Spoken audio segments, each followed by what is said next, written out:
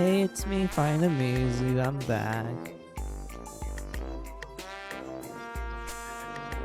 So today we're just gonna do some Fairy Fencer F since, you know, I'm in the middle of the dirt playthrough and I might as well just finish it at this point. I'm not sure if... I'm not sure if it's gonna take me this whole stream to like beat it since, you know, at this point we can just rerun it so we can just do the necessary steps to like get everything and then go to the dirt ending and whatnot, and then we'd be like officially done with like Fairy Fencer F original. Then after that I'm practically free to go with like any game option at that point, but like what I was thinking of the last time I like did stream and such. So like yeah. What says get to the game? Where's the mouse?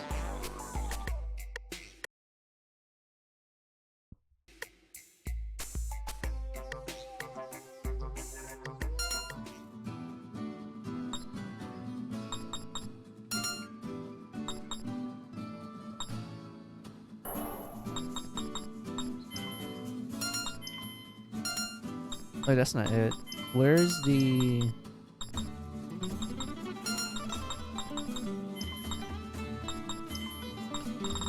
Oh, we don't have the... Oh, we don't have the journal yet.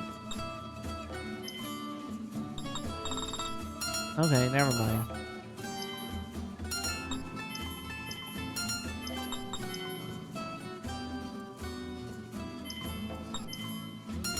Yeah, just skip that for now.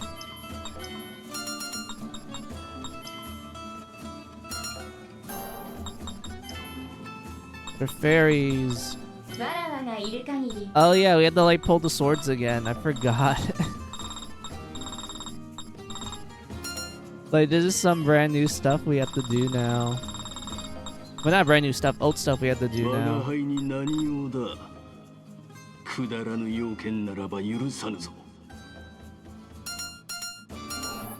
Great. Let's just skip that. Do this.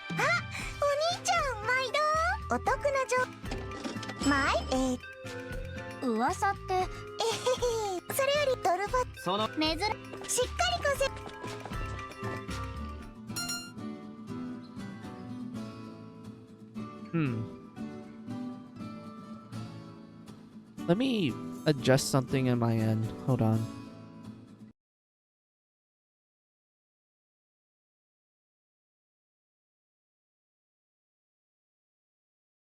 There we go.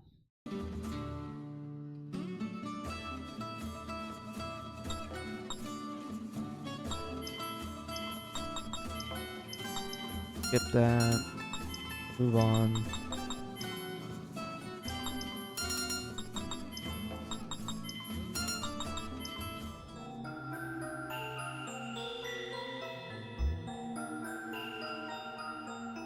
Let's pull off the important swords first.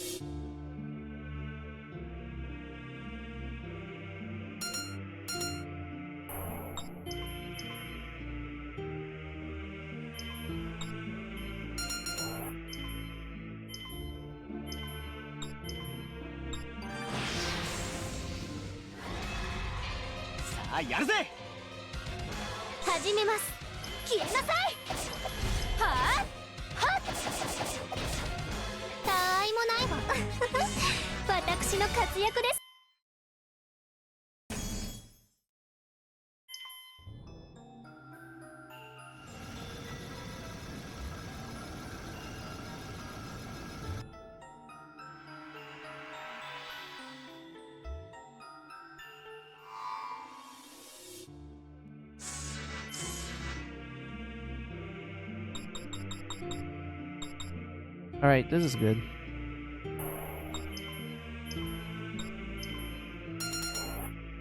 We just need to pull off...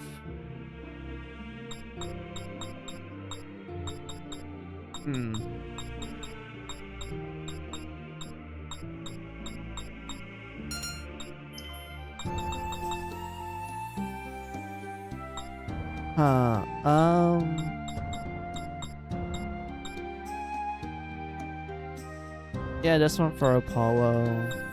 I'm trying to look for the pulse HP one. Sorry, pulse SP one. My bad. Did I already pull that one out already? Hold on.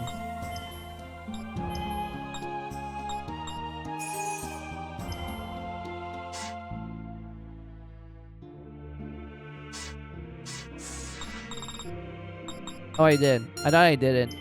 My bad.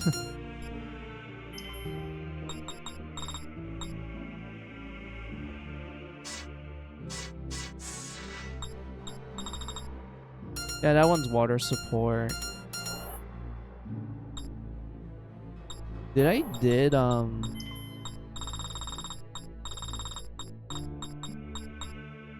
I didn't do Sigurd. So Sigurd.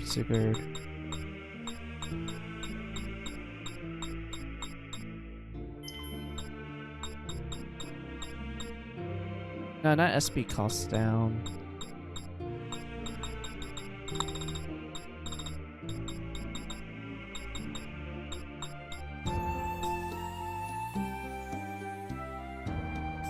This was bow, if I remember correctly.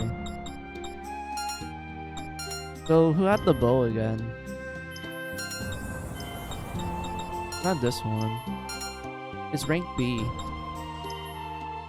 Oh, okay, he's here.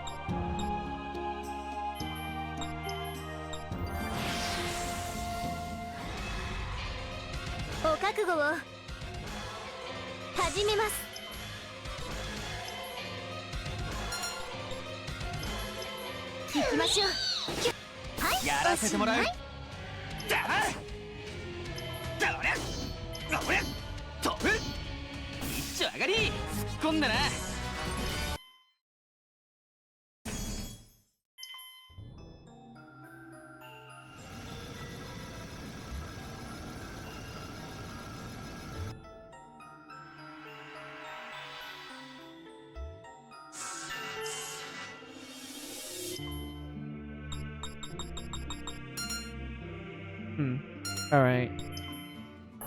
This is okay for now.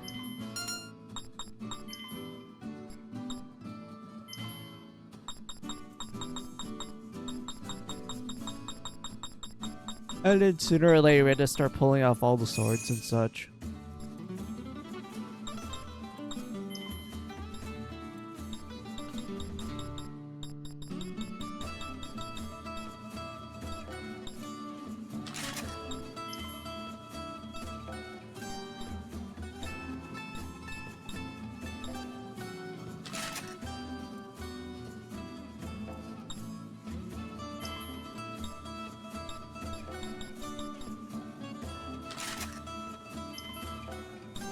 Wait, was this what I used for Fang? Or was it this one?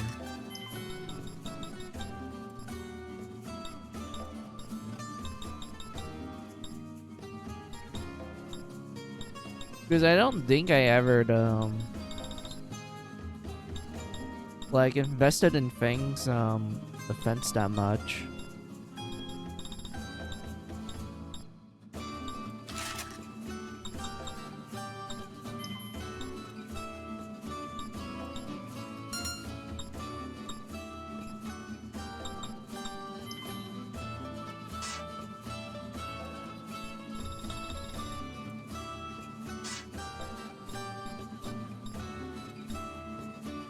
Yeah, this is Tiara. She was literally my magic nuker.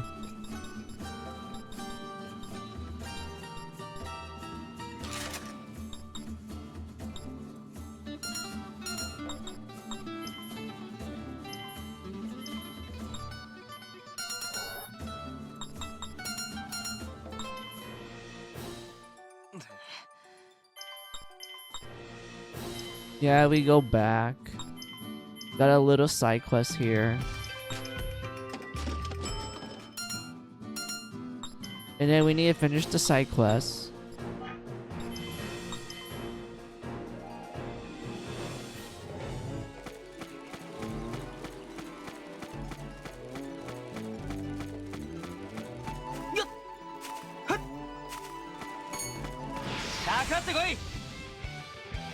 どなたが相手かしら。消えなさい。はっ。たわいもないわ。叩き割る。まだだ。次お夜食再々。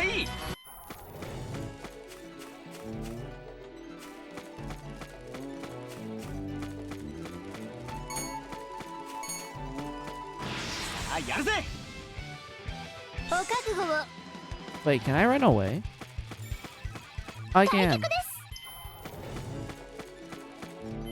I thought for a second that I was like too far from the escape point, so I had to like, you know, just kill her real fast.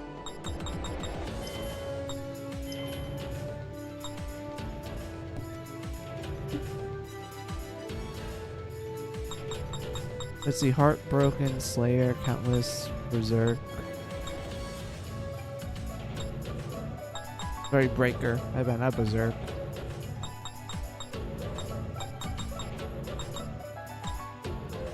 Alone, Treasure. Hidden Treasure. Wait, what about you? Oh. Yeah, we can just swap to Tiara then. 中身は何かしら。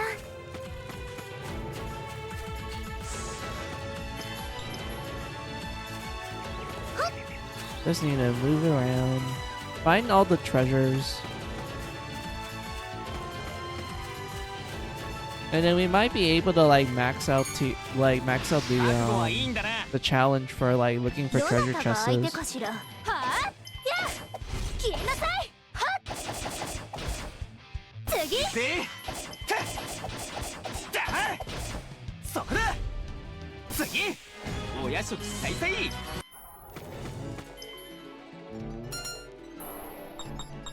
I'm curious about one challenge though. Where is it? Escaping. Oh yeah, it's probably gonna take a while. Oh, you have to actively grind for that one. 始めますわ。どなたが相手かしら。へい。はっ。やあ。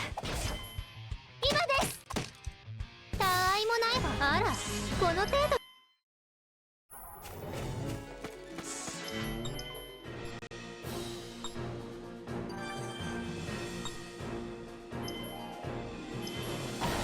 Stab that in there. Save.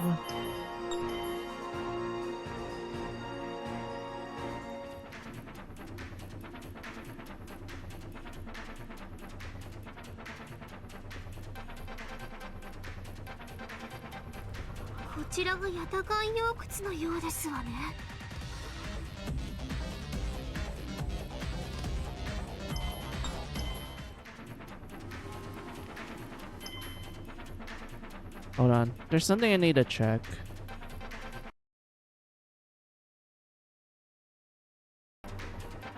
This is fine.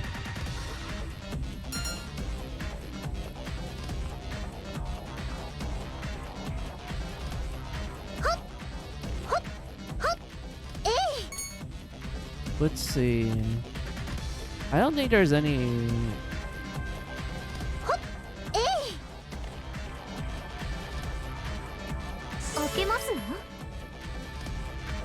Because they usually... Well, how I word it.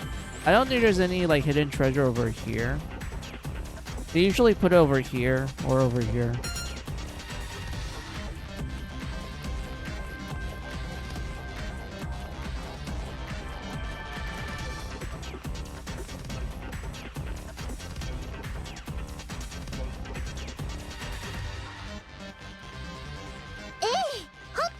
Just have to keep moving.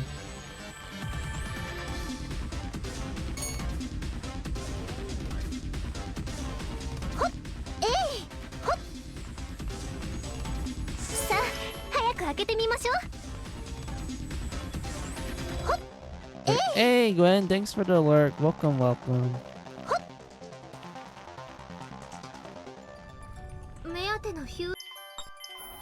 Alright, we can just skip the dialogue.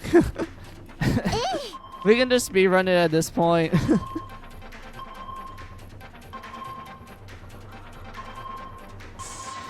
Yeah, there it is. Found it. 何かしら。 Alright, grab that. And then we can just jump over here. Because we're actually high enough to jump.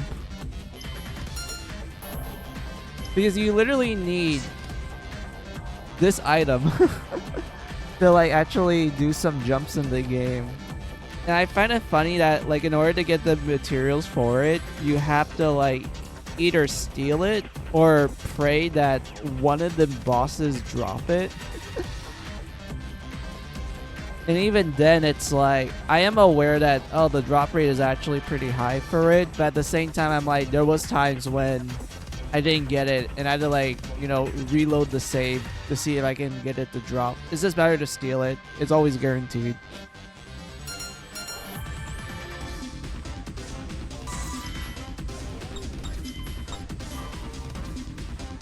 And then this is the next story event. But we need to go up here to get the treasure. 開けますの？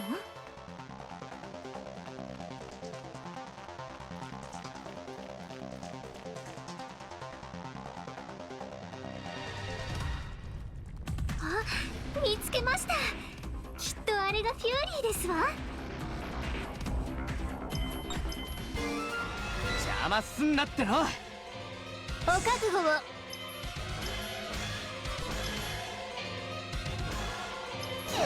放て。雨が降るごとく。次。で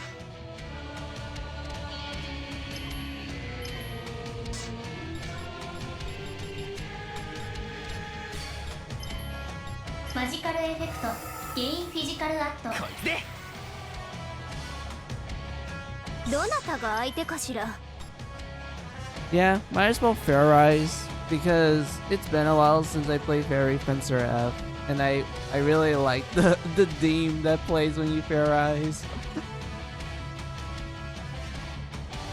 and whatnot. But yeah, I don't know. I feel like since it's been a while, I went like, might as well just show off like the Fairize and everything.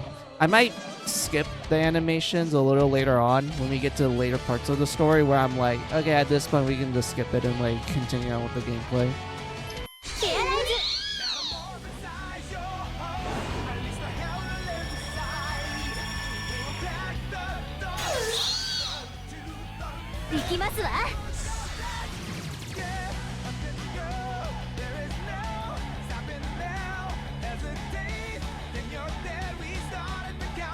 I feel like the music is kind of low though.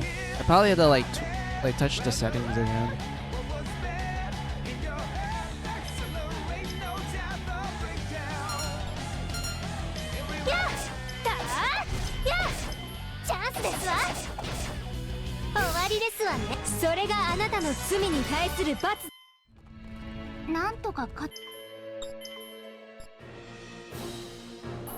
Alright, let's go through the settings again. How low did I put it? Oh.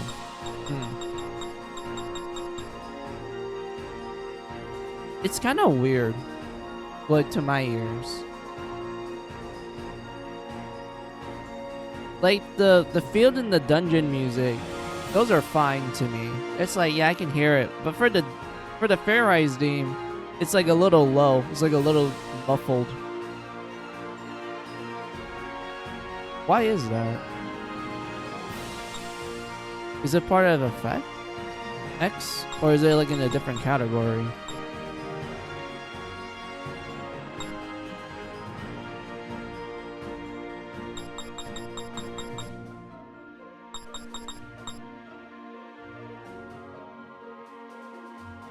I wonder, how does this work? Is it gonna be like in Conception, where if you're actually stronger than the enemy, you can like one-shot them by touching them? Like, you don't have to initiate the battle, you just touch them once and then they just blow up into giblets and you get like experience and items? I wonder if it works like that. I want to test that out. Because I never used it.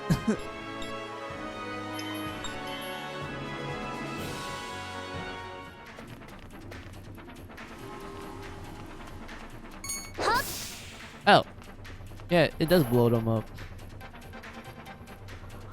But do we get stuff from it though? Let me use Tiara as like, I guess the baseline to see if we get like experience or not. Let's see, 921.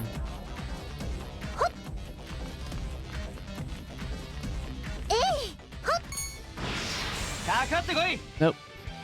Hold on, we have to get out.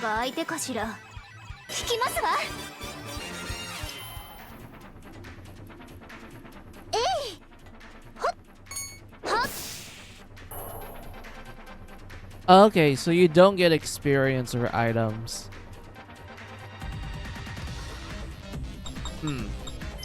I guess this is more convenient if you're doing like multiple playthroughs and you just don't care about getting more experience anymore. So I guess like if you have a save file where everyone's like, you know, maxed out in like skills and weapon points, then I can see then I can 100% see why someone would be like, yeah, let's just turn that option on so we can just like ignore the encounters from that point on.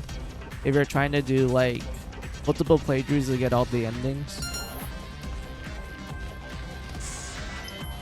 So yeah, that's really convenient. I like that.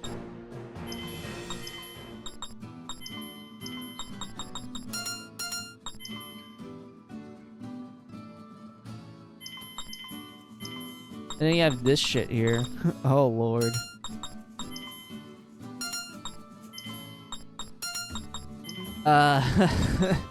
Yeah, there's no point in us doing this unless I'm like looking for a specific item that we can easily grind for.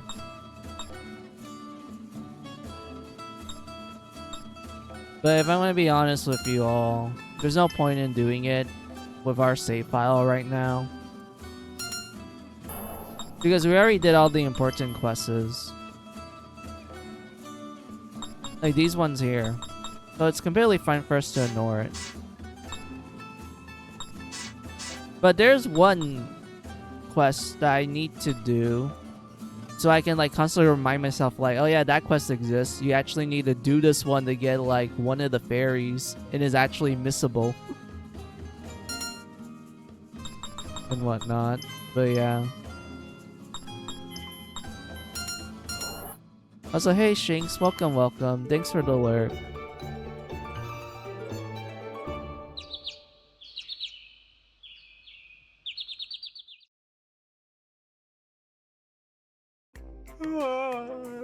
なんだよ、いきなり叩き起こしやがって。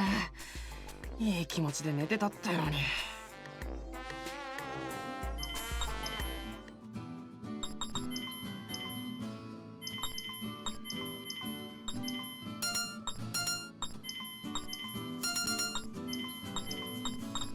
Yeah, no one to talk to here.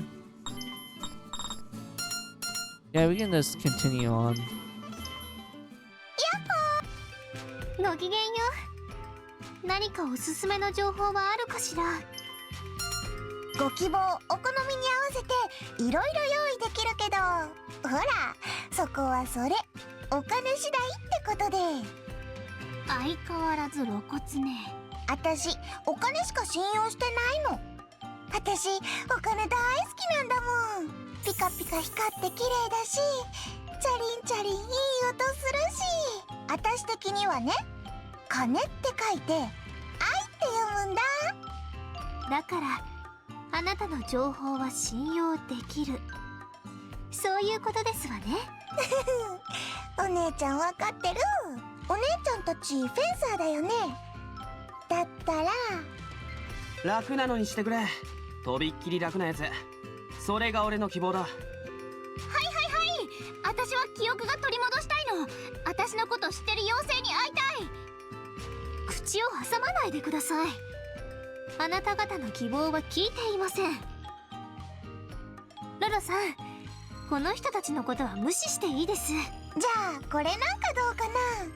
フェンサーにぴったりの極上もんだよ。ではそれをいただきますわ。おっと、その前にお金ちょうだい。前借り。角数氷窟にあるって話だよ。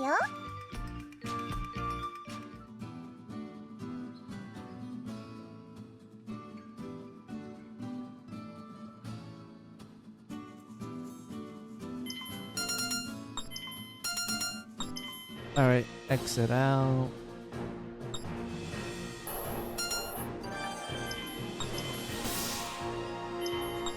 Plug this in. Plug this out. I think we have to enter the dungeon first. And then we get the tag to tell us like, hey, there's a side quest back at town. Like, you know, like literally leave the dungeon to go back to town to check it out. 邪魔すんなっての。行きますわ。消えなさい。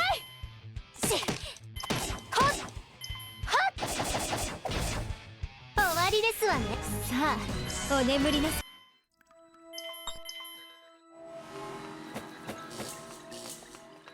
はっ。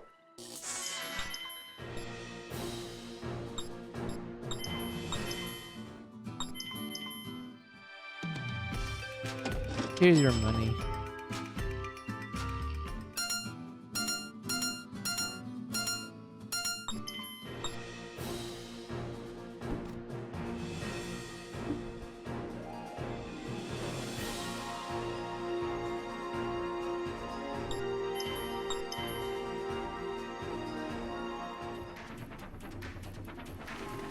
Alright, all we have to do is walk all the way at the tippity top of the dungeon again.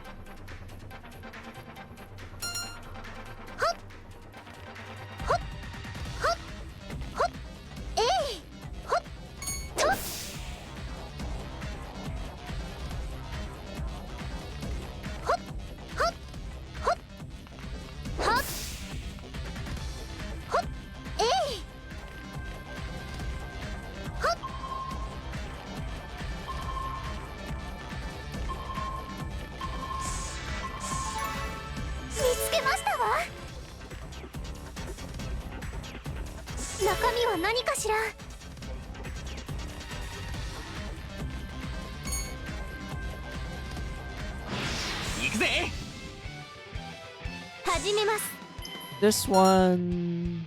覚悟しな。てっ、こいつで消えろ。やっ、次。どなたが相手かしら。やらせてもらう。ヘアロイズ。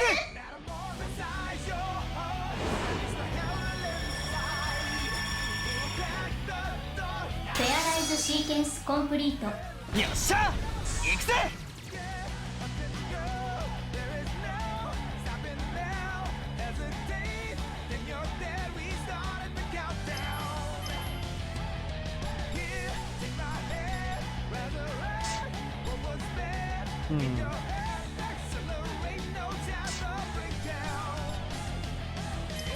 We can just use stuff like this. I mean, we already have the fairy that lets us regenerate our SP fast, so this is fine for us to use this. エクステンドエッジ。おりゃ。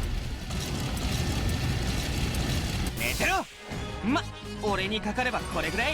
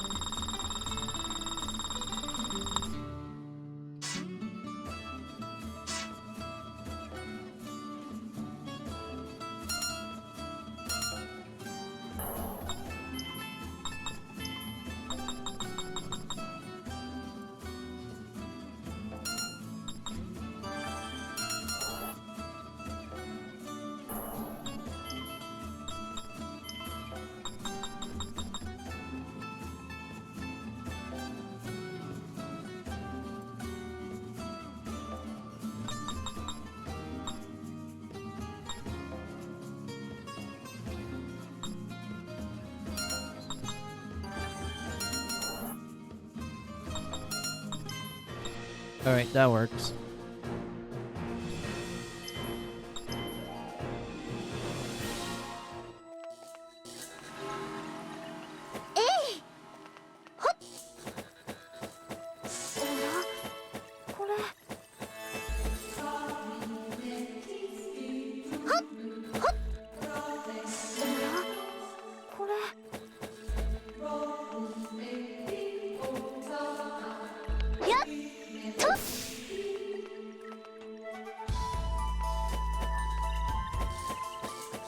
中身は何かしら。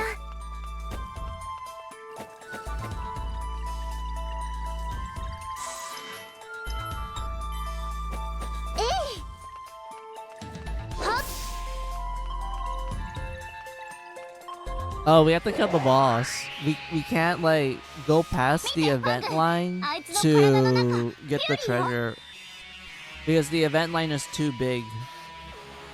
So we can't like sneak around it, unfortunately.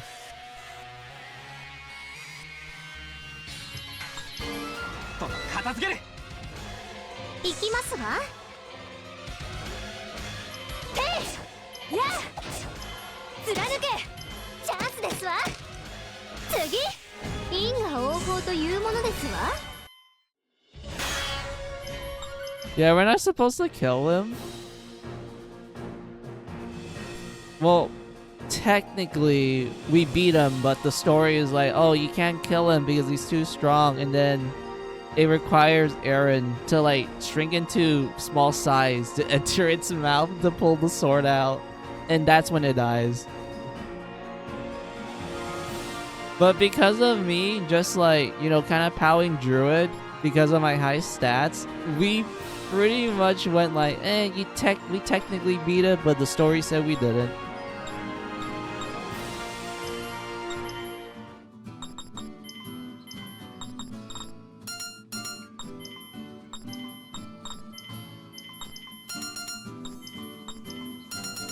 Alright, continue on.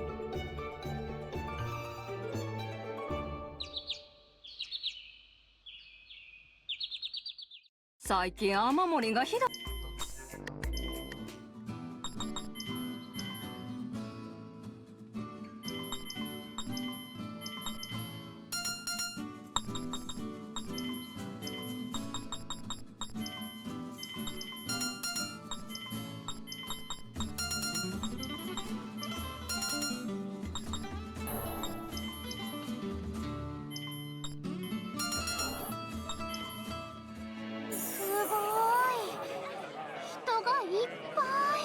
Honestly, I would rather let this play out because I do like this party event. さすがドルファ主催のパーティーですね。集まっている人たちのほとんどが町の名士ですわ。ねえ、ドルファって世界でも有名な大きな会社なんでしょ？なんで私たちなんかを招待してくれるの？それは私たちがフェンサーだからですわ。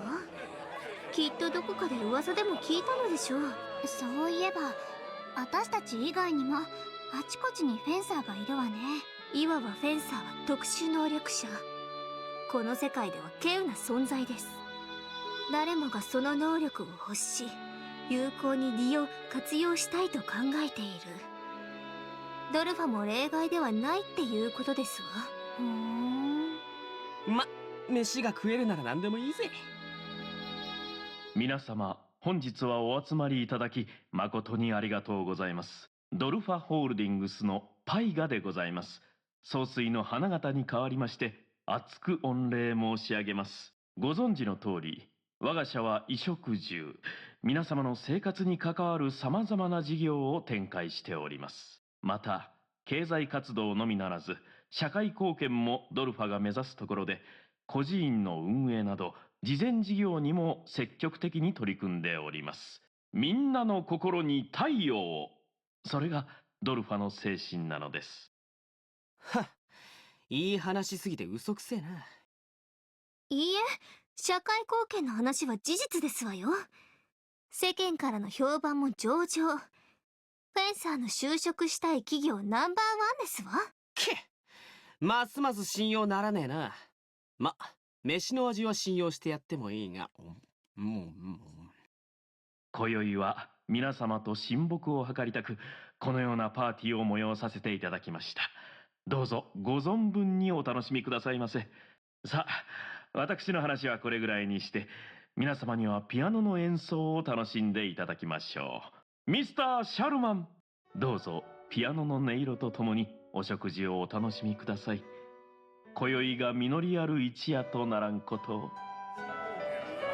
天下のドルファ主催とはいえ、所詮はビュッフェ形式のパーティー料理。さして美味しくもありません。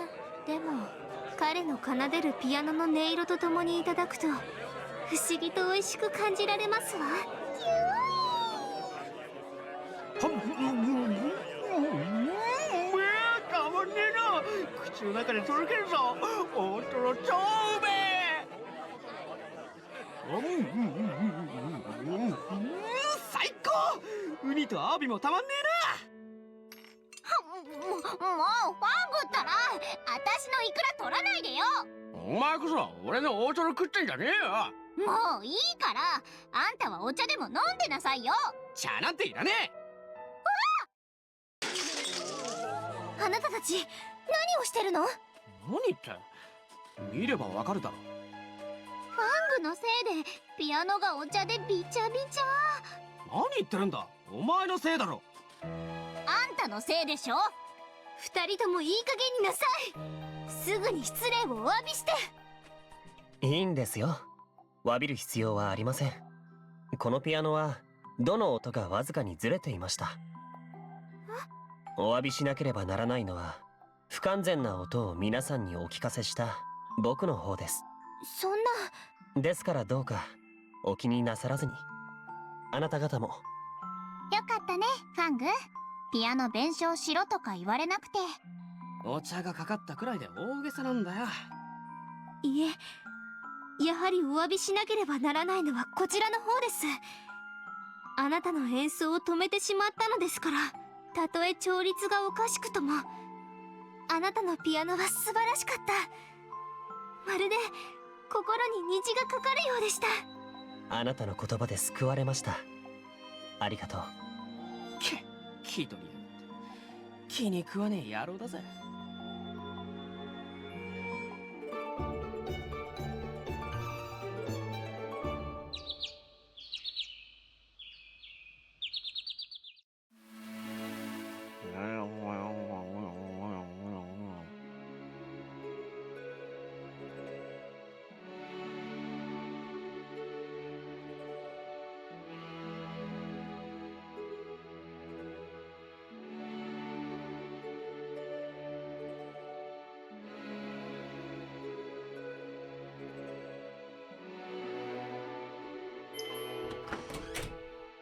おはよう。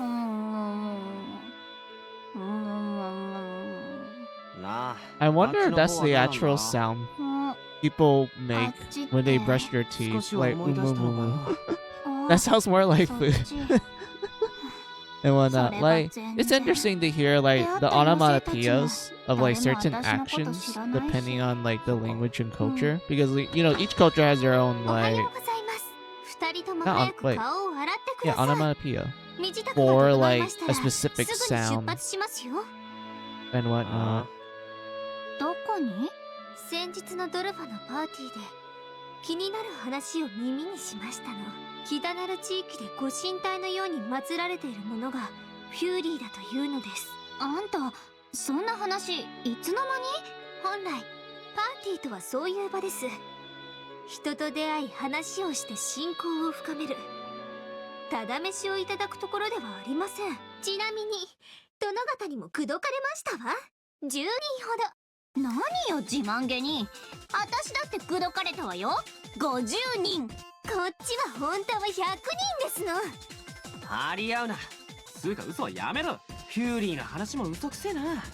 ガセじゃねえのか。それでもここでじっとしているよりマシですわ。ロロさんも手持ちの情報がないようですし、私は少しでも早くフューリーを集めたいんです。私の夢のために。夢？世界の平和ですわ。嘘くさい。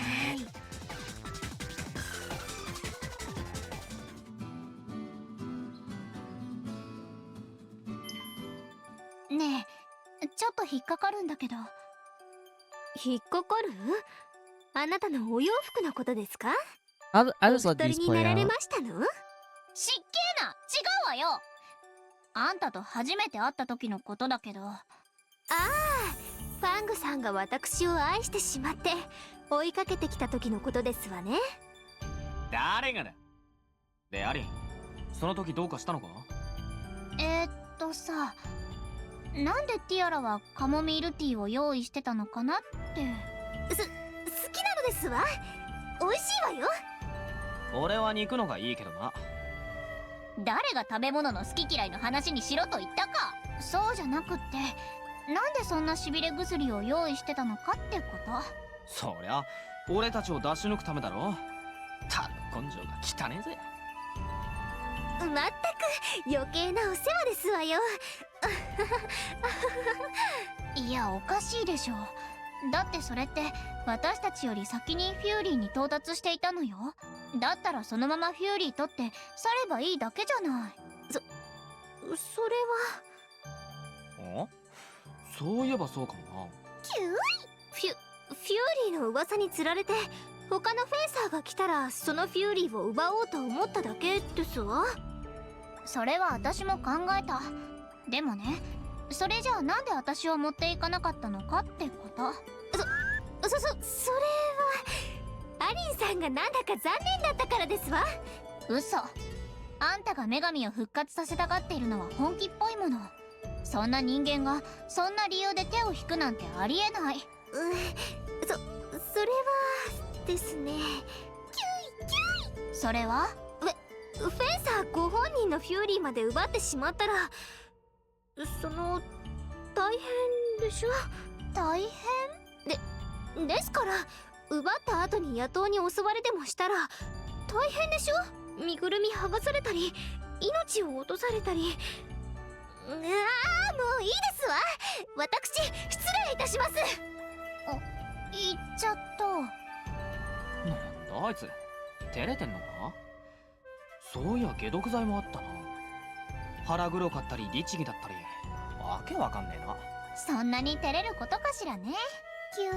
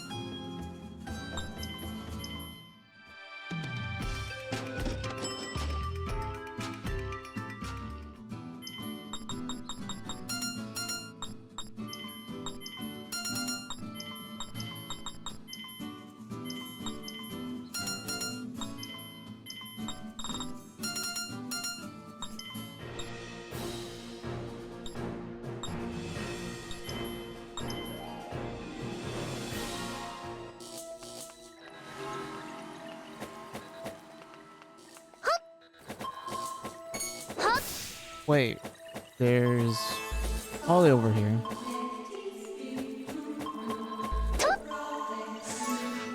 つけましたわ。行くぜ。 How the heck do you miss? お覚悟を。退却で。 Alright, at least she escaped. We can like fill up that challenge for a little bit. Hold on.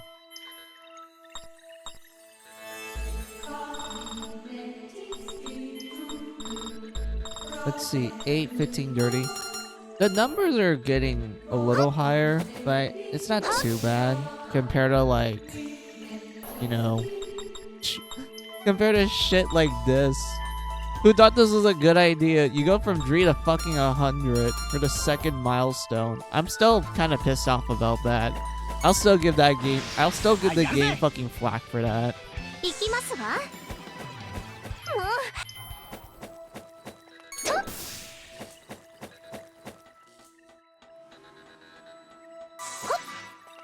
やっと。行くぜ。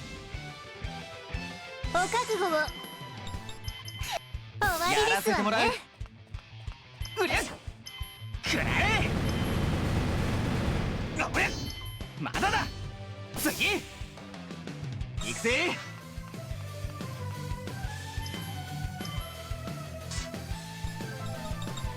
マジカルお覚悟を。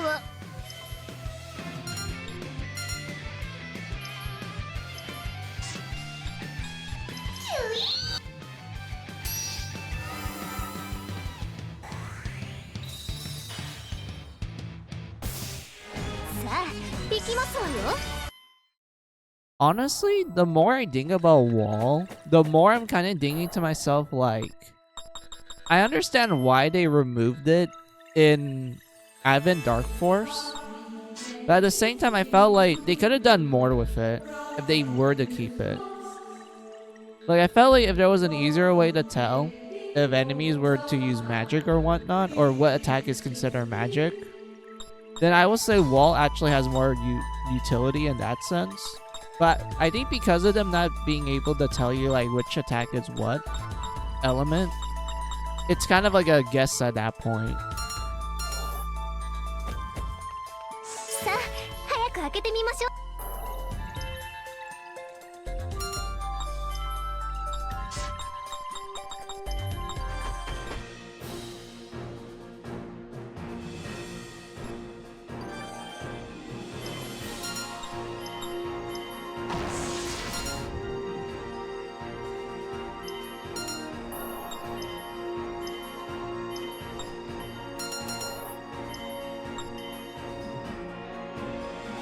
I wonder how much damage the enemies here will do to us.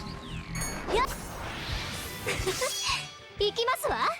始めます。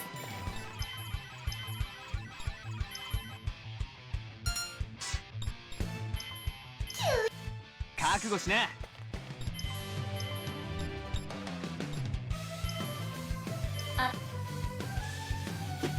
どうし。 Okay, so they don't kill you. So that's pretty good. That one looks like magic. 始めます。 行くぜ。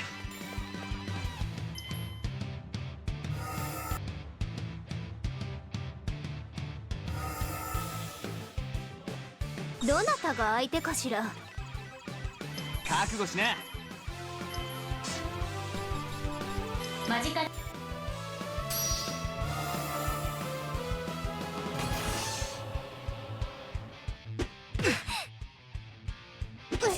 始めます。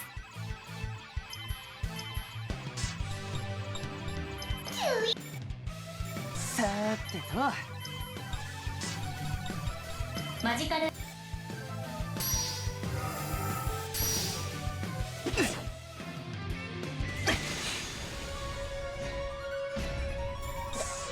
大丈夫ですわ。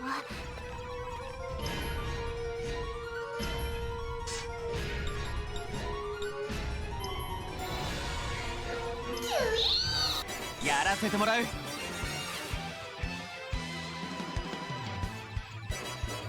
Okay. I guess this is like one good way to like grind those 2 challenges. 逃げる。 Hold on. I want to see something. Sponge and Guardian. So yeah, we could technically do these too.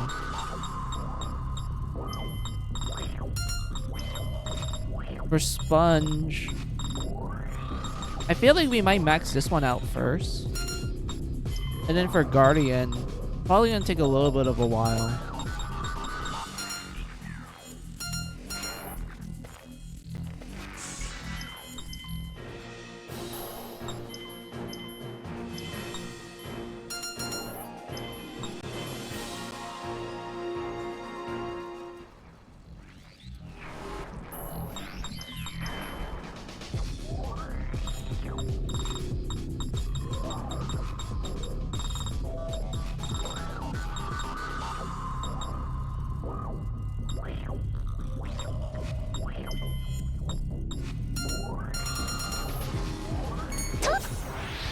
これくらい当然ですわね。行きますわ。行くぜ。アタック。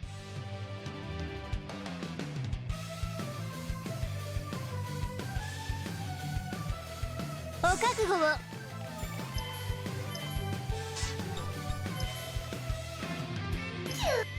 覚悟しな。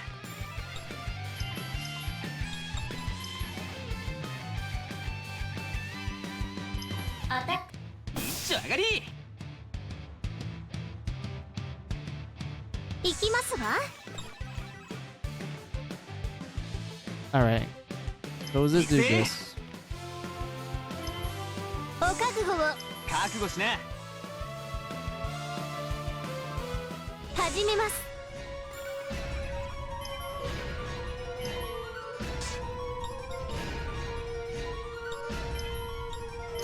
テンション上がってきたぜ。覚悟しな。行きますわ。さーてと。始めます。 Yeah, we'll just kind of stand like this for now. 行きますわ。やらせて始もらう。めます。どうし。さーてと。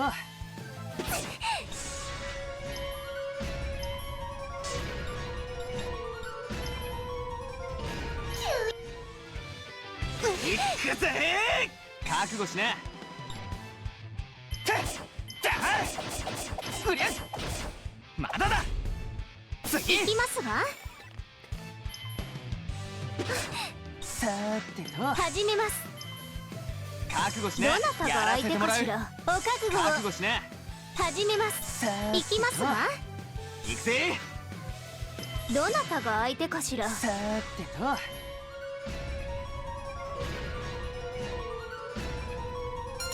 心配無用ですわ。行くぜ。始めます。行くぜ。お覚悟を。さーてと。行きますわ。お覚悟しな。覚悟を。行くぜ。行き Come ま on, す hit わ。 both of us. Hit both of us at the same time. Okay, thank you for that, さ but ーてと。 why aren't you hitting Fang? ど Come なた on. が相手かしら。 He's right there. 覚悟しな。行きますわ。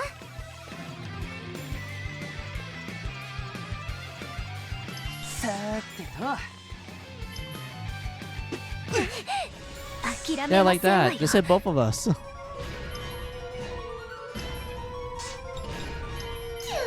くぜ。はっ。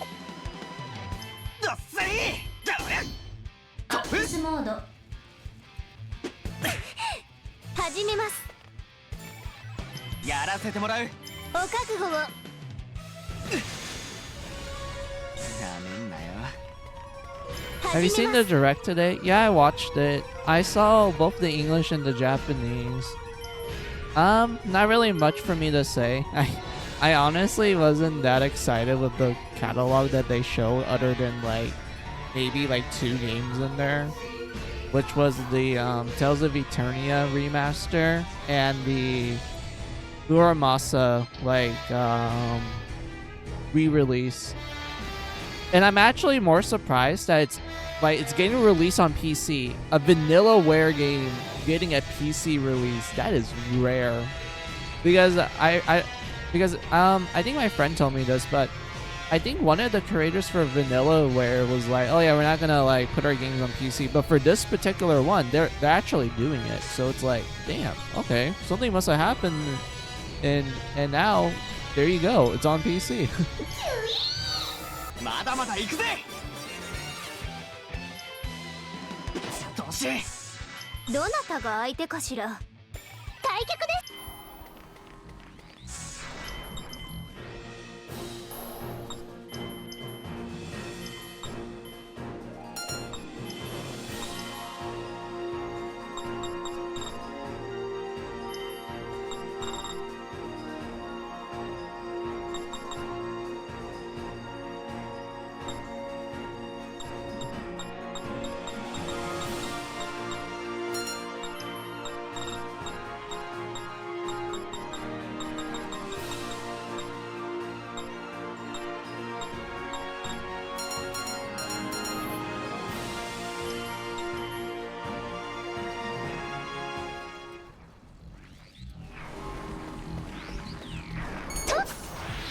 やらせてもらう。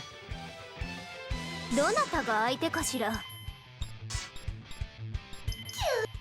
さてと。マジか。 Come on. Come on. Do more damage to me, please. We need to get some points in the challenge. Come on.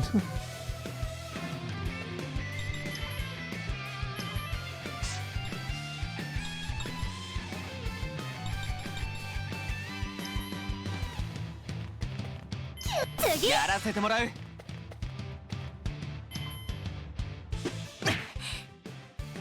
さてと。始めます。覚悟しな。お覚悟を。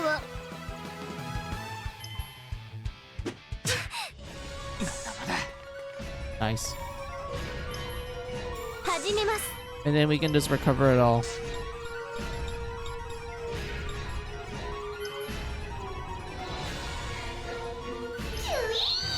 テンション上がってきた。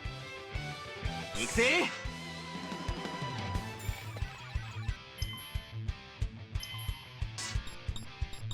マジカル。行きますわ。さてと。マジカルエフェク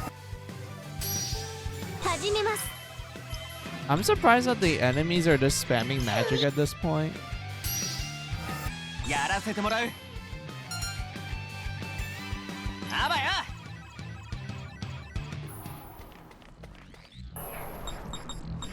How many times do you actually need to do the wall thing?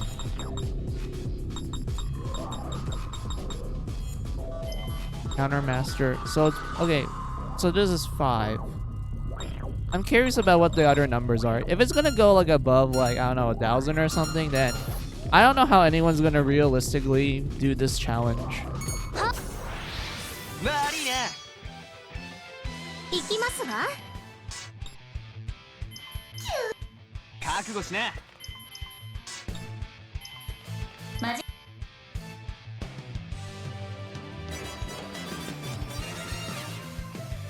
お覚悟を。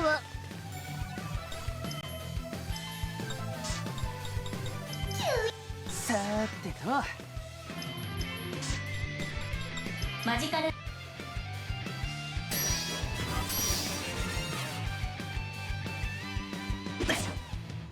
行きますわ。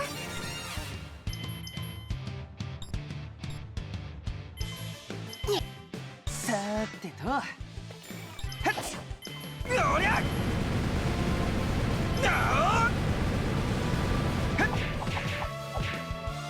一丁上がり。さてと。どなたが相手かしら。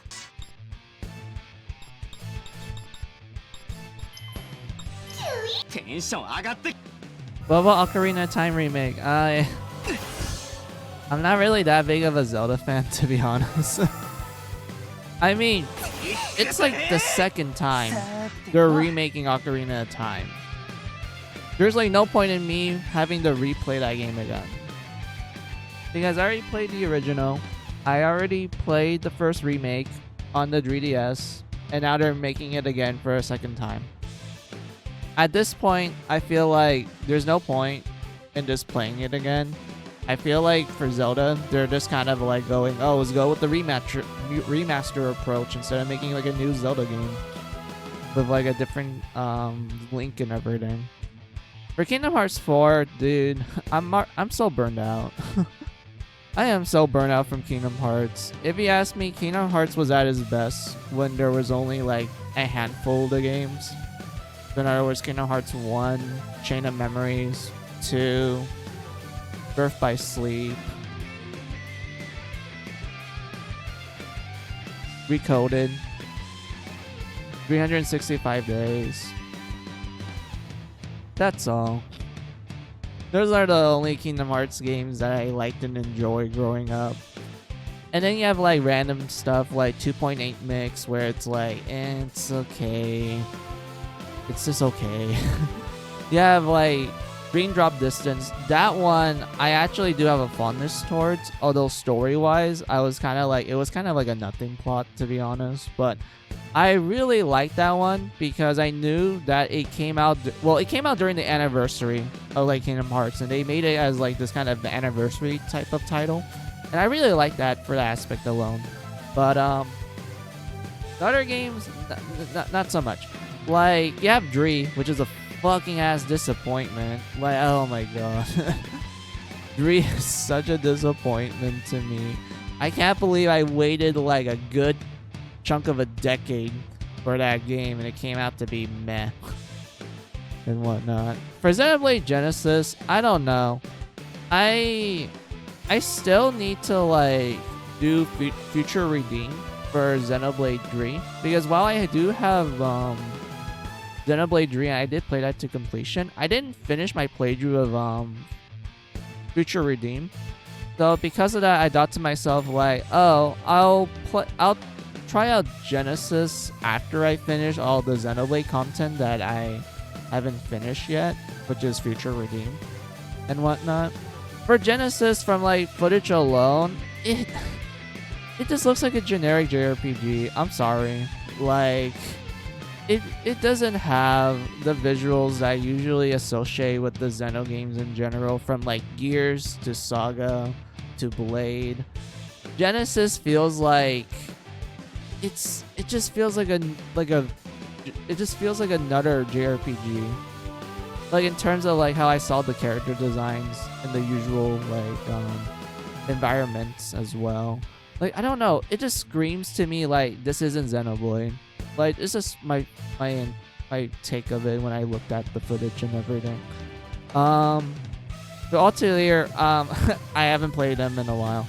I don't know. I don't really feel excited for it because it's a case of like, I'm not a massive fan of it, so because of that, it's kind of like a whatever like feeling to me. For Fire Emblem, I don't know. I haven't played a Fire Emblem game since I only tried to engage a little bit from a friend because he owns the game and I borrowed it from him, but I didn't finish it though. I say the last time I actually properly finished a Fire Emblem game was Three Houses, but even then, Three Houses I had so many issues with.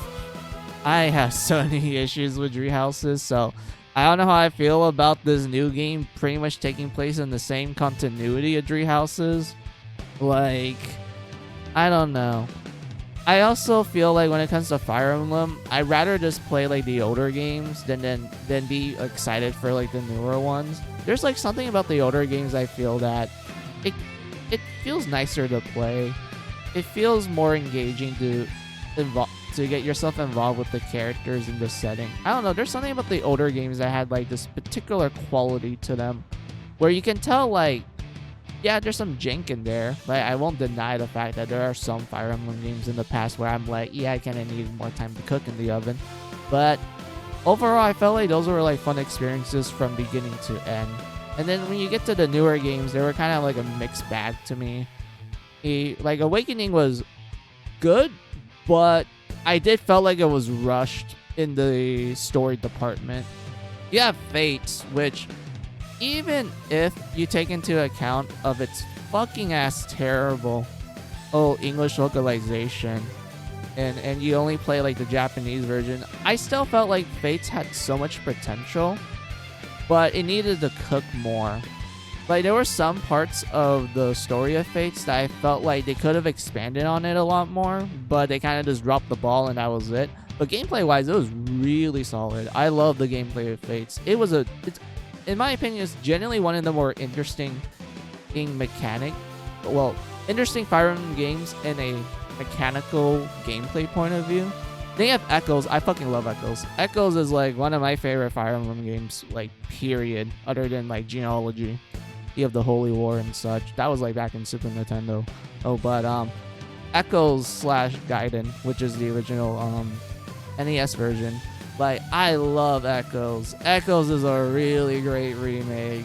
They did so many things right in that game. I love every single second of it. Like, it's such an awesome game. I love the characters and how they kept them pretty much the same. Just kind of expanded on certain aspects of them, just a little bit, not too much. They kept the maps the same as well. They just added like modern mechanics in it, and they even like reworked some of the class. Well, I wouldn't say completely like rebalanced, but they did added cool new mechanics that they actually balanced it gameplay wise, so it doesn't feel like the game becomes piss easy sort of thing. Like the new mechanics actually enhance the gameplay instead of just going like, oh, we forgot to balance this game, so the new mechanics just, you know, shits over all the difficulty and whatnot. No, they actually balanced it, and I liked it a lot. Also, the soundtrack, God lord, the soundtrack. It's literally just it's literally the original tunes from the NES version. All they did was just remade it with modern instruments. That's it. They didn't like skip a single beat. It's like the same rhythm and everything. Like they didn't do any changes whatsoever. All they did was like, yeah, it was just put real instruments this time instead of like the soundboard and whatnot. What else is there? There was, like I said, there was also Tree Houses. Tree Houses, I'll put it like this. I like the world. I like how they handle the storytelling of how the world is set up. I just didn't like how you get through the story, because it gets really repetitive and really boring quickly once you finish like 2 playthroughs of it. And I really hate how they handle skill learning. I really didn't like how they handle the way you learn skills in that game. It was such a pain in the ass. And then you get to Engage. From the amount of times I spend with Engage, from what well, it's pretty limited, but from the limited time I had with it, it was good. I liked the gameplay. The gameplay was awesome. I get that the story was like most people going like, oh, it was the weakest part and such, because it was made to be more like, how I word it.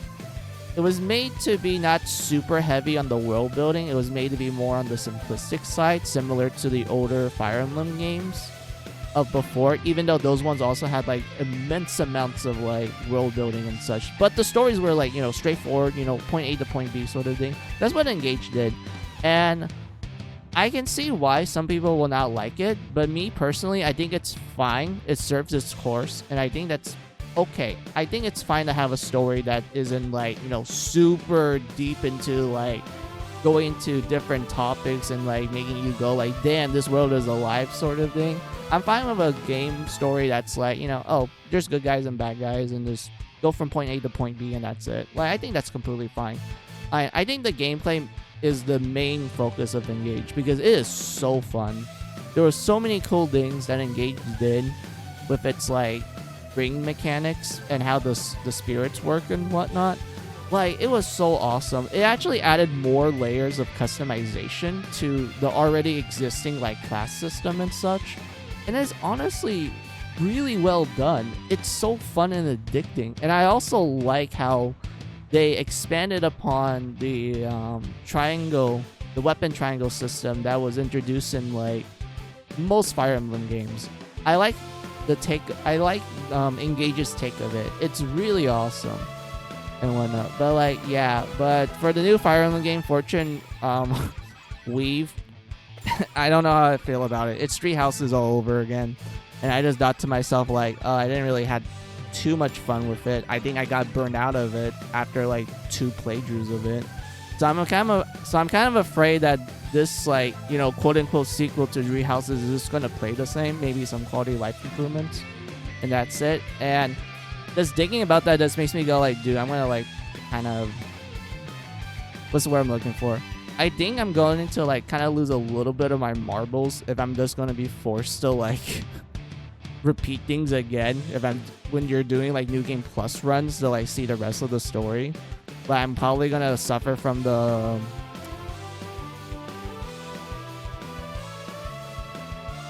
repeat of events until like you get something new. Like, I don't know. I don't think I'm gonna enjoy it that much anymore. For Rhythm Heaven, I don't know. I don't really play rhythm games that much, so it's kind of just like, I don't know. Oh, there's not much for me to say for that. For Toho, I'm not really a Toho fan. One of my friends are, so he was excited for it. Me, not really. I'm not really a Toho fan. And I don't really know much of it other than like the porn and such. And maybe like 1 or 2 Toho games that I have played in my lifetime and such. But I don't know anything about like all of the characters and like all their stories and lores and shit. Like, I'm not that of a Toho fan. My one of my friends are. He's like a diehard fan, so he knows everything. And whatnot. Also, the Persona 4 revival. Oh yeah, that. I saw that one with my friends like the other time. You guys already know that I don't like Persona 4, so there's not really much for me to say other than like, yeah, hell no, I ain't gonna play that shit. And whatnot. Like, I refuse to play Persona 5 again, just in a Persona 4 skin. And whatnot. Like, I don't know.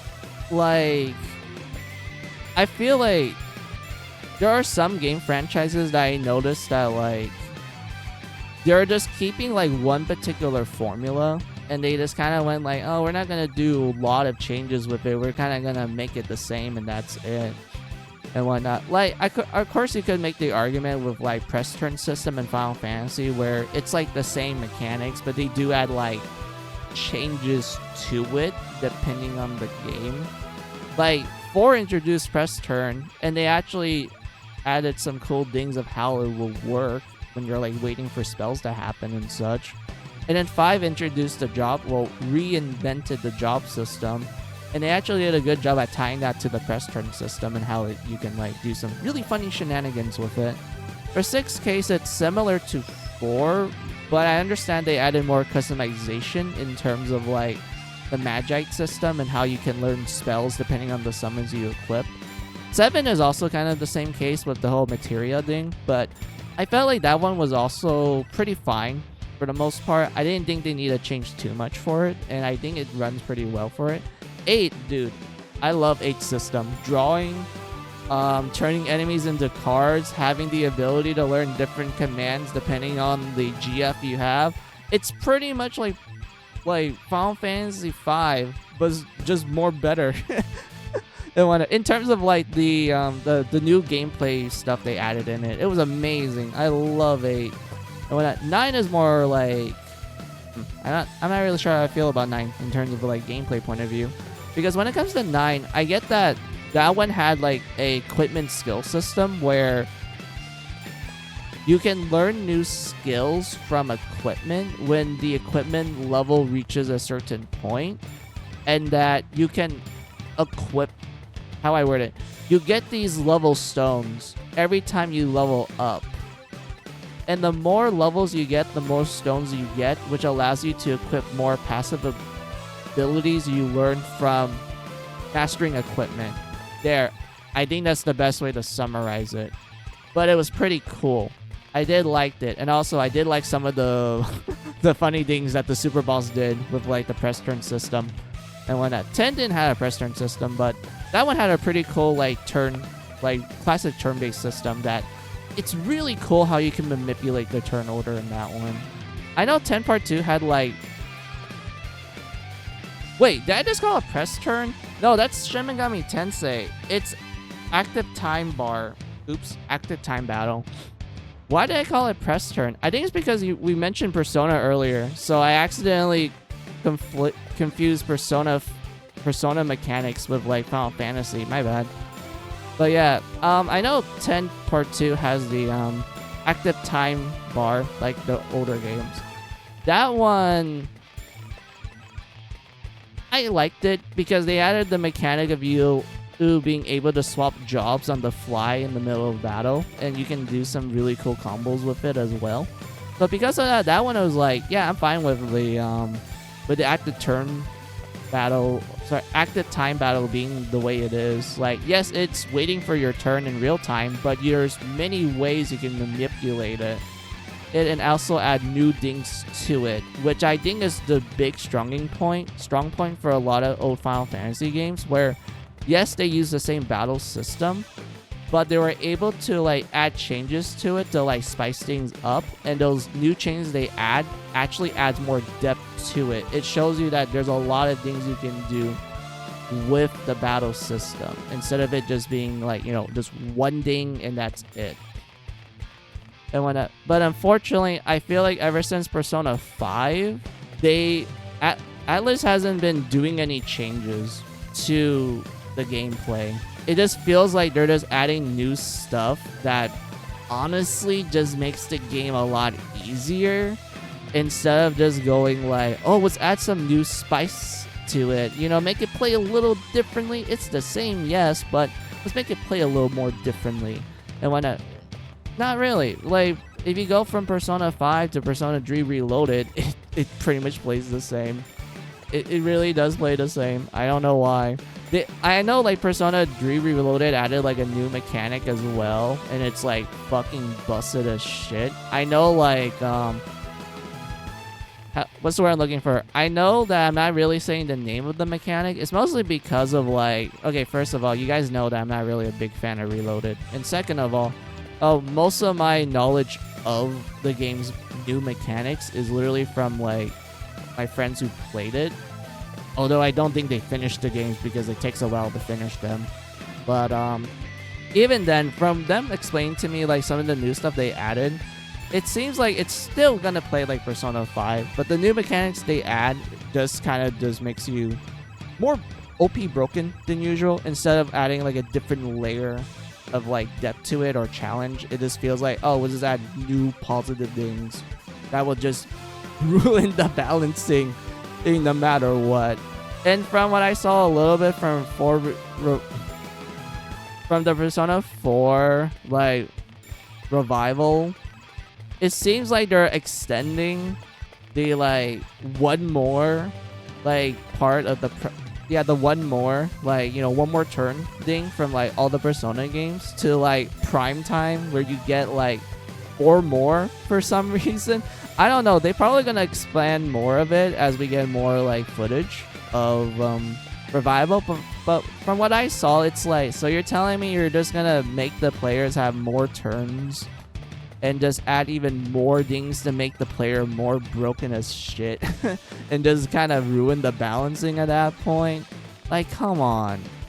Like, what's going on? Why are you guys so intent on making this a power fantasy instead of actually making it like, I don't know, a fun, engaging battle system that is actually fair from beginning to end sort of thing? Like, I don't know. Oh, it just feels like that to me and whatnot. And for Persona 6, I don't know. I don't know what they're gonna do with 6. I know like the teaser trailer had a heavier emphasis on like the occult creepiness to it and whatnot, but at the same time, I'm like, I know for a fact that once we get another trailer, they're gonna ditch all of that cool atmosphere stuff with like some J-pop music. They did the same thing with Persona 5, by the way.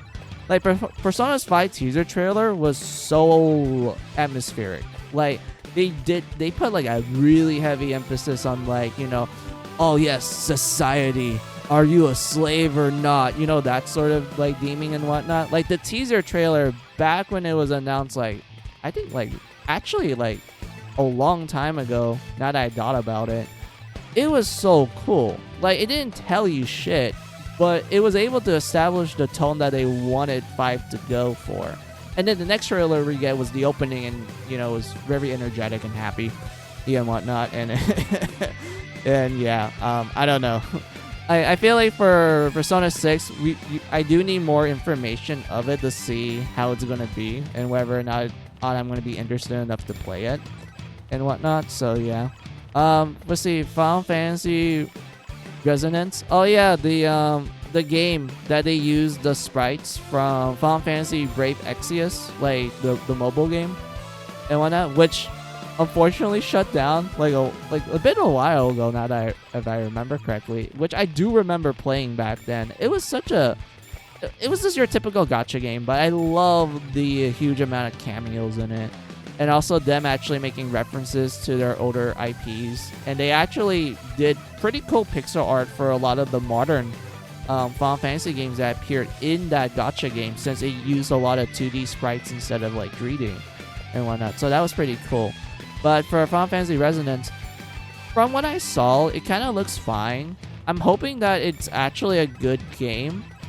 So if it is, then it gives me more of an excuse to say like, okay, there's 2 modern Final Fantasy games that I like, which is Stranger of Paradise and Resonance when it comes out, and I actually go out and play it.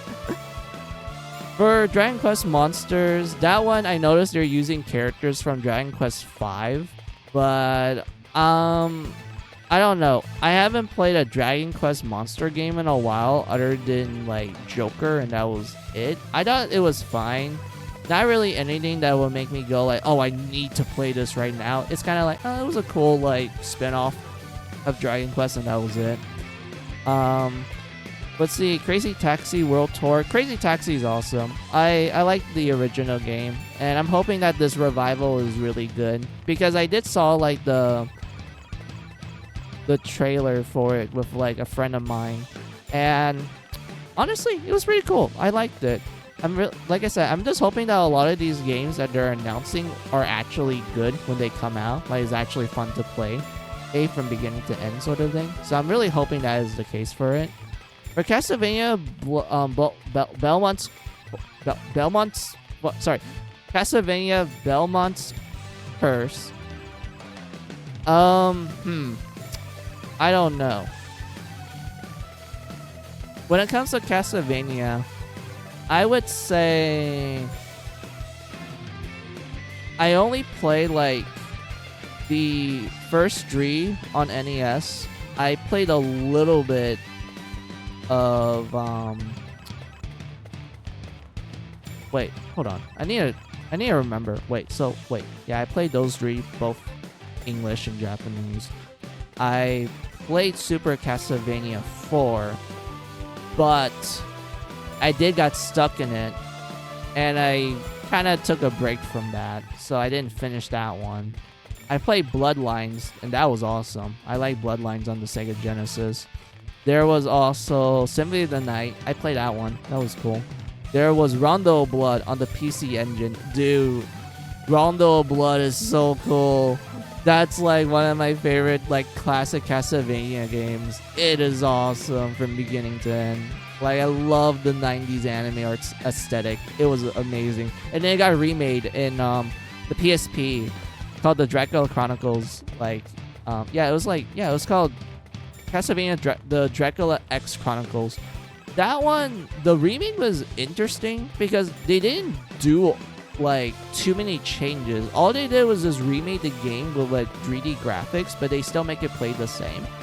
I do know that they added like a couple of new final phases for Dracula in that remake, but I haven't got to that point because I was like, how I word it, I only finished halfway through, and I kind of just forgot about the game afterwards. I kind of noticed that's like what happens with a lot of old games that I play. I tend to like get to the halfway point and then I just forgot about it, and then I just never touched it again for some reason. But anyway, but yeah, that remake was solid from the amount of time I spent with it. Then you have the Game Boy Advance games. Those games were cool. I know, like, they're, how I word it, compared to the DS games, which I like more, the Game Boy Advance games for Castlevania were pretty solid. They were really fun. And although I do have like gripes with like a good chunk of them, and that was it. You also have like 64 and also Legacy of Darkness. Sorry, and the expansion. I think it was called Legacy of Darkness. Castlevania 64, I like the atmosphere of. I do feel like the gameplay is kind of stiff to the point where if they were to like revisit 64 and kind of like give it more quality life improvements in terms of the controls, I think 64 would be I think it will benefit 64 quite a lot, because I see a lot of untapped potential in 64, because like there's a lot of cool things that they were planning on doing for 64, only for like a good chunk of them to get like cut in the cutting floor essentially. So because of that, it's like, man, this game has so many things that would make it so awesome. But because of time constraints, it kind of became like the product that a lot of people know nowadays as like, oh, it's like a shitty Castlevania game. Even though I feel like, no, there's potential in there. It just needed time. and whatnot. But there was the DS games, dude. The DS Castlevania games, hands down, the best Castlevania games. Those games were so great. I love the gameplay. I love the characters that appear in all three of them. I love the way you explore the areas in each game and how it's actually slightly different from each other and whatnot. Like, I love the musics as well. Like, the DS tracks for the Castlevania games on the DS, they were absolute masterpieces. They were so catchy. They fit the atmosphere a lot. And they did a really good job at making the boss battles super hype when you get to them. Like, it's amazing. And such. But then you get to Lords of Shadows, which is the God of War, like, Castlevania game, essentially. I like the story of Lord of Shadows. I do appreciate it as, like, a separate continuity. I mean, it was made to be a reboot, so as a reboot, it did a solid, like, job introducing us to this, like, reboot timeline and whatnot. And I like sorry, I had to, like, drink water because my throat's, like, about to die on me right now.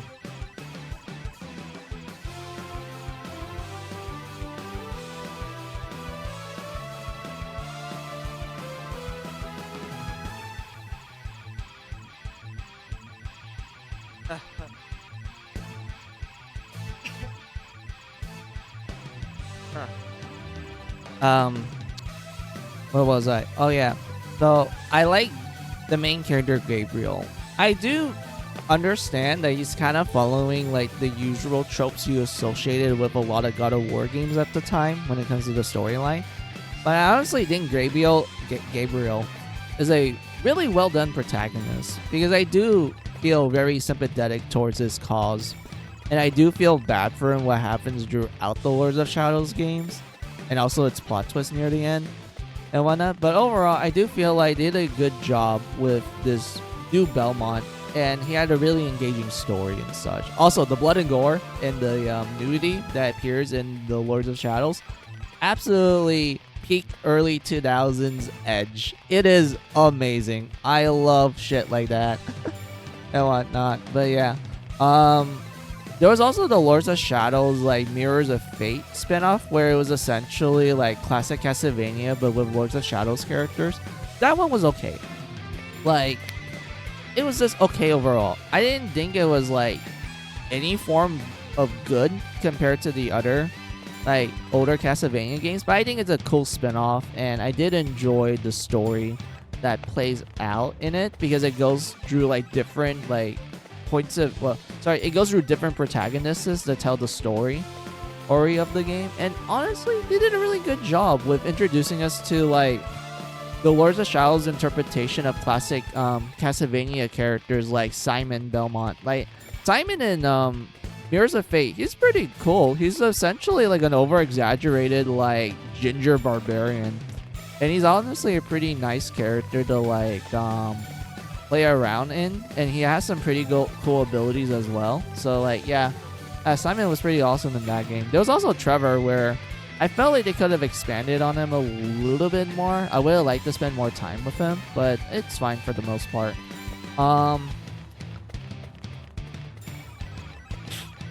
Then you get to Lords of Shadows 2. That one,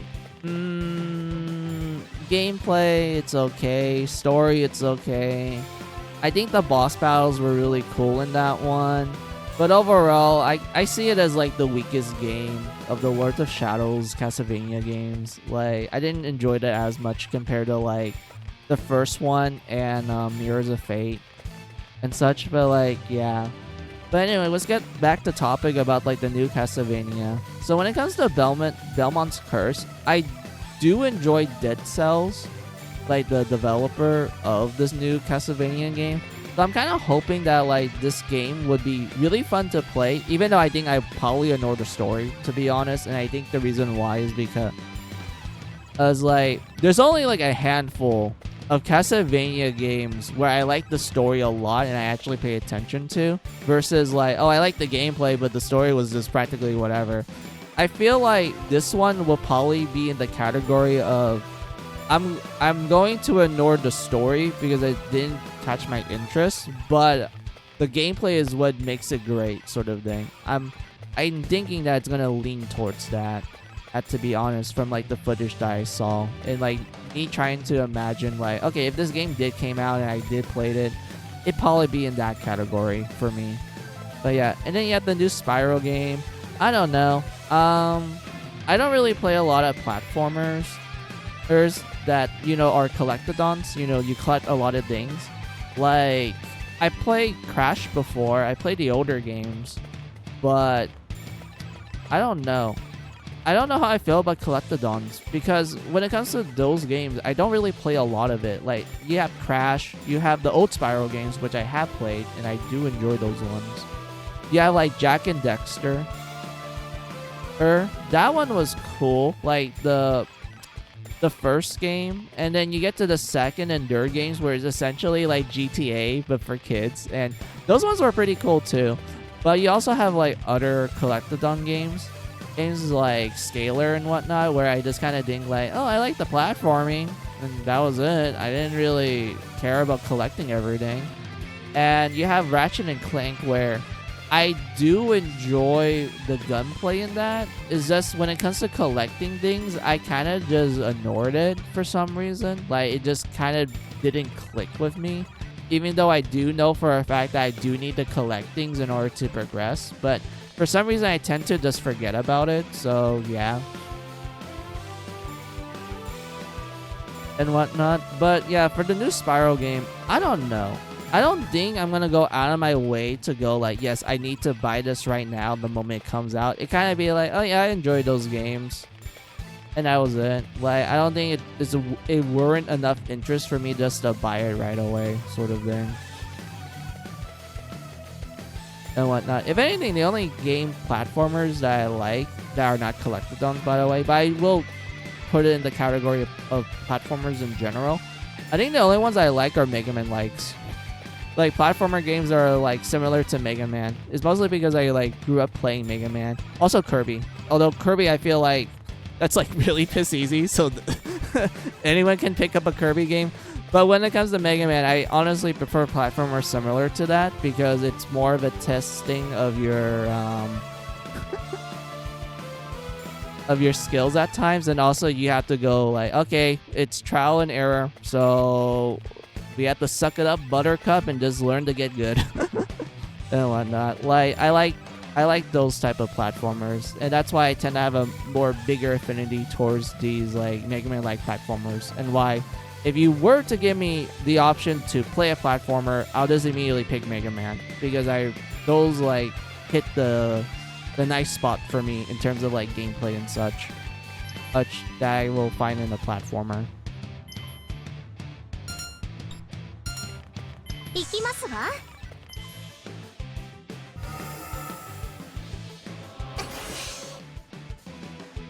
やらせてもらう。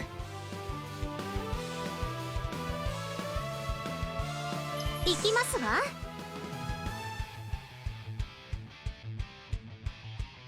覚悟しな。 Do you think Eternia will be based on PlayStation 1 or PSP version? I'm kind of hoping that it's gonna be based on the PSP version, because I do like the additional stuff they added in that version. どなたが相手かしら。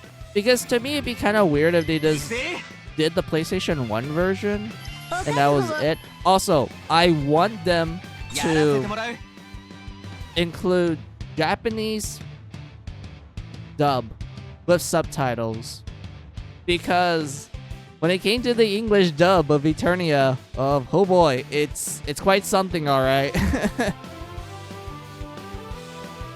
Also, the English versions remove a really cool Easter egg that's actually a reference to Tales of Fantasia, the first Tales game, because there was this boss in Eternia where he's made to be like a direct reference to the main villain of Tales of Eternia. Sorry, Tales of Fantasia, my bad. Tales of Fantasia. So what they did was that if his HP reaches a certain point and you have a specific electric spell, you can actually reenact the iconic opening scene of Tales of Fantasia. But they removed it in the English version in both PlayStation 1 and PSP. I know that the European version for some reason kept it, but it was kind of like wasn't really working sort of thing. Like it was kind of like it like the event is there, but there isn't like any sounds that come out of it for some reason. But like yeah, but I'm hoping that for the remaster they not only keep the original like, you know, event that I'm telling you guys right now, like, you know, you can like reenact the opening scene of Tales of Fantasia when you have a specific setup for this particular like boss battle that's meant to be a reference to the main villain of Fantasia and whatnot. And I'm hoping that it has Japanese dub with subtitles. It has that scene that I mentioned, and I want it to run nicely. That's all. Those are the 3 things I want from it.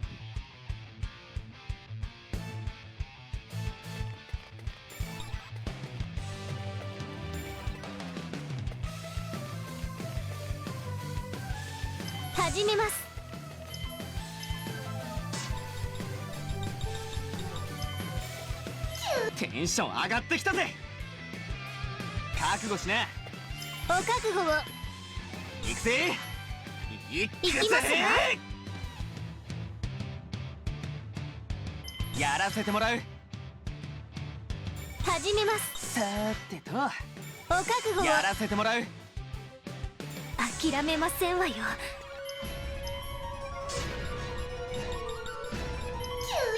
行くぜ。やらせてもらう。どなたが相手かしら。お覚悟を。行くぜ。行きますわ。見せてやる。始めます。まだまだ行くぜ。行くぜ。どうし。 How many times do I need to get hit for the next like challenge milestone? Come on. I'm kind of glad that this is like speeding it up, but at the same time, I'm like, come on, how many more do I need to get punched?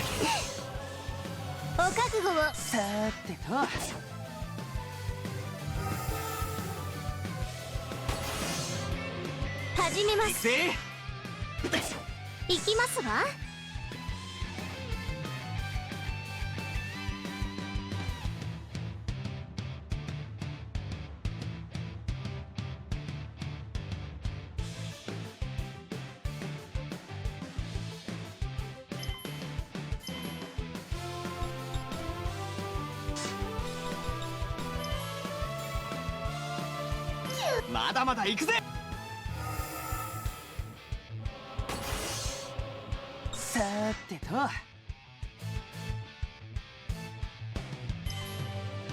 どうし。始めます。行くぜ。始めます。行くぜ。行きますわ。どうし。お覚悟を。どなたが相手かしら。どなたが相手かしら。やらせてもらう。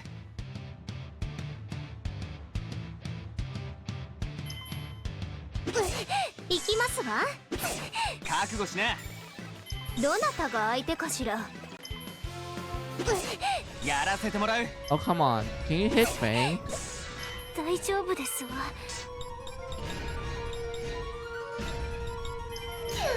覚悟しな。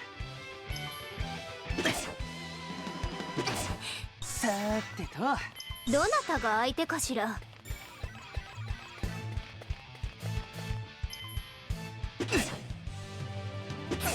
さーてと。どなたが相手かしら。行くぜ。始めます。覚悟しな。どうし。行きますわ。はあ、投げ払え。はっ、はい、おしまい。なめんなよ。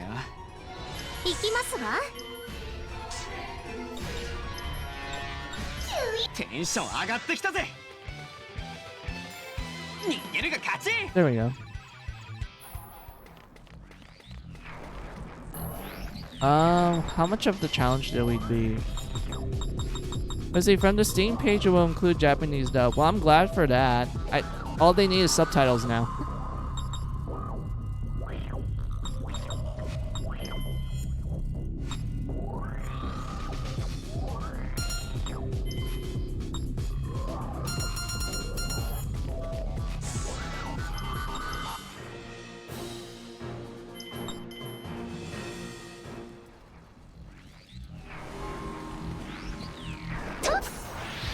Yarasetemorau. やらせてもらう。どなたが相手かしら。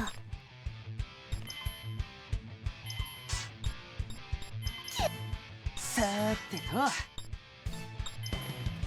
マジ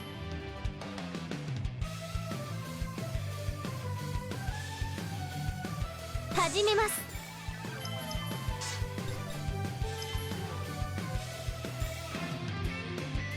はい、おしまい。やらせてもらう。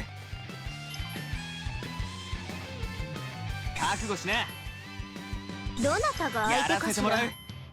行きますわ。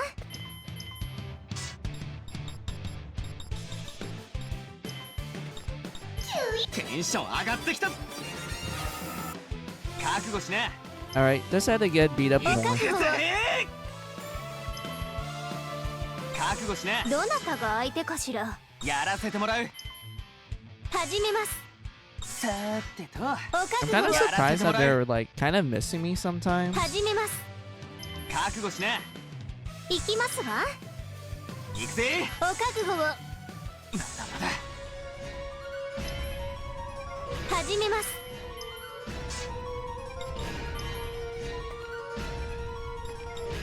まだまだ行くぜ。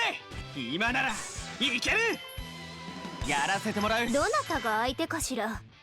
さてと。行きますわ。やらせどてもらう。なたが相手かしら。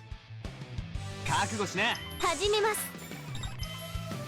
やらせてもらう。どなたが相手かしら。行くぜ。行きますわ。しょこざいな。始めます。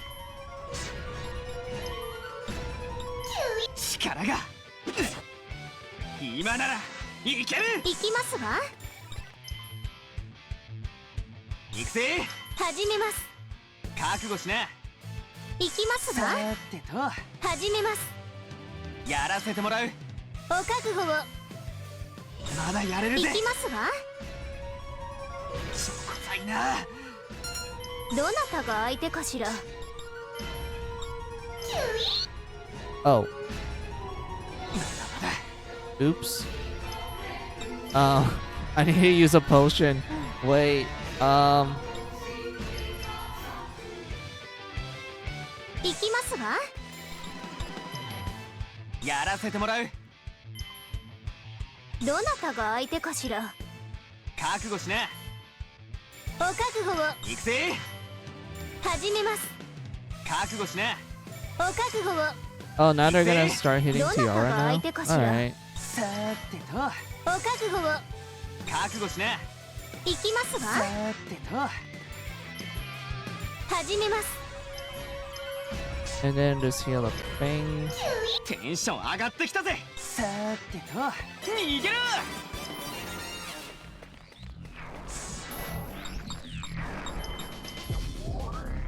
Alright, how many more do we need to get punched? So we're almost done with here. And then this one is like, you know, it's just gonna take us forever at that point. I'll probably save this for like another time when I'm gonna probably do the same thing but with the other characters.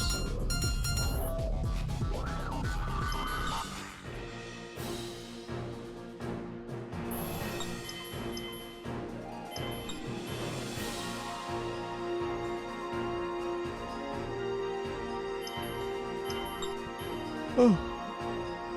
Alright. What time is it? Okay, it's been like almost 2 hours. Huh, I didn't take a BRB break at all, but I spent like almost 2 hours just kind of yapping hard. Alright, let's watch this cutscene. ずいぶん荒れた街ね。 And once それ it に ends, 人っ子一人いないじゃない。まるでゴースト I'll タウ do a ンだな BRB break.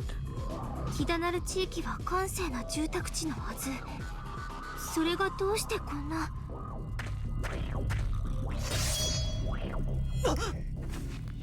何しやがるんだ。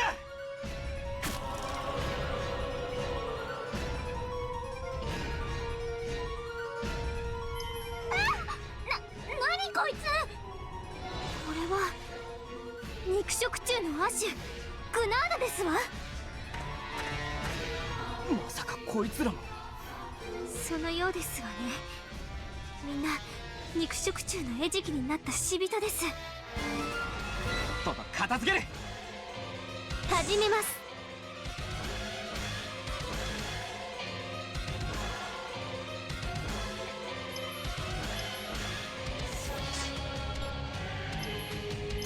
次、それがあなたの罪に対する罰です。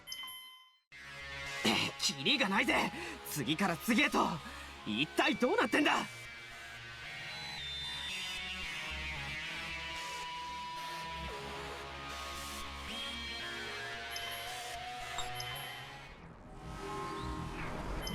Alright, so let's pause and then let's do that BRB break. Alright.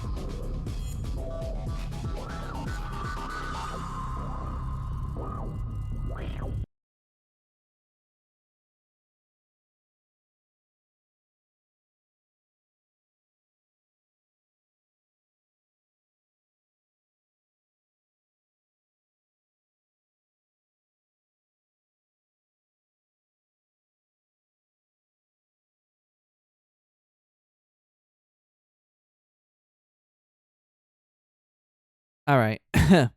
So BRB time. Take this as you guys' opportunity for your own BRB break. Get a snack, get a drink, use the restroom. I'll be right back. Yeah, so when I get back from the BRB break, we're just gonna continue more with like Fairy Fencer.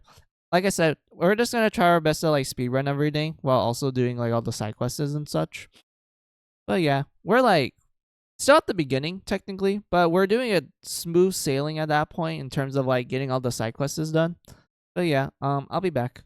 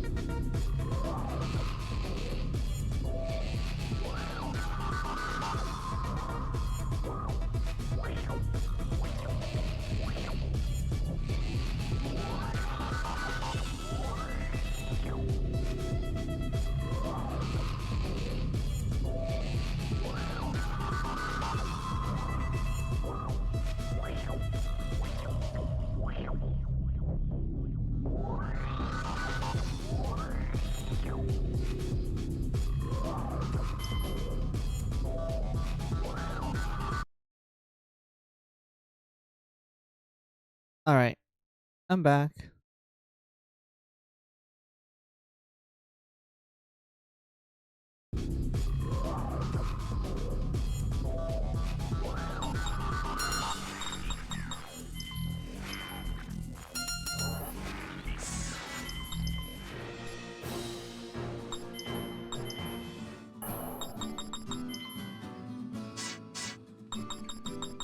Wait, let's see. 1, 2, 3.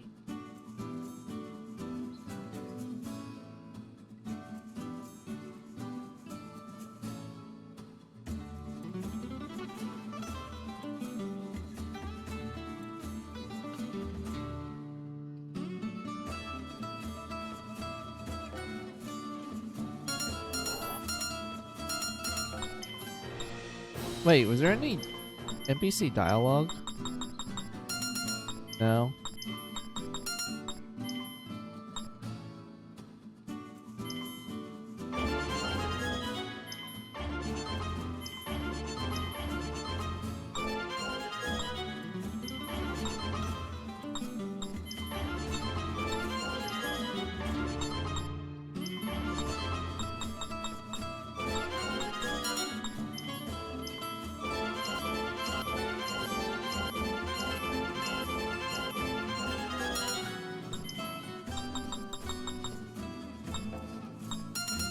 Alright.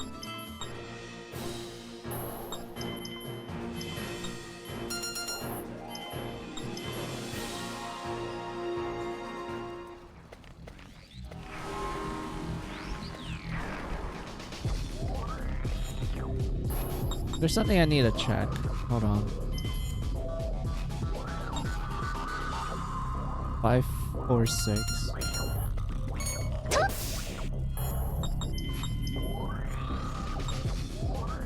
Okay, so it counts to the challenge, but you don't get any experience or items from it. I guess that's a fair trade-off. Like, you can do like the challenge or like, you know, flawless fencer, but you don't get any experience or other things from it. お覚悟を対局ですやっお覚悟をいきますわ対局ですとっおやこれえい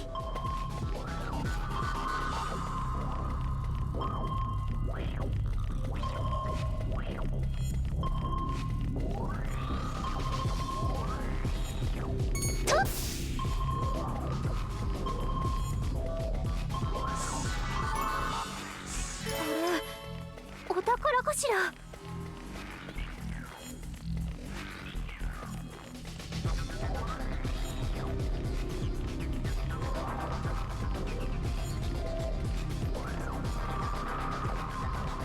とっやっ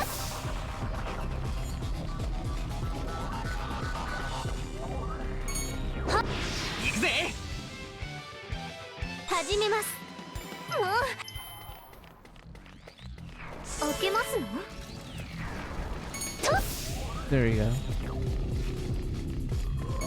やっ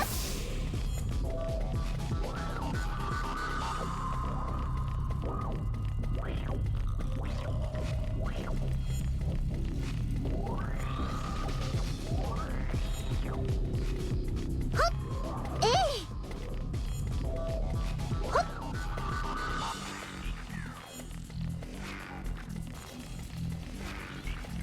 とっやっ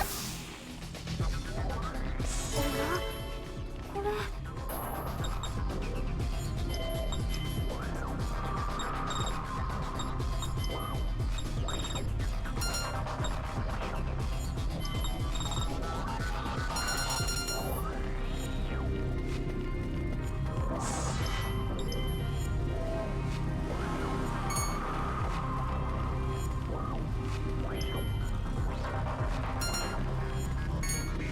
かかってこ God い damn it. お覚悟をもう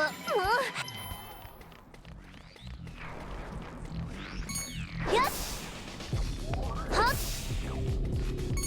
やっ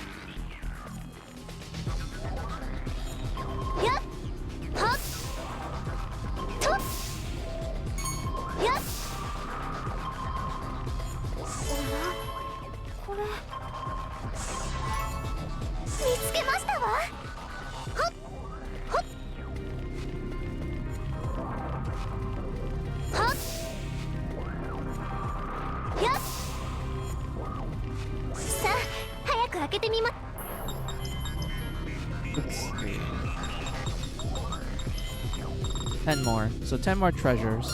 Okay. So I'm assuming it's probably like the next few dungeons. We're able to like beat that challenge with Tiara.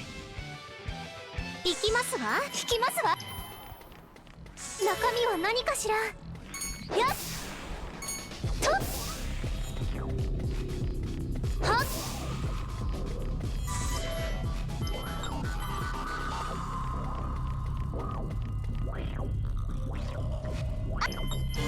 And then we fight the boss here. 本気で行きますわやっ刈り取るなぎ払えはっ次せだ叩き割る飛ぶ次 Bro, the hammer, sorry, the axe does so much そろ damage. そろ終わりにしようぜボスさんよ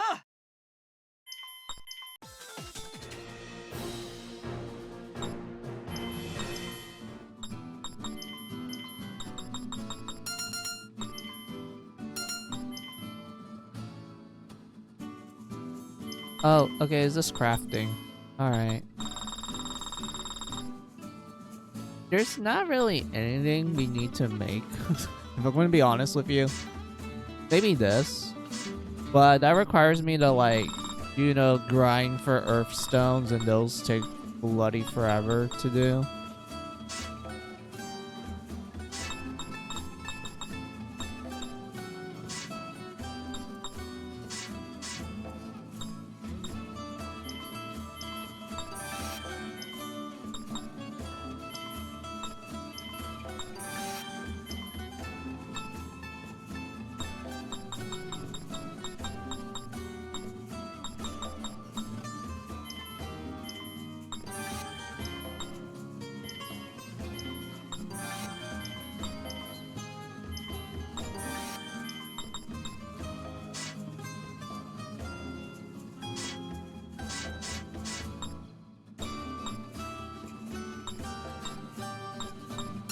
Wait, I wonder what this makes. Hold on.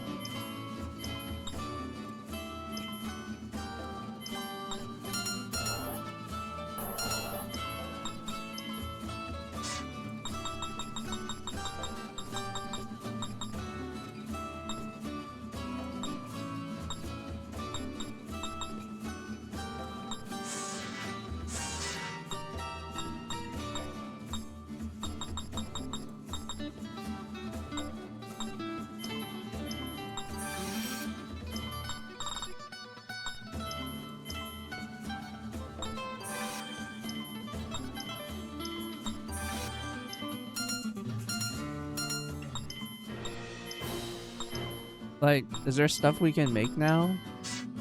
If we did something like that? Hold on.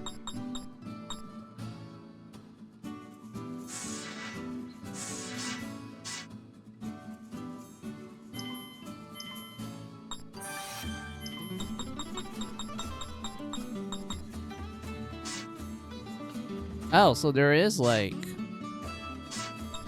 more things we can make now.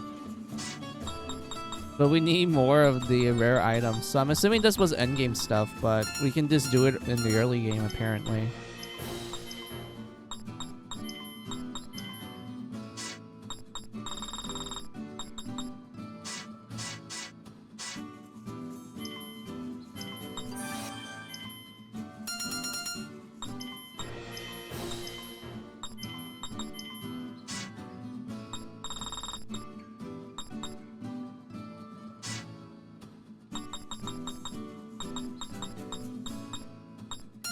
Like, can we buy it now? Since we made those? Oh, we can.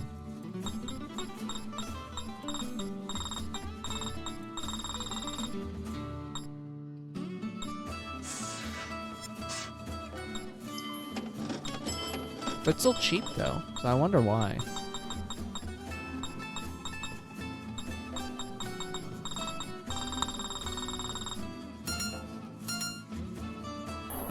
Oh, you know what? I'll probably do all this crafting stuff like when we get to the second half. So it's much easier for us to grind like earth stones. Or I mean, there's also another method is through the hidden treasures in subterranean tower, but you have to like pray that the treasures will drop it for you. So let's let this play out. 君がファング君か。なかなかモテそうな顔してるじゃないか。そうか？俺の方がイケメンだ。おい、あんたら一体何者だ？俺に何か用か？私はハーラー。こっちは私のパートナー妖精のバハス。別に怪しいものじゃないさ。勝手に人の部屋に入りやがって十分怪しいんだよ。まあ細かいことは気にすんなって。いい情報を教えてやっからさ。情報？ねえ、今女の声が聞こえたんだけど、あ、どうかしましたか？あら、お客様？ちょうどいい。今からティータイムにしようと思ってたんだ。お嬢ちゃんたちもおいで。おめえら、俺が作ってやったスイーツが食えるなんてありがたく思え。おいしい。このガトーショコラ最高。こっちのタルトも初めて経験するお味でほっぺたが落ちそうですわ。キューイ。な、うめえだろ。俺は料理に関しちゃ嘘は言わねえんだ。おめえ、あ、うめえ。ボロボロこぼすな。ギョギョ食え。ワンワンワン。あ、食べかす飛ばしやがって。もういい。お前は食うな。テーブルの角でもかじってろ。なんだと？仲いいね。どこだ？さてと、君たち噂は聞いてるよ。最近あちこちでフューリーをゲットしまくってる生きのいい若手がいるってね。それを言うなら私の噂ですわね。間違いなく。私の噂よ。この二人なんて私のサポートがなきゃ何もできないんだから。それは私のセリフですわ。私がいなければファングさんもアリンさんも存在していないのと同じです。お前らな。君たちちょい面白いね。どんな妖精連れてんのかと思って見に来たけど無駄足じゃなかったみたいだ。妖精に興味がおありなのですか？まあね、あたしゃ妖精研究家やってんだよ。妖精研究家？そんなことも知らないんですか、ファングさん。妖精研究家とはまだ未知の部分の多い妖精を生物学的な見地から研究している学者さんのことですわ。その通り。いついかなる時でも妖精の研究は怠らないよ。へえ。この子が君の妖精かい？視線で脱がされそう。妖精ってやつはなかなかに面白い生き物でね。パートナーの人間といろんな関係性を持ったりする親友やして恋人なんてのもいるんだよ。妖精と人間のカップル？種族を超えた愛。なんてロマンチックなのでしょう。ありえないし。ありえねえな。このバハスなんか私にとっちゃ親みたいなもんさ。部屋を片たせだの、服を畳めだの、歯を磨けだの、あれこれうるさいからね。お前が身の回りのことを何一つできないからだ。炊事、洗濯、掃除、毎日やっている俺に感謝してほしいもんだ。はいはい、感謝してるって。ところで君たちなんでフューリー集めてるんだい？叶えたい願いでもあるのか？もちろん女神の封印を解いて世界を平和にするためですわ。俺はこいつの記憶の手がかりを探してるだけだ。記憶ってことは何かい？まさかアリンちゃん記憶喪失ってか？そうだけど。珍しい。もう何年も妖精研究家やってるけど記憶喪失なんてやつは初めてだよ。おいファング君、私の妖精と取り替えないか？は？はら、無理を言うな。だいたい俺はこんなやつのパートナーなんかごめんだ。俺もだ、勘弁してくれ。私も遠慮しとく。体とかいろいろ調べられそうだし。そっか、残念だな。そうだ、いい情報があったんだ。あんたたちが欲しがってるフューリーの一本がシュケスンの塔ってとこにあるのさ。本当に？早速行ってみよう。情報を教えたんだ。私も君たちに同行させてもらうよ。じっくり観察させてほしい。なんか嫌だ。おいハーラ。記憶喪失の妖精なんてきっと何か大きな秘密があるに違いないからね。興味あるのさ。それに私はフェンサーでもある。仲間にしておいて損はないはずだよ。なるほど、利用価値ありですわ。まあ頼もしいですわね。よろしくお願いいたしますわ。こっちこそよろしく。まったくしょうがないやつだな。妖精に詳しいんなら記憶探しの役に立ちそうだし、まあいっか。このおっさん妖精も一緒なのかよ。お前ら覚悟しとけ。毎日死ぬほどうまい飯食わせてやる。よろしくなおっさん。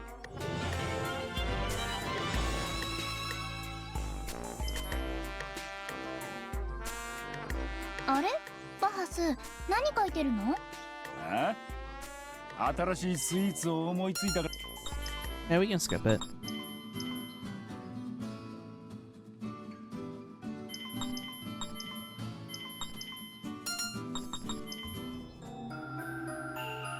Let's go make a fairy for Harley.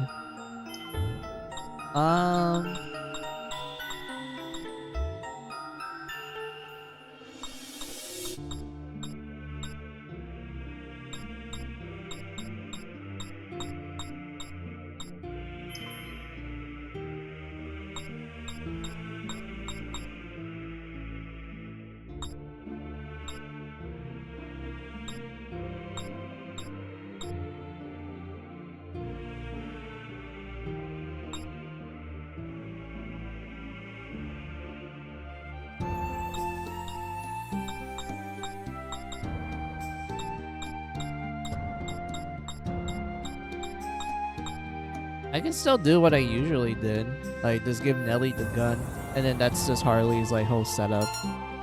Or I can like just do this one again. I can either give it more like Earth support or SP cost down.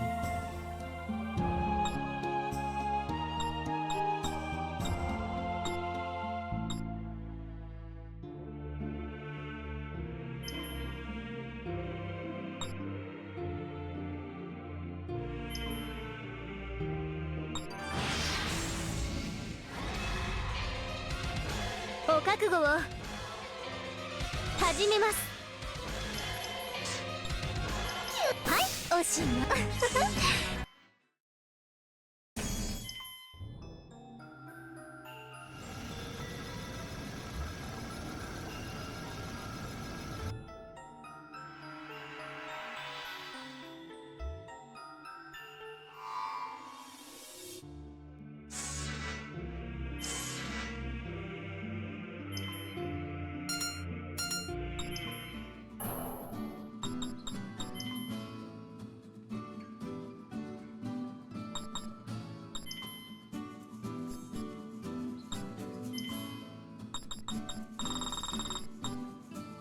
There you go.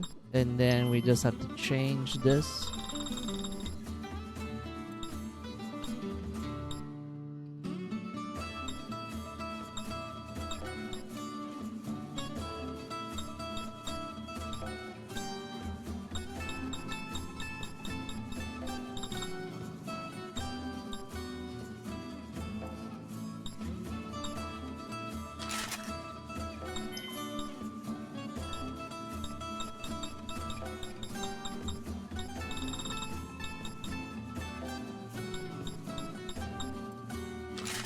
This one.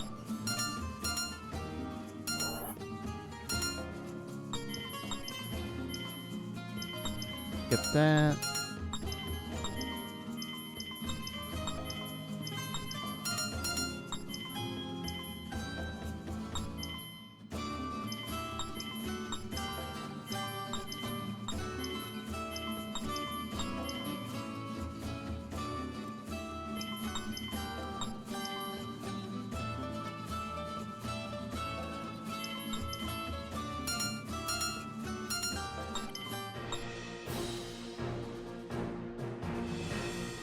see. Hi, I'm easy. I hope you're doing well today. Hey, Moon. How are you? Welcome, welcome. Let me give you a shout out. Hold on. I'm doing fine. I just how I word it. I realized I yapped for like almost 2 hours straight, and I barely did a lot in the game. Like, chat was just giving me like some topics that we can like talk about, and then all of a sudden I realized I just kind of yapped hard, and I was like, wait, I didn't do much now. I need to like continue back to me like just speed running this game. Since like it's the dirt playthrough, I might as well just like speed run most of the story while also doing everything else on the side. Yeah, there you go. I'm doing okay at work on my first break. Oh, okay, that's cool.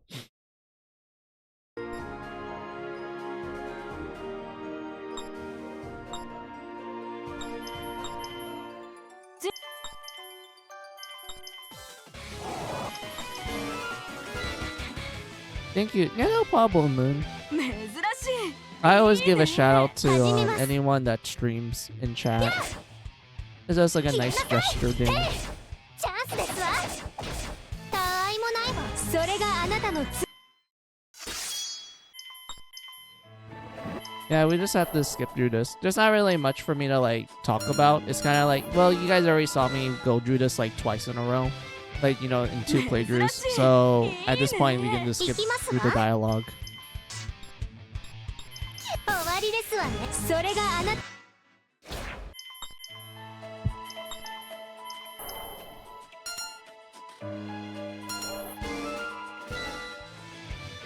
見せてもらうよ。やらせてもらう。はっだはっまだだ。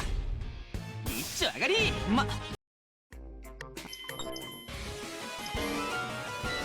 邪魔すんなっての。やらせて And も I らう。 believe this is the part where you do unlock the special commands for all the characters.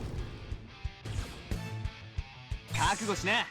And then at this point, we can just like, just one shot this thing. Yeah.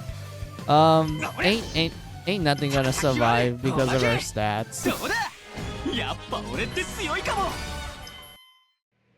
これで3体。 Do you watch the Nintendo Direct today? Yeah, that's what I was like talking about with chat. Like they were asking me like, oh hey, how's the Direct? Like, what do you thought of it? And I went like, well, I saw both the English and Japanese versions of it. There's only like 2 games I was looking forward to in that one, which was the Tales of Eternia remaster and Muramasa re-release. Because like for Tales of Eternia, here's the thing, man. I'm really hoping for Tales of Eternia to not only have Japanese dub, which one chatter did tell me that they will have it, but I want there to be subtitles. Because when it came to Tales of Eternia, back when it came out on PlayStation 1 and also PSP, the English dub was, let's say it was a product of its time. Let's put it like that. It was the 90s. It was literally the 90s PlayStation 1 era, like voice acting. Like, we'll just put it like that when it came to the English stuff. So I was hoping for them to have like the Japanese dub with like subtitles and such, and them actually like putting subtitles in the skits that you can watch when you're in the world map. Because in like Tales of games, there's like these little sub-events called skits where you have the characters kind of like goofing off with each other.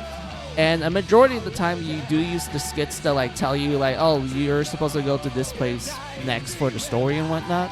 For Tales of Eternia, there was no subtitles for the skits, so in order for you to understand like, what they're saying, you would just listen to it in English and whatnot. But like, if you played it in Japanese, then you don't know what's happening if you don't know the language of, Japan and such. So I'm hoping that with this remaster, they will add subtitles to the skits so that anyone, regardless of if they're English or Japanese, they're able to like, read the skits along with the voice acting and whatnot, so they won't like miss too many details sort of thing. But like, yeah, there's also another thing I wanted to like, to mention for it was that when it comes to Tales of Eternia, there was one change they did in the English version, Moon, where, okay, so this requires a little bit of context for it to make sense. So in the Japanese version of Tales of Eternia, there is a boss that you can fight in one of the dungeons. He's an optional boss. And this boss was made to be a direct reference to the main antagonist of the first Tales game, Tales of Fantasia. And the important thing about this boss is that if you have a specific lightning spell, you can reenact the iconic opening scene of Tales of Fantasia with this like side boss and whatnot. And it's like an actual recreation of it as well. This was in the Japanese version. In the English version, they straight up removed the dialogue that plays when you're initiating this like sequence of events. So because of that, you're just left with like literal blank silence while the camera is just kind of panning to like recreate the shots of the iconic like opening scene from the first Tales game, while no one is like saying anything. Like it's just like really awkward silence and whatnot. And I don't know why they did it. I honestly don't have no clue. So because I'm hoping that the remaster will like, you know, restore that and whatnot, because I really like that scene, Moon. Like I love the first Tales game and whatnot, and them recreating it in Japanese was awesome. But the English version, you know, just straight up removed it. They removed the voices in it, so it's just blank silence and whatnot. But like, yeah, that's like some of the things I would say I really want the remaster to have, Moon, and whatnot. So yeah, or Muramasa. Okay, so context, Moon. So Muramasa is a game made by Vanillaware. They're the ones that made Unicorn Overlord and like 13 Sentinels. They also made Odin Sphere. If you played like some like PlayStation 3 or PS Vita growing up and whatnot, you know. Oh, they have like a really good selection of games. Also Dragon's Crown, if you ever heard of that. So Vanillaware had a game on the Wii called Muramasa the Demon Blade, where it was a kind of Metroidvania like game where there's a heavy emphasis on like sword crafting and whatnot, and you have two like protagonists that have their own stories and multiple endings to it, and there's a lot of replayability to it and whatnot. So yeah, it's pretty cool. But eventually, Moon, it would receive a enhanced edition called Muramasa the Rebirth on PS Vita, where not only it's essentially the original game but with quality life improvements, but they added DLC which added more characters and more story and more endings to it. So because of that, a lot of people were like, oh my god, this is like the best version of, you know, Muramasa the Demon Blade, like, you know, the PS Vita version. And it's been stuck on PS Vita for a really long time, and I really do mean, dear god, it's been stuck there ever since the Vita died, and no one ever ported it to any modern console until now when they announced it in the Nintendo Direct. And you want to know the best part about it, Moon? It's actually released on PC. A Vanillaware game is actually released on PC fronts and whatnot, which is really funny because I remember a long time ago, Vanillaware themselves literally said in an interview that, we're not gonna port our games to PC because of like personal reasons. But apparently for this, like, you know, re-release of Muramasa the Demon Blade, they're like, okay, you know what? Was this released on PC, so it's more accessible and whatnot. So yeah, that's what they did. So because of that, I'm like, damn, we're eating good today. Like, this was a pretty cool direct. I like that. And whatnot. But yeah, let me see what you wrote down, Moon.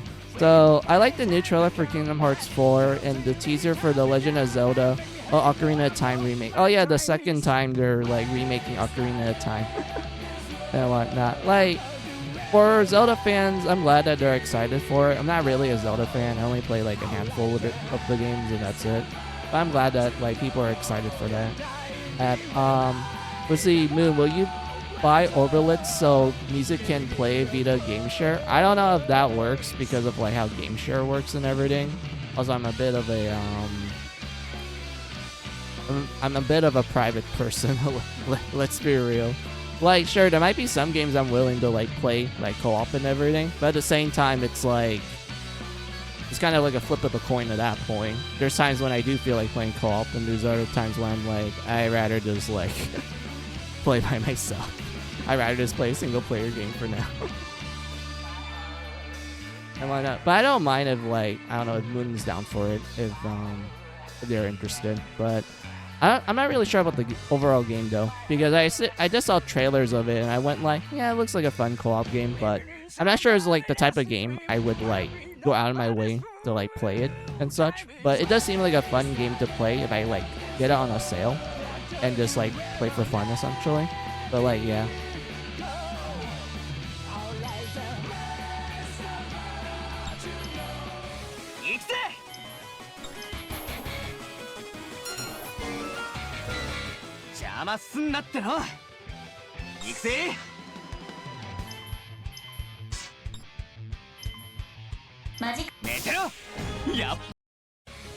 Yeah, we can just skip through all of this.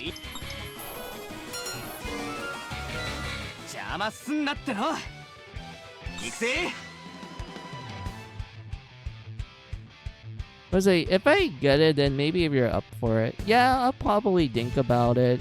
Like, you just had to tell me in advance and such.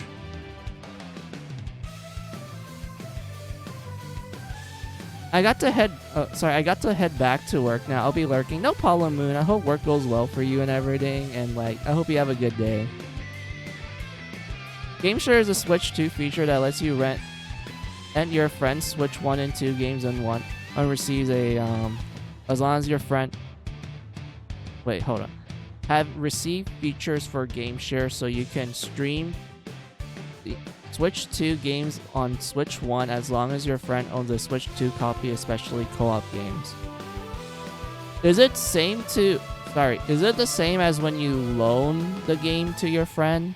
Is that what Game Share is like? Or is that like a completely different thing?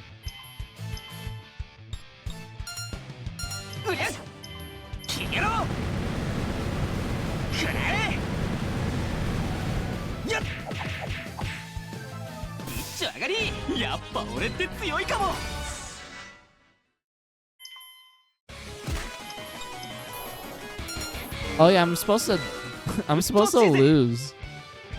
Because it's like, oh, he's too strong, and then, you know, we end up going serious. And then we just one-shot it.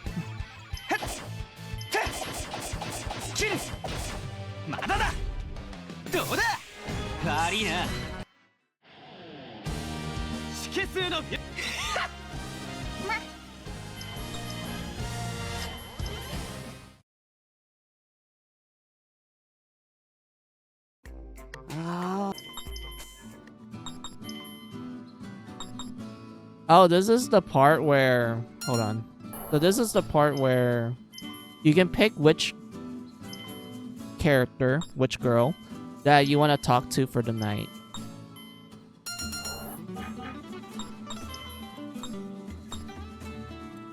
Hold on. I'm trying to remember what I did in the previous few, like, playthroughs. I know I did technically show all 3 options in, like, the first playthrough because of me saving and reloading and whatnot, but hold on.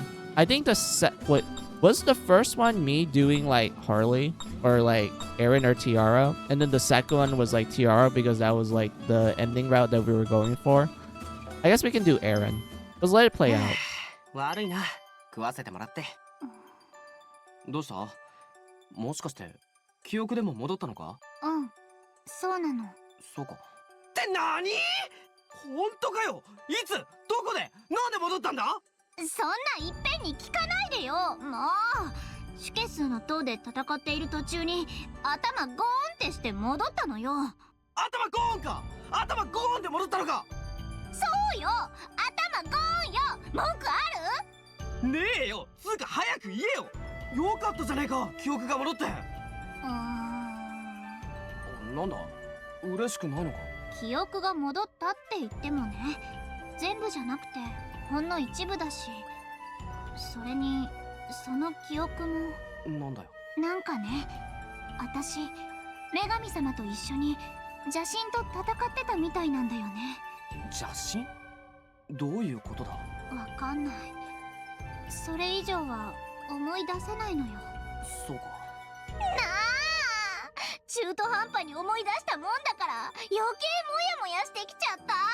ハーラーが言ってたみたいに、お前には何か大きな秘密があるのかもしれないな。私のこと怖くなった？怖い？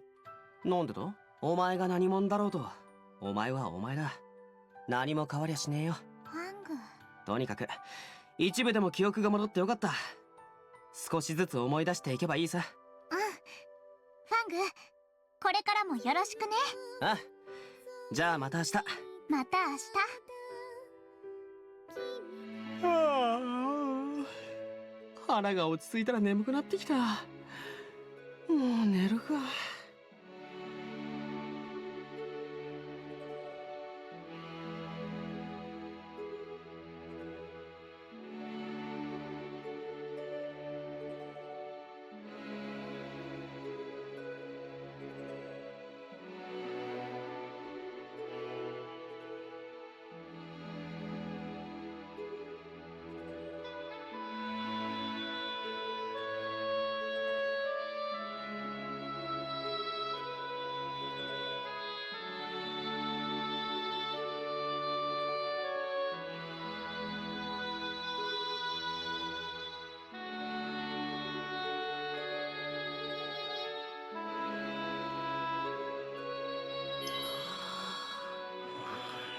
Let's see, if your friend owns the game on Switch 2, you can play it from your friend's library, but playing a Switch 2 game on a Switch 1 via Game Share is only local and not available online because Game Chat is a Switch 2 feature and it requires to use Game Share online.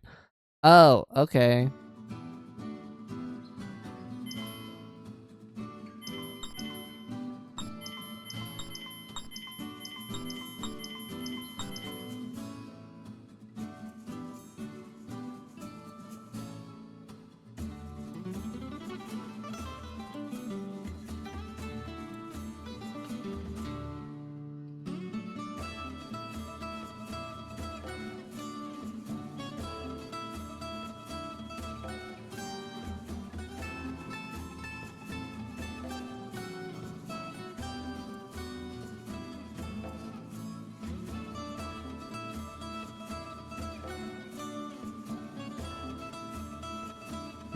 Okay, well, I'll probably think about it and, like, we can probably experiment more with it later.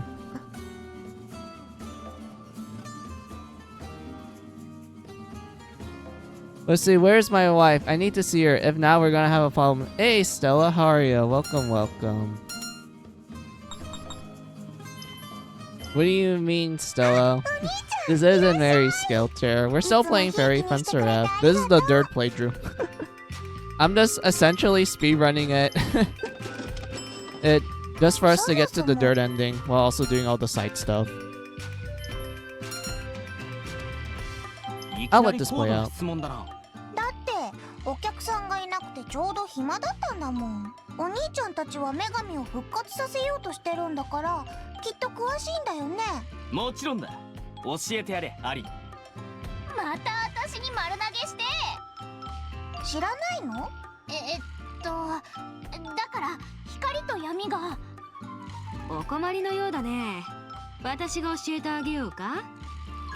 おう、頼んだ。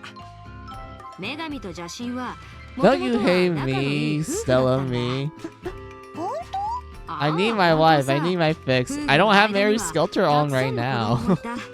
I probably have to I probably have to download it again unless I like get my Switch out and like plug it in and plug in Mary Skelter. 嘘に決まってるでしょ。ところがある時、夫婦は些細なことからいさかいになってしまう。些細なことって？味噌汁の具の好みだよ。女神はじゃがいもを入れるのが好きだったけど、邪神は嫌いだった。俺はずっと我慢していたんだ。とついに起こった邪神なら最初からそう言ってくれればいいじゃない。と女神も怒った。こうして2人の関係は急速に悪化し離婚に至ってしまったのだったと。へえ、だから女神と邪神は仲が悪いんだね。そうそう、可愛さ余って憎さ100倍ってやつだよ。細かいところは省いたけどだいたいこんな感じだね。やっぱり妖精研究家はいろいろ知ってるんだね。そうだ、今度欲しい専門書とかあったら私に言ってよ。値引きはしないけどどんな本でも入荷してあげる。お、じゃあその You 時 son は of お a 願いしようかな。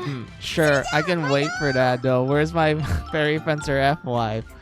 あら、 Oh, 助か I った don't わ。 know. でもよくとっさにあんな作り話ができたわね。 You probably have to wait until we're done with this like talking 大したもんだな。 conversation. 俺も思わず信じそうになった。それはあんたが単純すぎるだけでしょ。ところでさっきの話、作り話にしちゃやけにリアルだったな。味噌汁のくだりなんか特に。さっきの話全部作り話だと思うかい？真実は神の味噌汁ってことさ。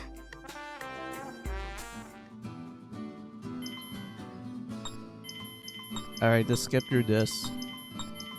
We're just skipping through all the dialogue. Hold on.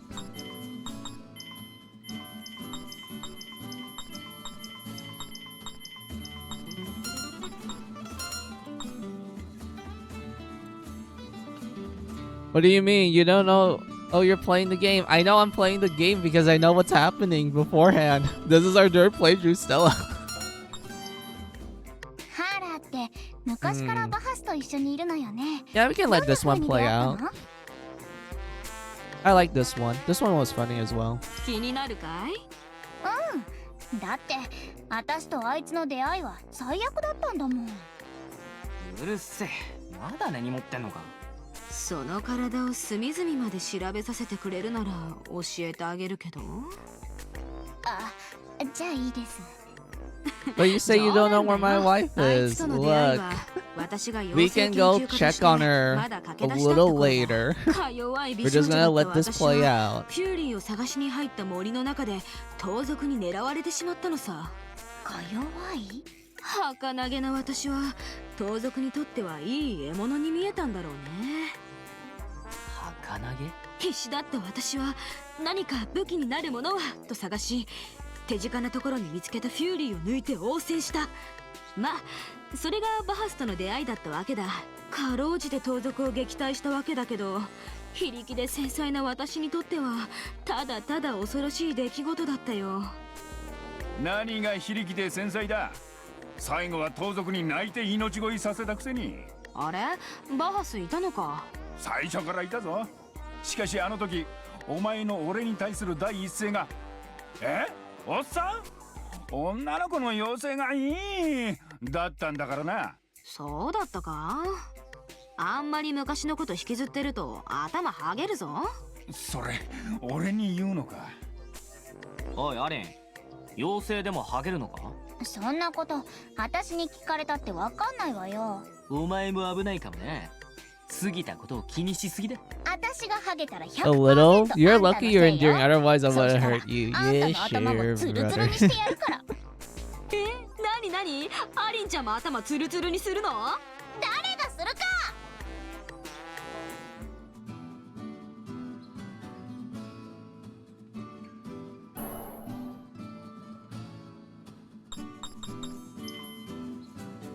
I mean, there's like Tiara and Harley.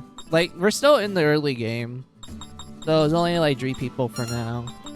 I know like we're gonna get to the part where we're gonna get more people. Like a little later on, like down here. This is where we're gonna get more people.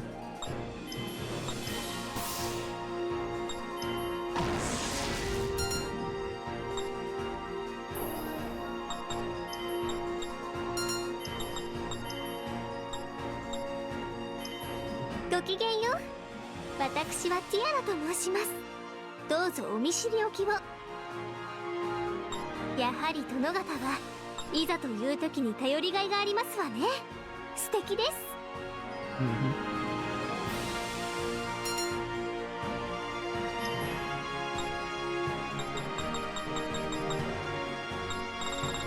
I'm so curious about like these bonus ones because I know they're literally like interviews from like the voice actors of each of the characters and whatnot, but at the same time my brain's like, this was only in the Japanese. If you play in Japanese voices, you don't get this in English, you get something else.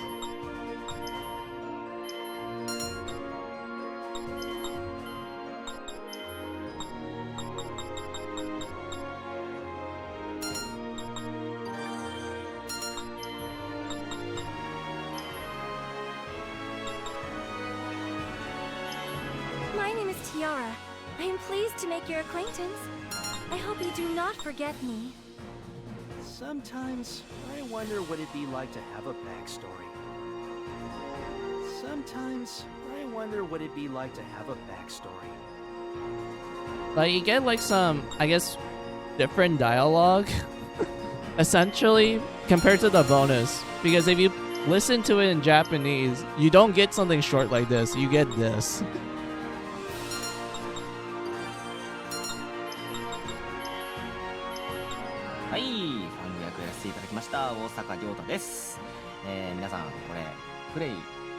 Basically, what's happening is that the voice actor is introducing himself and that he is the voice of the character. And he's pretty much going into detail about like the thought process of how he got in the role and how he performs and such. And he's also digging the players who are like, you know, buying the game and everything.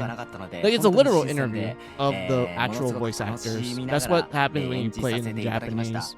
But English is like, you know, this is a random dialogue and that's it. Nothing too special. やってたんですけども、まあちょっとね、傍から見たら若干シュールな映像だったんじゃないかなと、個人的には思っております。まあただ本当にそのなんだろう、やってて楽しかったですし、本当にそのゲームの内容自体もものすごく、面白そうだなっていう風に感じたので、実際僕は今収録してるんですけども、ゲームが発売されたら、ものすごく楽しんでやり込んで、100% になるまでやり込んで。Though we don't get it for English or Japanese subs for said interview. Yeah, so you literally get no subtitles, Stella.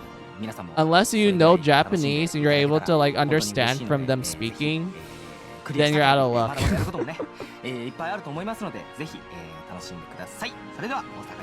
And whatnot. Like, I'm really hoping there might be like some YouTube video that actually did like translate all these like interviews and such. But from what I can find, I found none. I found once for like Neptunia, which I'm like, well, I'm glad for that, but Fairy Fencer, yeah, no.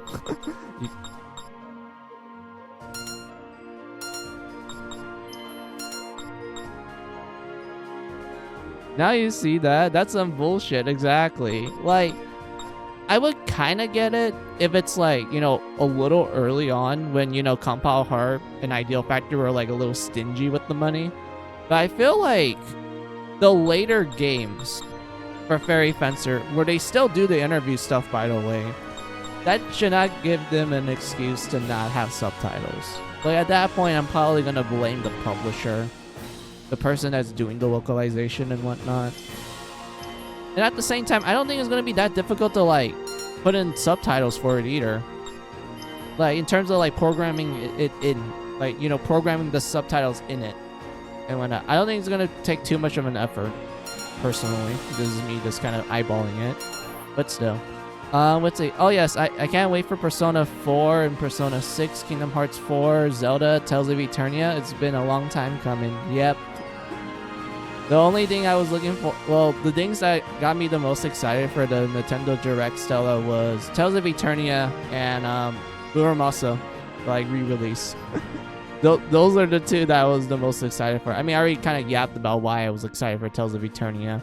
And I did heard that they're going to add Japanese dub in it. And I'm like, oh, thank God. I don't have to listen to the English for Tales of Eternia.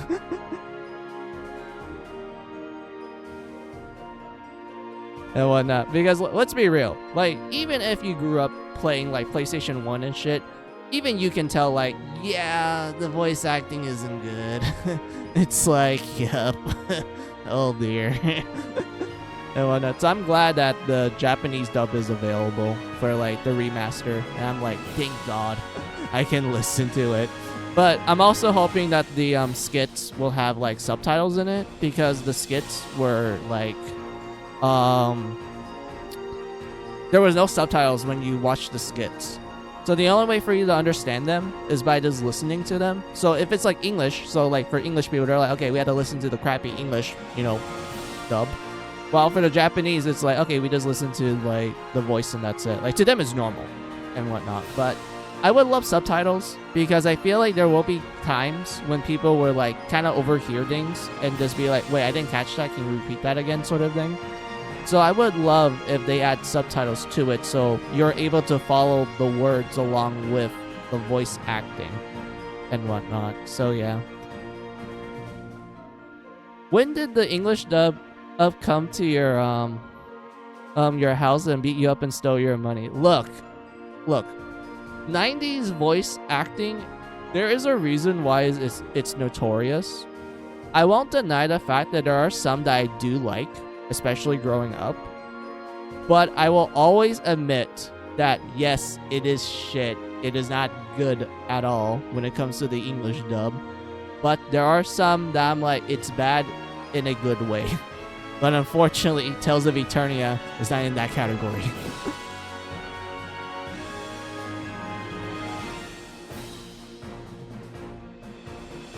And whatnot. But like, yeah. Let's see what else you wrote down. Good. You're thinking smart there. Yeah, like I kind of thought about it, because I did notice that like a lot of the early Tales like skits, they were not subtitled at all.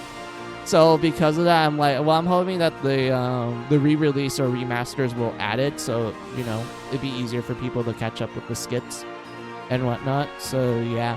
And then for Muramasa Stella, it's mostly because it's like, oh my god, we finally gonna get Muramasa out of the PS Vita, because like Stella, the first game came out on Wii, and people were like, oh, it's like a Wii like Metroidvania RPG. That's pretty cool. It's kind of like a niche, but it's actually a really good game from start to finish, sort of thing. You know what I mean by that statement? But yeah, like it had a good reputation, and then it got an enhanced edition on PS Vita, where not only they, made it a lot more content, but they added DLC, which added new characters and more stories, and also new endings and whatnot. So yeah, so because of that, I was like, okay, that's cool. Like, is this like, enhanced edition only on PS Vita, or is it gonna get ported in other consoles? Nope, PS Vita only.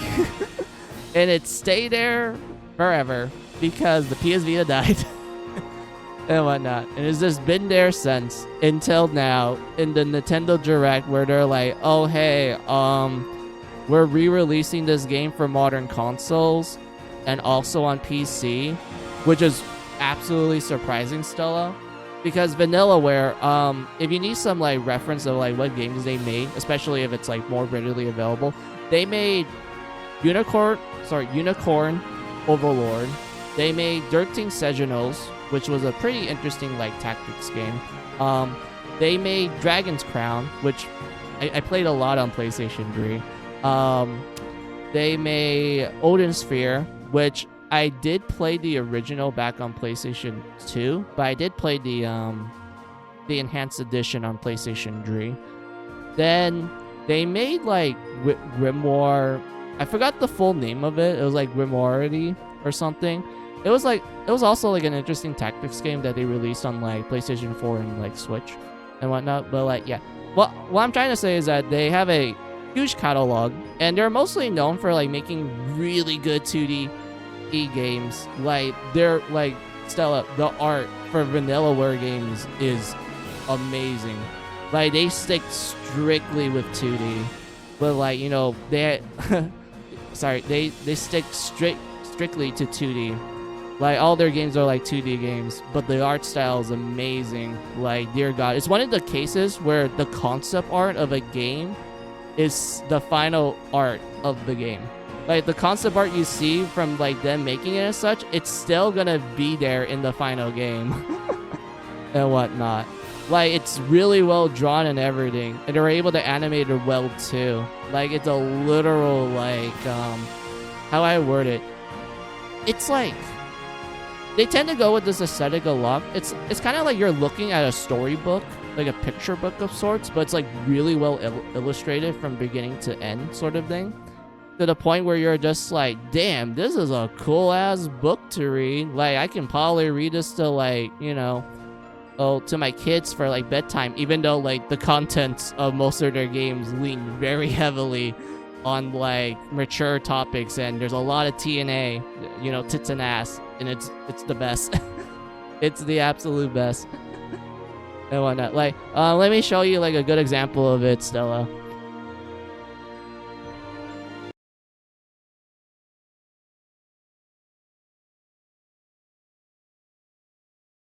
Come on, where's my... There it is.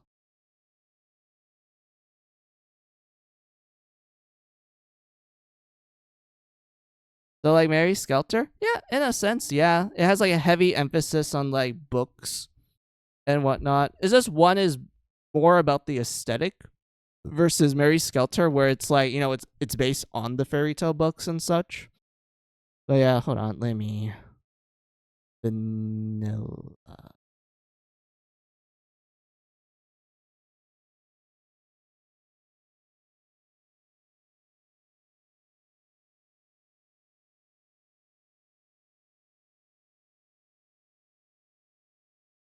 Oh, come on.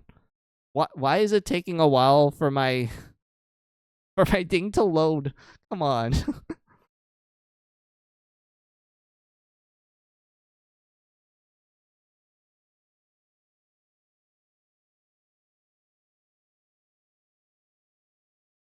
Where is it? Dragon's Crown.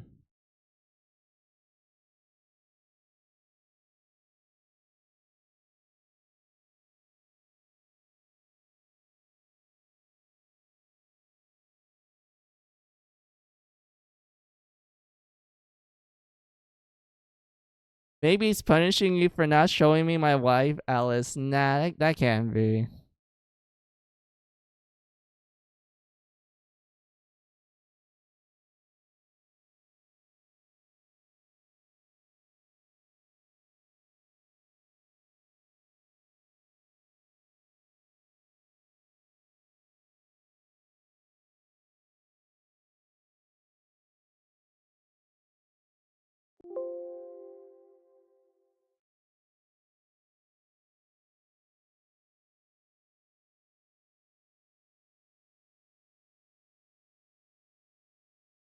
Yeah, sorry about this, guys. Like, I didn't expect the game to take a while to... Sorry, not the game. The... My laptop to take a while to load.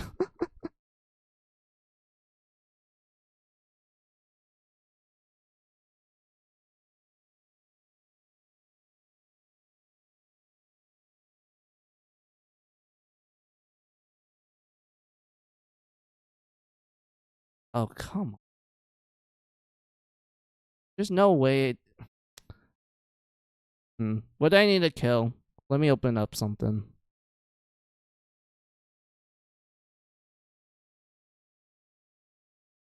Hold on a minute.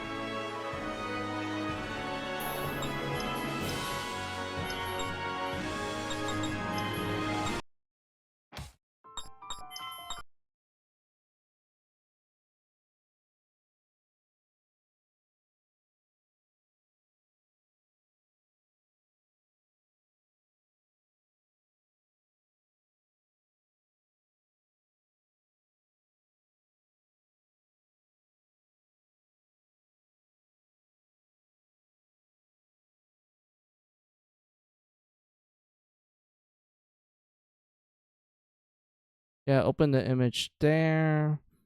Then let's pull up Uramasa.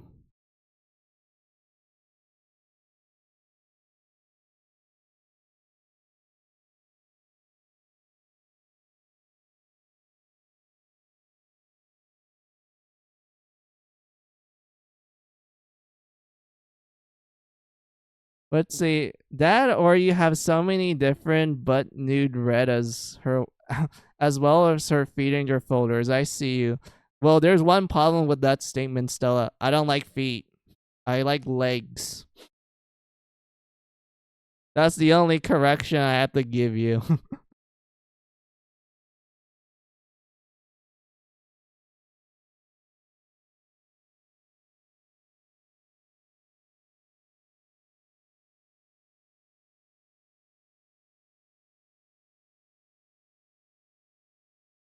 Oh, come on. There's no way I can't find like a clear picture.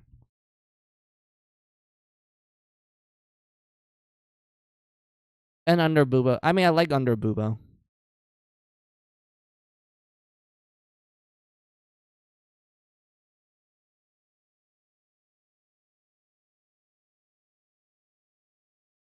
But feet is a part of the legs. No, it ain't. Legs are legs.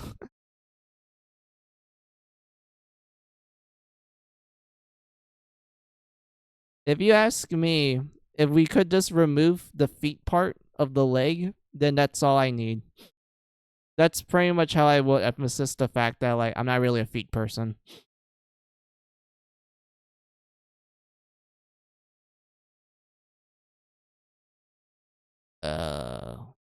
Yeah, most of these pictures are like kind of blurry. Maybe this one. And then we can go. So what else are feet attached to? Look, Stella, I'm just trying to point out that I just like legs. I just don't like feet. If you give me the ability to remove feet, then that will be a dream come true. I'll just keep the legs only. Feet, I don't care what you do with it. You can like use it as a pair of shoes if you want to. You can like or you could like I don't know, reattach your feet like it's Lego parts. Maybe something like that.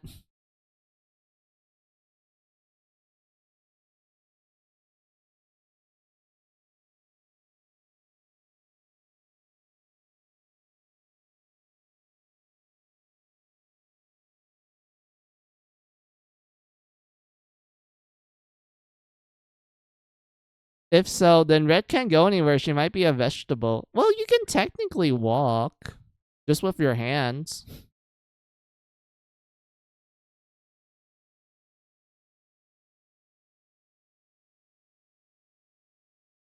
There's like other ways for people to walk.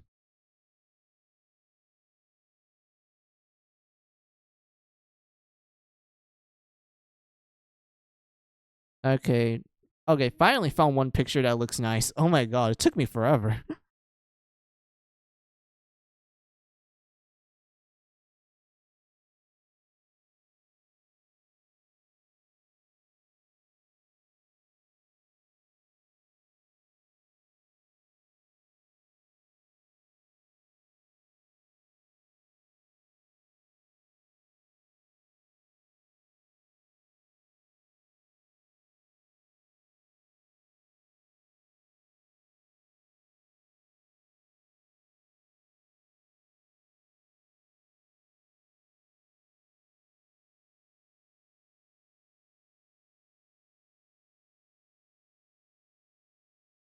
Let's see. Oh yeah, let me use my hands and step on everything that's on the dirty ground. I'm sure nothing can go wrong. I mean, that means you have like good arm strength. That's what that's what it means, Stella. That means you have really good arm strength. You're able to like lift your body if you're able to like walk on your hands.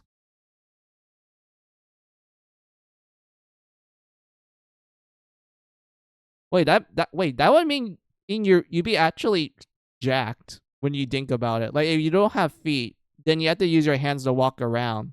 So that means your upper body strength is like going to be insane.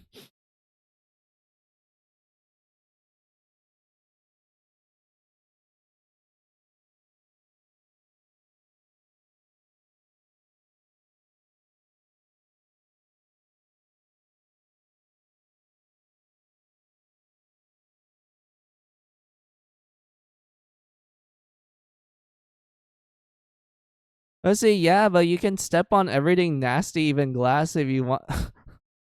You want your poor hands drew that?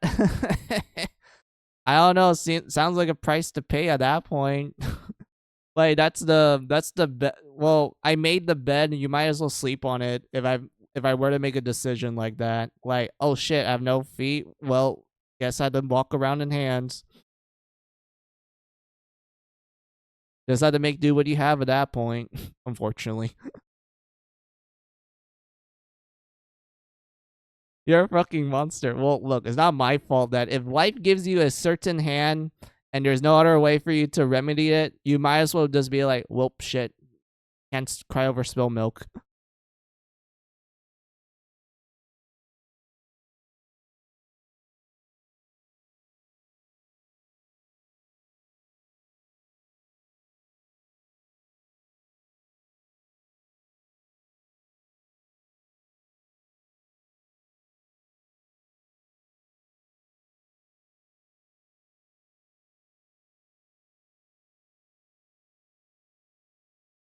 No, you just hate our feet, you feet murderer. Yeah, sure, brother. Alright. Let me test something. Hold on. Will this work? Oh. Yeah, I guess it works.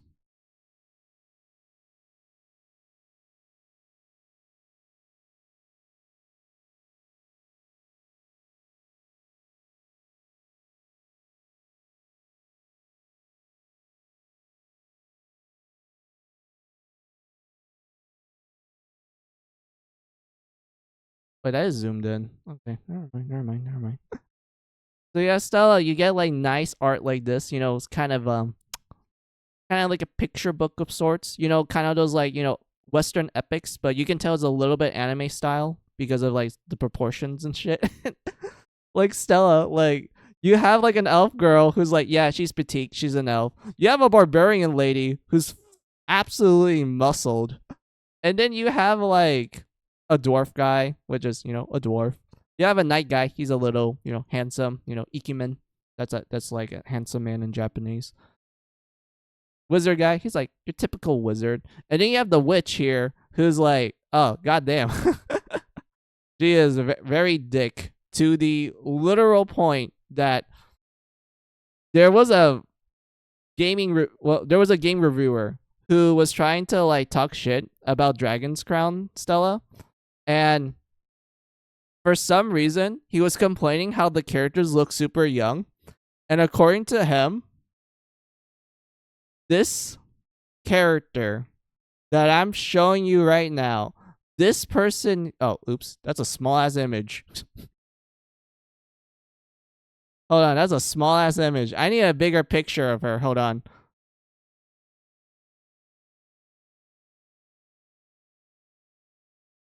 For some reason, this gaming reviewer was saying that this. Hold on. Why is it not loading? Hold on. This lady here, this dick ass lady, look how dick she is. This dick ass lady. The skeleton is even blushing a little bit. And whatnot. This lady, according to the game reviewer, is a lolly. I'm not kidding with that statement, Stella. So this gaming reviewer that wanted to talk shit about this game, trying to say that all the characters look like little kids and whatnot, he said this character here is a lolly. Oh goddamn, she is hot. Yeah. Bitch, I know you're lying to me. And whatnot. Like, that's the weird thing about it, Stella. Like, this gaming reviewer was trying to be, like, an asshole, essentially. And just trying to make up random shit to, like, get people to hate the game. But at the same time, my brain's like, how the heck do you look at a lady like this? Like, this hourglass figure. And think that she's a lolly.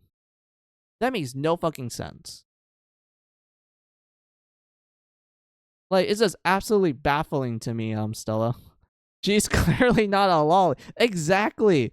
Like, the closest character I would argue that you could technically make a lolly. The keyword here is technically, not really.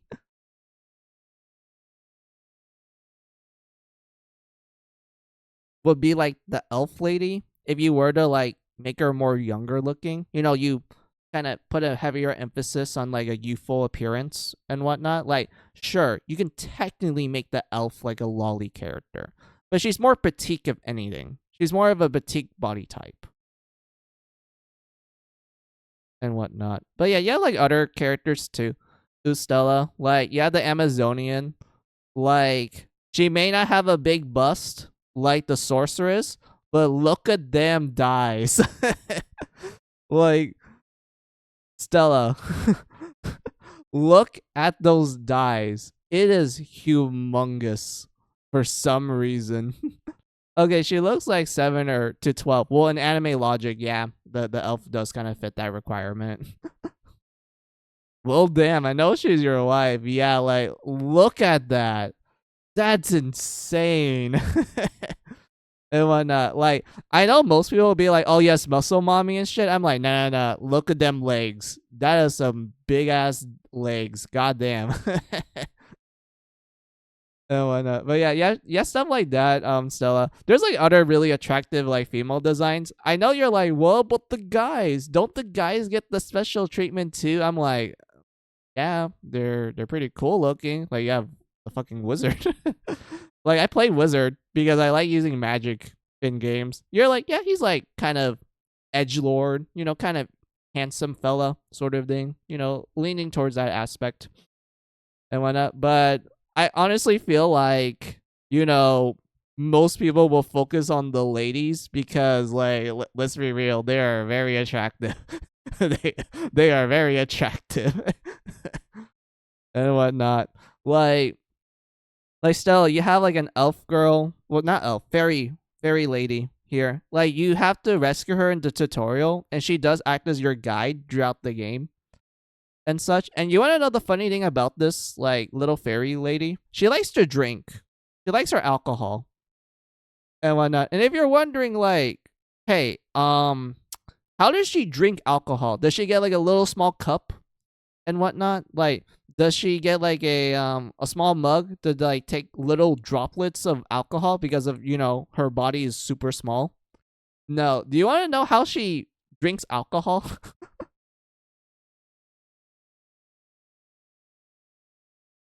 She bathes in it. That's how her body can absorb it. She bathes in it like it's a bath.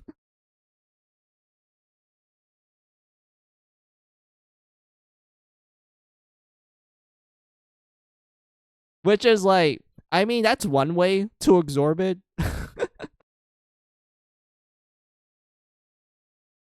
Well, damn, she's living the dream. Yep. Pretty much. There's like other attractive like characters too. You have like the princess that you like talk to for some of the side quests. Like this girl here.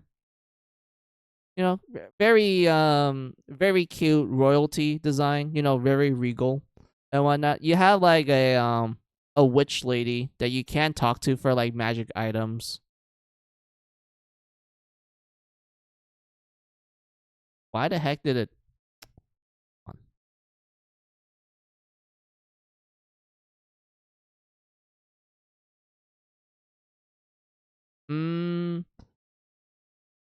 Oh, yeah, that one's pretty cool. But here's the one that appears in the game. You go to this lady to buy items, magic items. She sell it to you and such. Very cute, though. The fairy's cuter. Yeah, I agree. And then there's like other stuff like mermaids.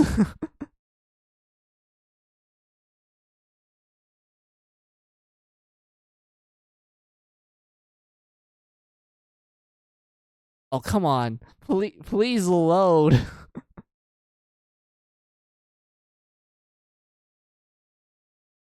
Is her booba moving all over the place? It's more, look, kind of. She's not wearing any support.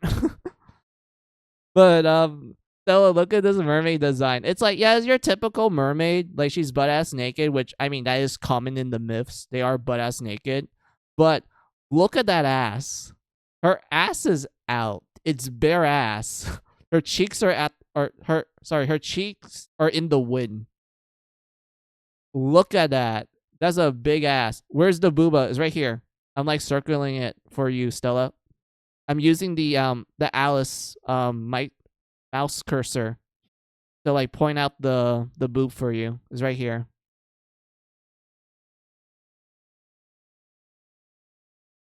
I mean, zoom in. Oh, can I? There you go. It's a little, yeah, it gets a little blurry, but that's fine. I mean, zoom it in. All right, here you go. There you go, my man.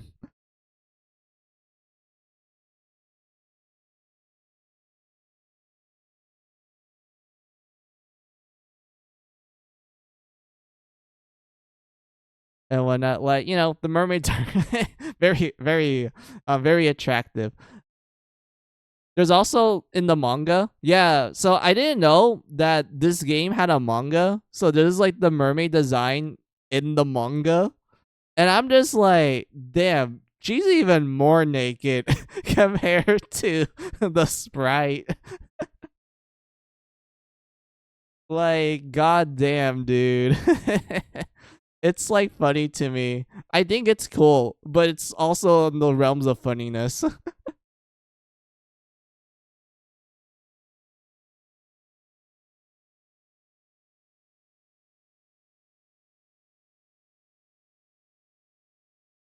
And then you have the beast tamer, you know, the dark elf. Because like, Stella, let's be real. If you have a medieval fantasy with elves, of course you're gonna have a dark elf. So they did a dark elf design. And they're like, okay, she's like, you know, well endowed, has a kind of an hourglass figure. Her dyes are like insane. Like her stockings are like, you know, barely containing that dye.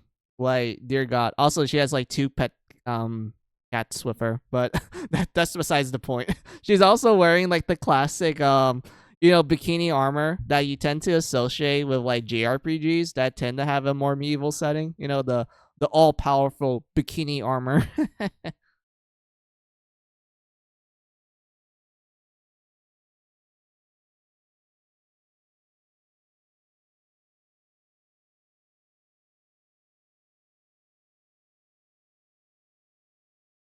Well, damn, how many wives do you have, my friend? Well, I only like the Amazonian and the mermaid. Those are like the characters I like. Also the fairy. Those are probably like the 3 like female characters in this game that I liked. And whatnot. Like these ones, it's like, you know, free for you guys. You guys can like pick them if you want. And when like, Stella, this is the thing. This is like a small sample of Vanillaware. There's like other ones. Like you have like Demon Blade. Sorry, Muramasa the Demon Blade with like one of the characters. Like this is like a screenshot of how the game will look like, by the way. Like the UI. This is like the same exact UI from like the Wii version and also PS Vita version. Like, it's very clean. Look at the background art.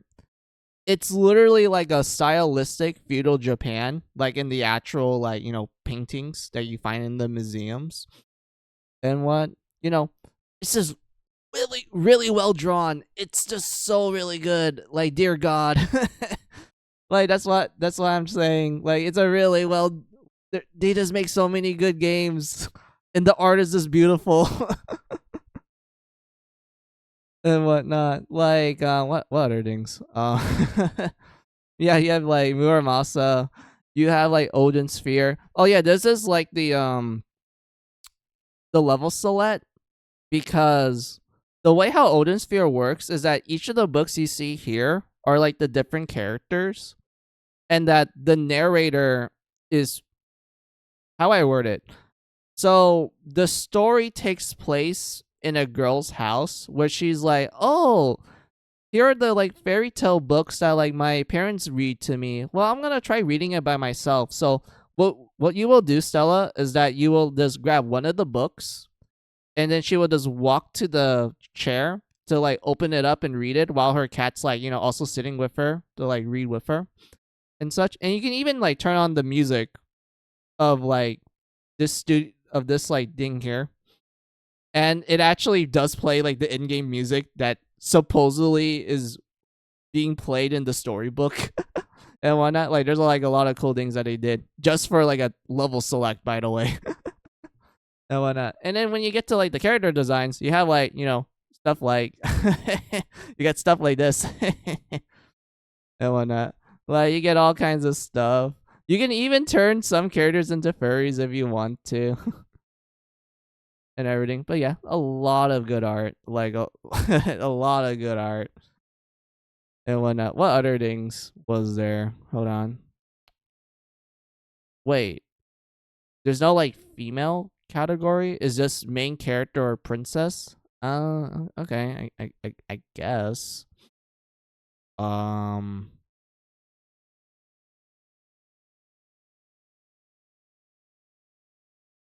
That reminds me of the witch's house. Yeah, it kind of does. Like you have like a blonde girl like that acts as the protagonist and such. But yeah, you have like the poster girl, Guinevere. She's like the Valkyries. Like she's like one of the Valkyries. Like she's meant to have like multiple like siblings and whatnot. Hold on. Is there more art for her? Yeah, there is. There's like concept art.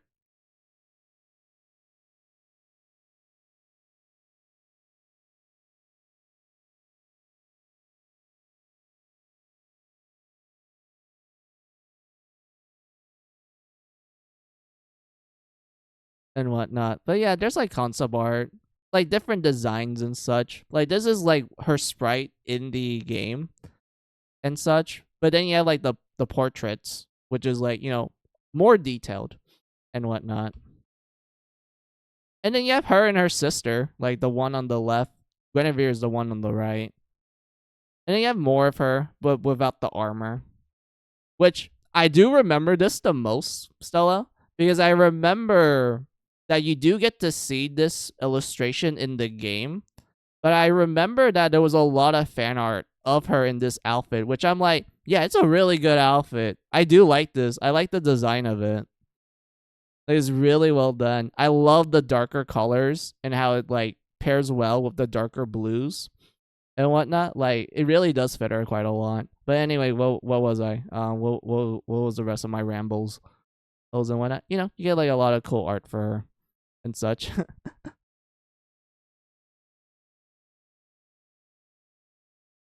And everything. There's like also other like female characters. There's like you had like the fairy princess, like this girl here. There and whatnot. You know, she's literally made to be a fairy character. And I find it so funny how like I think she's wait, hold on. I think she has like a connection to like this one side, like this one character that you can play as, which is where is he? Hold on. What was the name of that character? Let me see if I can find him for you. Hold on. You mean the one in SAO? I mean, yeah, that too, but like wait, hold on. Let me find like one of the characters, because I remember playing that character a lot because it was really fun to be like a dodge tank and whatnot. It was oh yeah, it was Cornelius. Yeah, Cornelius. Oh my god. Yeah, he was meant to be like a reference to like a Midnight Summer's Dream and whatnot. And whatnot. Like he was supposed to be like a handsome guy, but when you actually play the game, he's like cursed to be like a furry.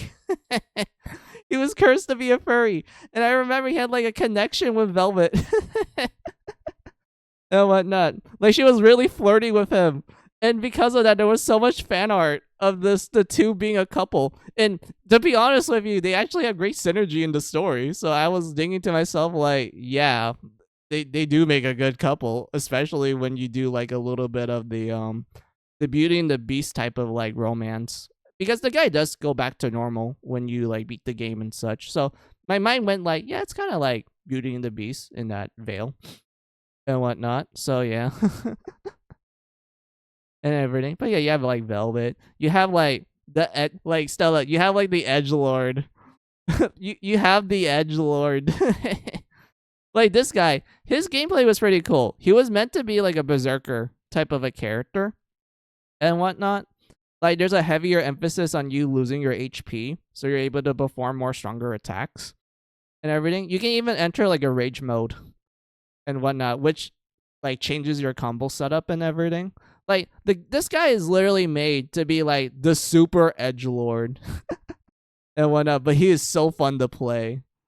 Why does he look like Cloud but less aura? I mean, that's kind of the design for a lot of JRPG protagonists, where you want them to be a little bit edgy. They tend to have like this type of hairstyle and demeanor in general. But like, yeah, and whatnot. Also, I find it funny that like in the in the trivia, they're like, oh, he kind of looks like Lelouch in terms of like the eye color and such, and I'm like, yeah, kind of, but they have really different personalities though. And whatnot. You have like other funny stuff too.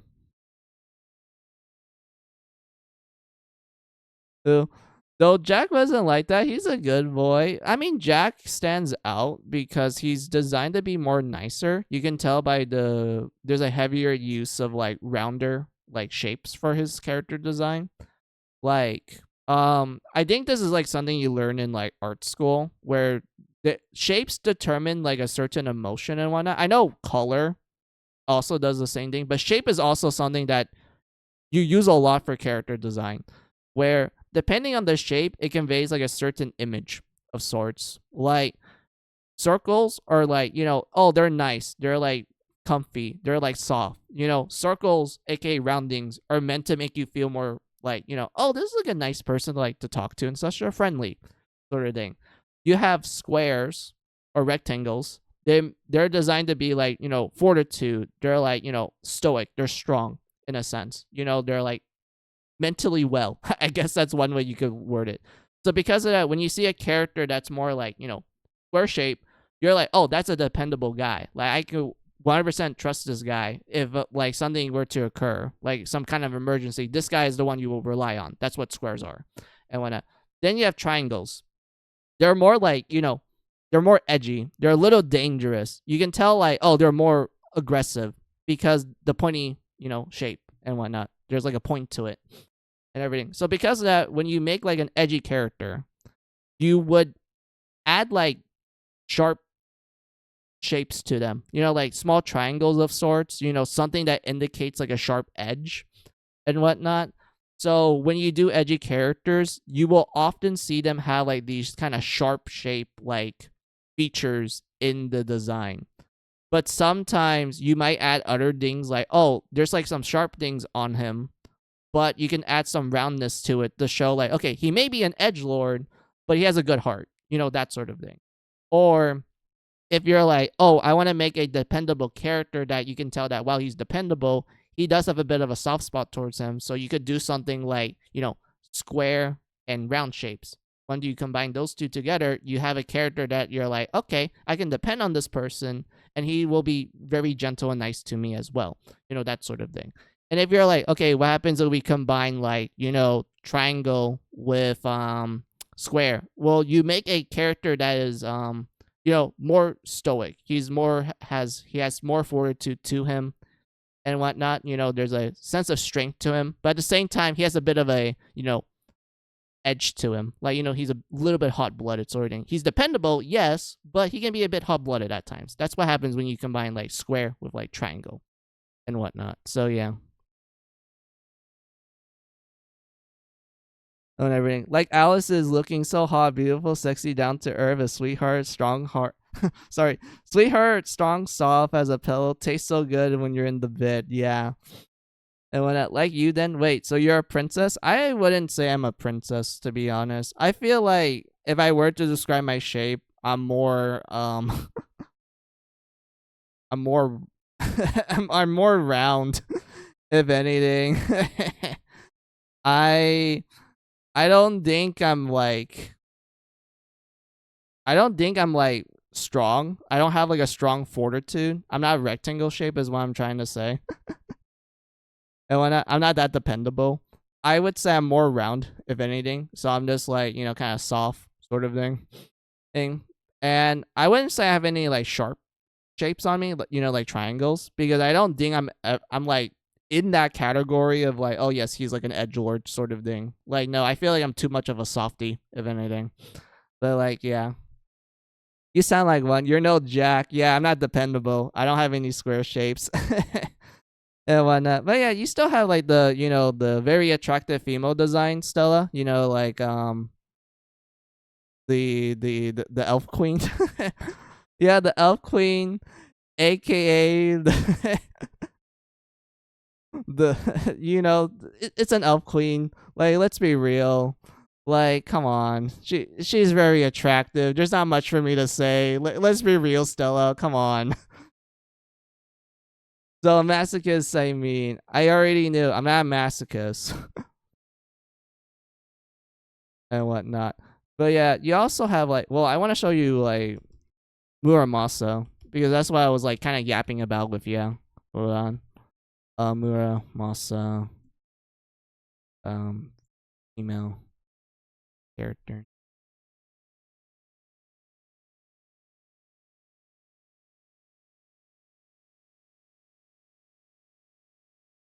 Don't you dare fucking lie to me. I'd never view myself as a masochist because I don't think I get pleasure from the pain, because that's literally the requirement to be a masochist. I don't get that though.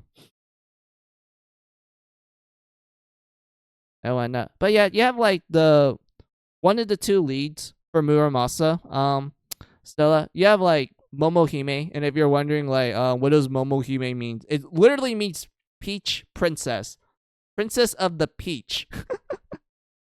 And she's meant to be a reference to Momotaro, which is a very famous Japanese folktale, where it's how I describe it to you, Stella, because I'm pretty sure you saw it in like different animes and shit, but I'll just summarize it. Basically, Momotaro is a young boy where he was born from a peach. And what happened was that there was this old couple just doing the laundry until down the river, there was a giant peach. And the old couple was like, huh, kind of weird. So they took the peach home and they tried to cut open the peach. The moment they slightly cut it open, a baby boy came out. And they decided to name the boy Momotaro, which means peach boy. And whatnot. Eventually, the boy will grow up and he will be like, oh, thanks for raising me, my parents. I want to like go explore the world and such. And, you know, the parents are like, yeah, it's time for you to leave the nest. Like, we'll still miss you, son. And like, make sure you write back to us and such. You know, he's meant to be like a really, you know, kind, you know, son and whatnot. Like, you know, this old couple raised him and whatnot. And he is a very kind individual and such. So yeah, he's like, all right, I want to like spread my wings and like explore the world and such. So eventually he goes out and just ends up getting different companions, one of them being a dog, a monkey, and a bird. And eventually he gets to town where he discovers like, oh hey, there's a bunch of onis causing problems, like we don't know what to do. And Momotaro ends up fighting them. And whatnot, with the help of his 3 animal companions. And whatnot. And that's just me kind of summarizing like bits of the story, Stella. I'm not going to tell you like the full story. Because it's one of those cases where it's like, dude, if I were to tell like the full story, I might as well just give you guys like an actual book to read while I'm like reading it to you. Like it's story time essentially. I'd rather do that instead than just me kind of like, you know, just telling you guys right now like this. But anyway, let me answer your question. So, so her butt is soft than anyone? I mean, I guess like when you have a name Princess of the Peach, I would assume that her ass would be soft. Like, I would naturally assume that. Like, I don't know. And whatnot. Let's see if we can get some more art of her. Oh, yeah, those are, like, neat. Oh, wait. Okay, yeah, I guess so. Stella. Like, look at that ass. Wait, hold on. We need to kind of, like, zoom in a little. Damn. Okay, so I guess you're right. She does have a fat ass. She is the princess of the peach. That ass, yeah. I mean, she does have some booba too. Like right here, there's like some boob in there. Maybe like I don't know how cup size works, so I'm just gonna use the Japanese cup size. Maybe like a C or D cup. I think that's how Japanese cup sizes work. Like this size is actually considered like C or D. But like yeah. Um I would say D. Yeah, I think D would be like yeah, that would be like yeah, that would be a D. Anyway. Let's see. Told you she has one. Yeah, she has a fat ass. And what else does she have? Hold on.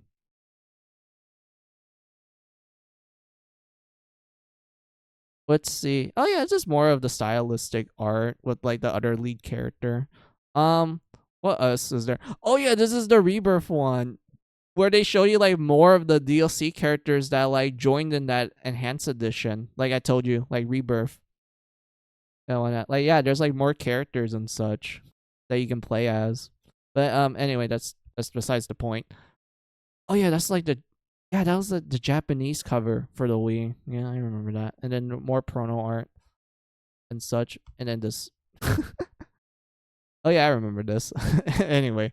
Oh yeah. Wait, okay, wait. Stella. So if I remember correctly, you do have to do like a couple of side quests for.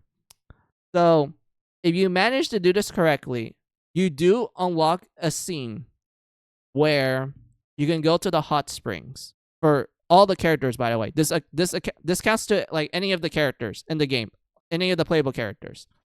So if you manage to do these side quests correctly, you will get an event where they're at the hot springs, and you can actually like walk around and interact with the people there and such, and everyone's like wearing their hot spring attires and whatnot. I know like this picture is like a little blurry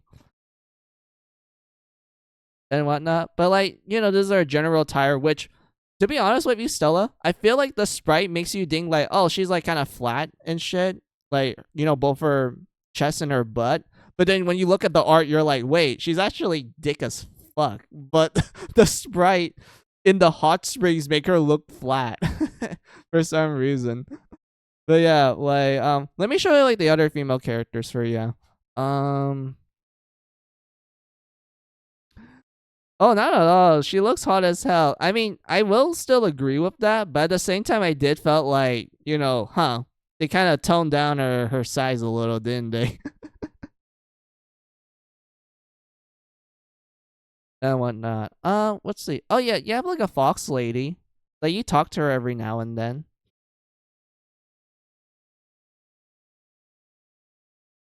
Kind of like a geisha appearance. Like a lady from the red light district, sort of. Maybe something you did, huh? Probably. You also have, oh wait, Stella. So this is like one of the NPCs you will interact with, especially in the hot springs and shit. I wonder if they have a picture of her in the hot springs or not for this like wiki. But like yeah, this is like a fox lady that you interact with in like the home base to like just talk in general. And she does appear in the hot spring as well. And dear God, they gave her like the shortest towel in the world. So you're just kind of going like, damn, she is practically almost butt ass naked. I mean, yes, she is naked because like, it's the hot springs and such, but that small towel just makes you go like, damn, it's not covering that much, is it? Like, hot damn. That sort of thing. But I wonder if they have the picture. I need to see if they do. If they don't, then I probably have to go to YouTube and like look for it for you. Let's see. No, that's our full art. This is our wallpaper art. I mean, this one's nice. Yeah, this is for the soundtrack. And that's the poster. Nope. Not there.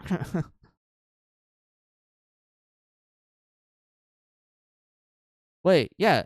It's not there. Wait, do I need to search it up? Hold on. Mua Masa the Demon Blade Hot Springs.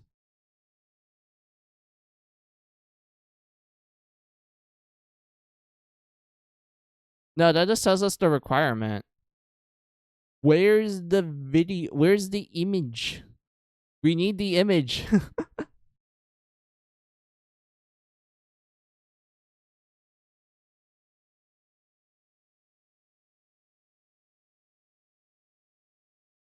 Wait, okay, wait. We found the images, but they're all videos though. Hold on a minute. Is there a way for us to get like a clear picture of it? Hold on. Open image. And will this work? Okay, yeah, this kind of works. Yeah, you have like the female general for like the guy character. You have shoot. I keep pressing the wrong thing.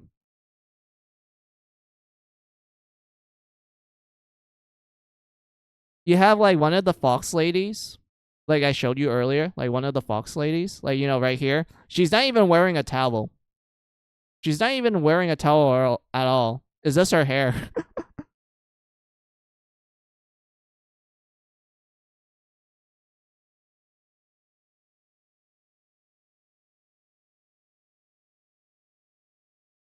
I see. Good. Don't wear one. Yeah. And then you have to wait. Hold on. Yeah, this is for one of the DLC characters, Stella. Wait a minute.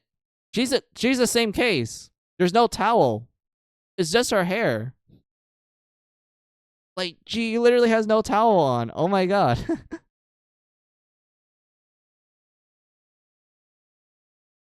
All right. What other female characters were there for the hot spring events? I need to make sure that I found most of them for you, Stella. Hold on. No, those are monkeys. Were they the only ones in there? Or was there like other ones? I'm trying to remember. That one does not count because that one was more of a joke one. Nope.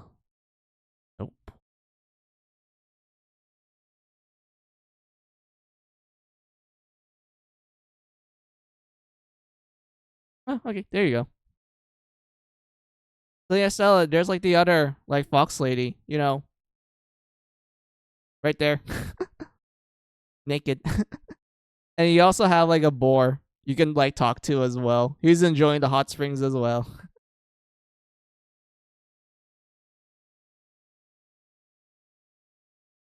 And whatnot. But like, yeah, like Stella, like, dude, if you were to play this game, I don't care which version, Wii, PS Vita, the new one that they announced and shit, you need to do the hot springs events. They're the best. They are hilarious, and you get a good amount of fan service on the side as well.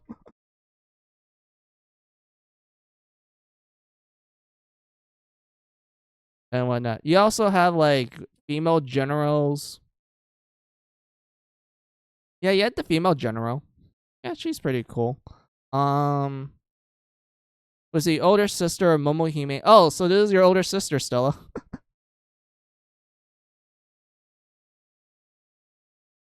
Yeah, Stella, this is your older sister. She has like one boob out for some reason. I mean, I guess it kind of makes sense because she's like using a bow and shit. But at the same time, my brain's like just a singular boob out. Damn. This goddamn. Also, she's riding like a skeleton horse too, so that's pretty cool. What other ones is there? Oh wait, she's like butt naked here. Well, kind of butt naked. Oh, I'm assuming like she's supposed to be like dead because she has like the little will of the wisp like surrounding her. So she's supposed to be like deceased. But at the same time, they're like, yeah, let's make her appear like, kind of naked. Sure, you might see her skeleton, but you can still see her human, like, flesh and stuff when she was alive and whatnot. But yeah, that's pretty neat. Actually, I like this art. I didn't see this at all. I'm like, damn, that's a really good like cover art for like a soundtrack. That's pretty cool.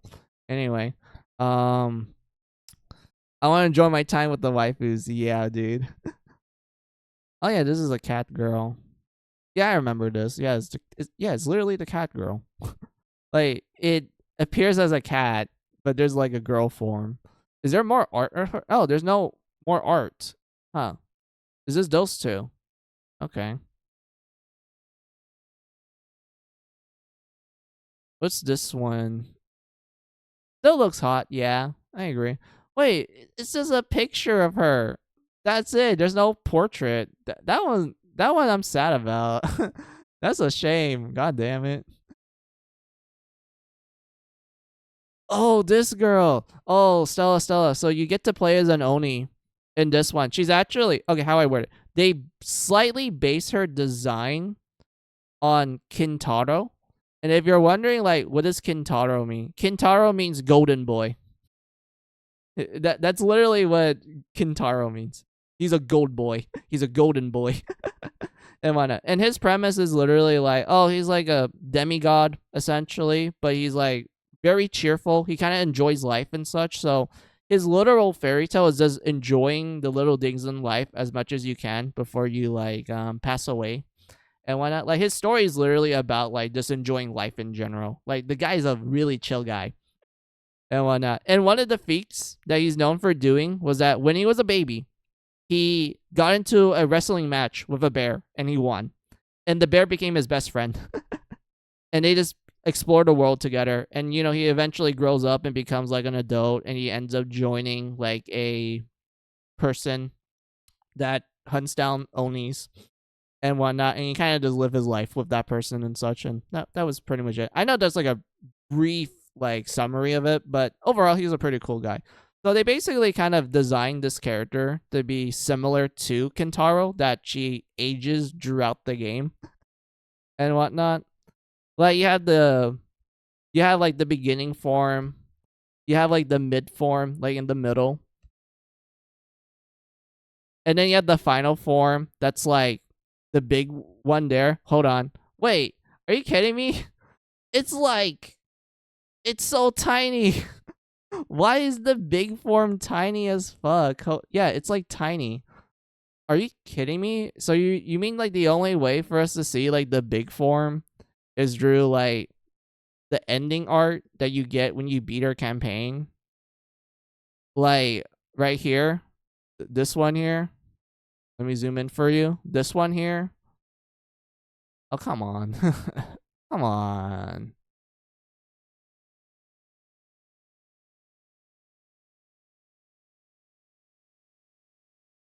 And whatnot. But yeah, this art is cute. But like, yeah, I actually like playing as her because she actually has a really cool mechanic where her different forms actually make you do different like play styles and such. So it's pretty awesome. But anyway, let's see. Who doesn't know who's one of the best MCs of the anime Golden Boy? It's such a great series. Yeah, Golden Boy is a really good series. I saw both the original OVA series and also the manga. If I remember correctly, it did got a manga and whatnot. I really enjoyed my time with Golden Boy. It was pretty cool. Anyway, it was continue on with like other games from them. And it looks kind of gay. I mean, yeah, like if you're not interested in like extremely muscular ladies, then yeah, I can see it can be in that category and whatnot. But yeah, what else is there? Oh yeah, like this game, Unicorn Overlord. Okay, how I describe this to you, Stella. Basically, this is a tactics game, and it's kind of similar to Fire Emblem if you ever play those games. But they decided like, hey, what should we do with the mechanics? They're like, okay, there's gonna be a support system where you can get along with people, and you're gonna get like a bunch of options of marriage for the main guy. The main guy is the blue hair guy. This one here. So he is going to have a lot of marriage options, and all of the girls are very attractive. Are you getting married to him? No, you're Stella, you're playing as this guy. But he's giving a huge list of marriage options, and all of them are very attractive girls, if that makes sense. Well, that's lame. What? You want to marry the guy? Because he's like the main guy. You're just following his story and such. And whatnot. Like, I mean, like, once you pick, like, one girl, then, like, you're pretty much set for life and such.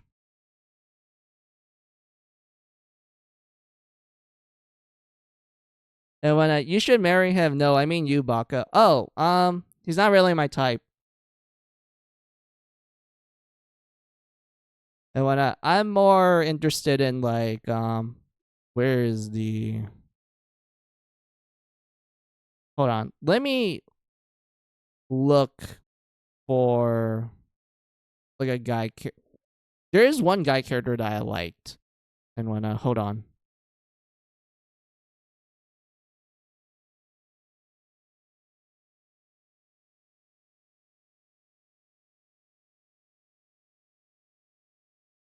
I'm more like this. I like a bit of an edgy guy. And when he would have been better if he had glasses. That's all. I do like his personality. Personality though. He was very. I would say this. He was the unit I used the most because he has so many good skills that actually helps you out, like trying to figure out the enemy strengths and weaknesses. And whatnot. He's like a really overall good character. But anyway, hey, that's besides the point, Stella. Was this focus? Sorry, was this focus on the girls? Since you know that's why we're here.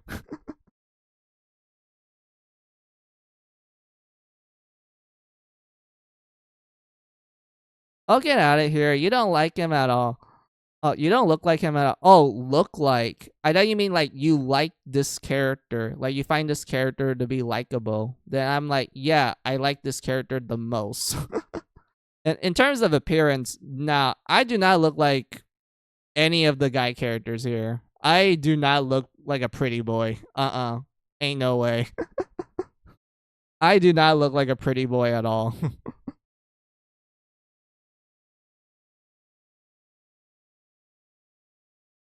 And whatnot. But yeah. God, let me like get more water.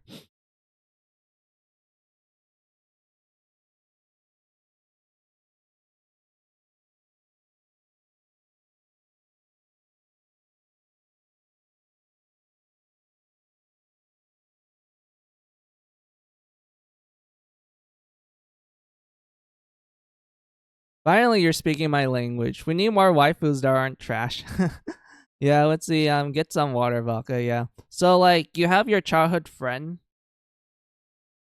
and whatnot. Like, how I would describe it, Stella. So she is meant to be like kind of your canon option if you feel like the other girls aren't for your taste. She's like the closest thing you get to like a canon choice and whatnot. So yeah, she's like the main heroine essentially, sort of thing. Like it's in those lines. And so she's like your childhood friend, like you know, very cute. She's like the healer and whatnot. So it's Stell, yeah, pretty much. You have hold on. Oh wait, that's your mom. My bad. I was like looking at her for a little bit. I was like, who was this character? Because she kind of leaves the story really early on. Oh yeah, this is your mom. Yeah, that's mom. Hold on. Oh wait. Hold on. So you have like a cousin. She's like your she's also like a romance option for you. And whatnot. And you wanna know the funny thing about it? Is that wait, hold on. When you actually play the game and you look at your cousin's sprite, like the actual sprite in game, like the in-game sprite, she literally looks like your mom. And I remember laughing my ass off about it because my friend was like, if you pick this character, what would that mean? Like, would that mean you miss your mom enough that you ended up falling in love with your cousin that happens to look like your mom? Like, does that mean you have mommy issues, or do you just really miss her a lot? Mostly because of like there was a tragic reason why mom is not in the picture anymore and whatnot. Like, what does that entail if you were to pick this like romantic option? Like, what does that mean? Like that sort of thing. Like we were kind of like just laughing about it because it's like, I mean, sure, I don't mind like an incest route because I find those routes to be very hilarious overall. Oh, but at the same time, my brain kind of went into like different ideas where it's like, wait, what would that actually mean if you were to pick her? I mean, like, what kind of son would forget his mom? Well, she kind of leaves early on in the story, so she's barely a present, if you ask me. Well, duh, she's exactly the mom. She's a splitting image of her. Yep. That means you're into moms, I guess. Wait a minute. Are you kidding me? This game was out for a long ass time, and there's only like one picture? Are you shitting me? Come on. Oh yeah, you have like an elf girl. Oh wait, Stella. There's like memes about the elf girl. Hold on. Let me see if I can find an elf meme.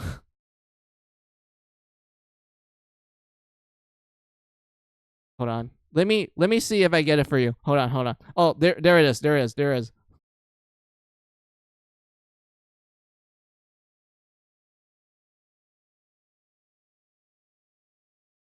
Oh, come on.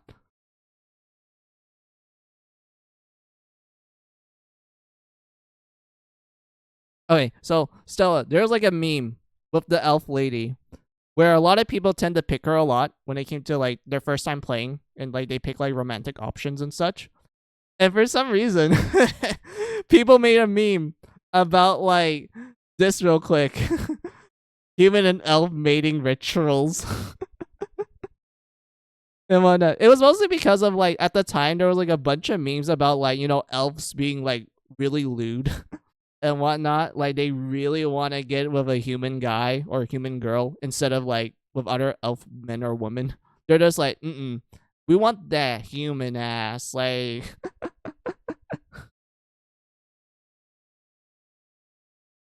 and whatnot. Was it incest is Wincest? Yeah, yeah, I do enjoy my incest route every now and then. Let's see. There's no guest bucko. You're into moms. See, Shanks get it. Yes, she's smart as hell. Bring that ass here, boy. Pretty much. Like, you get all kinds of funny shit like that. From the elf lady. And whatnot. But yeah, what other characters were there? Oh yeah, there's like the dark elf. She's like meant to be like the twin sister. And when you know, it's like the dark elf option. Like if you don't like the regular elf, then you pick the dark elf. You know, easy, simple. And whatnot. What other character? Damn, wait, hold on. Damn, there's so many female characters. Hold on.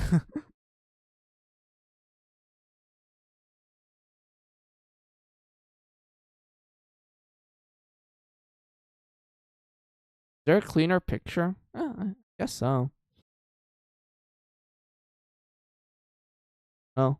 I'm not really sure what role she is in the story. I think she's supposed to be like one of the commanders for like the antagonist group. So I guess that's why they give her a lot more sharper like shapes. Like you can see right here.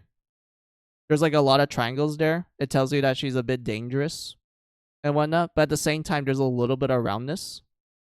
So that means there's a bit of a soft spot to her.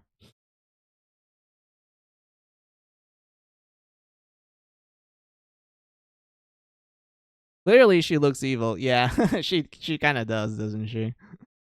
What else is there? Wait, is there really only one pic? Wait, hold on. Is there really one picture of this lady? Are you kidding me? I mean, it's a high definition picture. Because still, I was kind of afraid that the picture would be like, you know, blurry and whatnot. Like, is this like not a clean render? But this is actually a clean render, so that's pretty cool. Yeah, it's just like, this is a muscle mommy. Like, if you're into like muscle moms and whatnot, then I guess she's for you.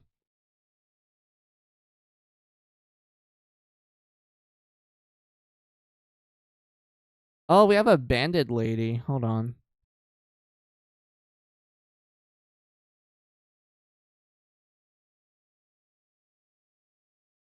Nah, she's for you. I don't really like muscle mommies that much.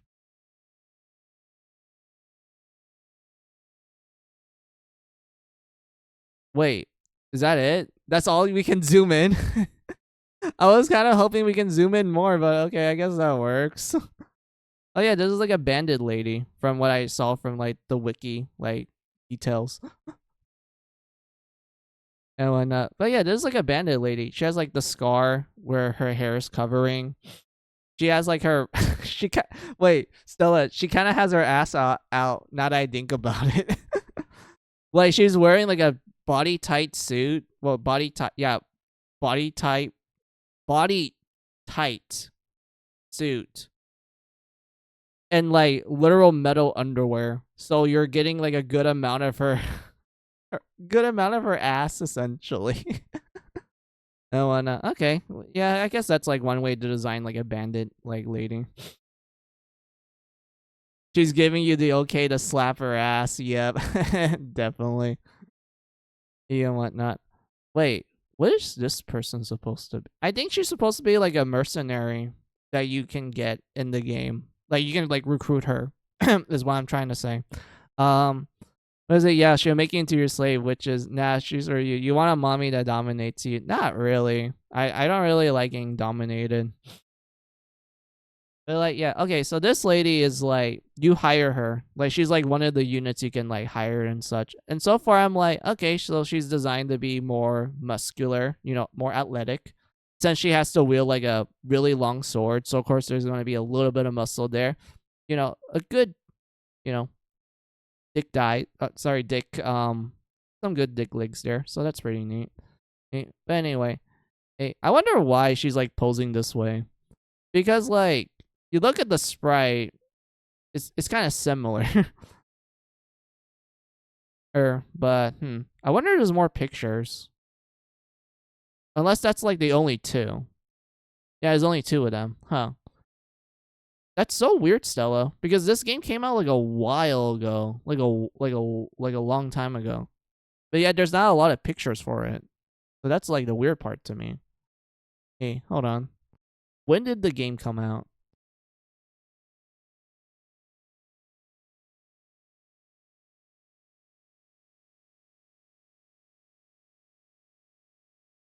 $2024. Okay, so it's been like 2 years. But Stella, I still feel like within 2 years, most people would like have a, you know, find pictures of a game that managed to get popular, because I know a lot of people play this game. Like this was a really popular game that when it came out. And like, you know, people were like going, "Oh, you need to play this game. Like I recommend this game if you like tactics games and such." Like, you know, it had like the power of word of mouth. Like it managed to hit a lot of popularity. Sure, it's not like Final Fantasy popular, but it managed to like, you know, stand on its own sort of thing. But I'm surprised that there's not a lot of pictures. Like I would have assumed within 2 years people will find like a bunch of pictures, but I guess not. Hold on. Wait, there's only one picture for this girl. Okay. She's like a blonde cutie, you know, like just has a bit of armor there, a good amount of like cleavage and such, you know, ponytail and such. I mean, it's like a okay design. Why not? Oh wait, she rides. Hold on. Oh, okay, so she's a flyer unit. So she rides on a griffin. Oh, that's why she's dressed really lightly. Because I just thought like, oh, they just give her shoulder pads and that's it. No, she's meant to dress lightly because she's on like a flying creature. So it makes it easier for her to like fly faster. Okay.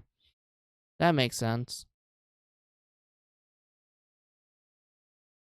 Let's see. Chloe. Oh, yeah, I remember her. She's also kind of like your childhood friend.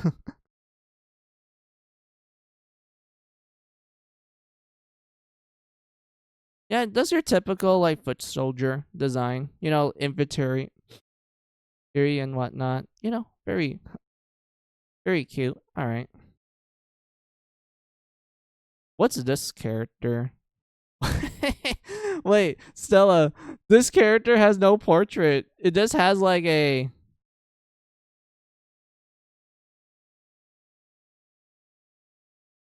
It just has the details, and that's it. This character, oh my god. I never heard of about it until today. I've been hearing about Genshin Impact and other games and such, and people love those games more. Or moving on. Well, the thing is that when it comes to popularity, it really depends on your niche and circles, essentially. Also, like, depending on what you search for and everything. Like, for example, for my case, I heard a lot about Unicorn Overlord because I follow more, like, strategy games stuff. So I was able to, like, get word of mouth of this rather easily. But I'm assuming that, like, if someone only played, like, gacha games and such, then they wouldn't really hear about this unless someone told them and everything. But, like, yeah. But I don't know. I remember this game was, like, winning awards and such. So it's kind of a case of, like, kind of had to be there sort of thing. But anyway, hey, like, I guess it really just boils down to, like, your search engine. But, like, yeah. Let's see. Oh, yeah, there's, like, a furry lady.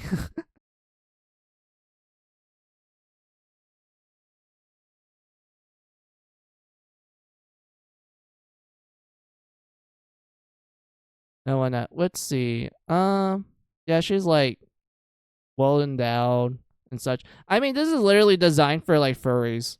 Like, let's be real. Like, if you're a furry person, then, like, yeah, there you go. But me personally, I'm kind of picky, to be honest.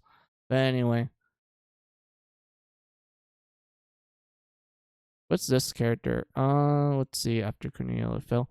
Oh, okay. So she's just like another character you can recruit, essentially. She's just another character you can recruit. All right. So she's also a flyer too. So we have a blonde flyer, and you have like a brunette one. Like, you know, she has more shorter hair compared to the blonde one, because the blonde one, she tied her hair into like a ponytail. This girl has like short hair, so it's like a little bit on the kind of.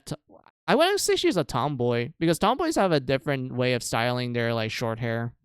So I guess it's just like she just wears short hair and that's it. But overall, it's like, blue color, brunette. I would say, yeah, good design overall. What about this one here? Let's see, the only unique wyvern. Right? Wait, so she's like the only character that rides a dragon. Hold on. Oh yeah, she's like decked out in chainmail, and so she uses she uses a spear, like a trident. Wait, it's literally like the actual wyvern riders in like Fire Emblem. Hold on, Fire Emblem wyvern rider Lance. Lance.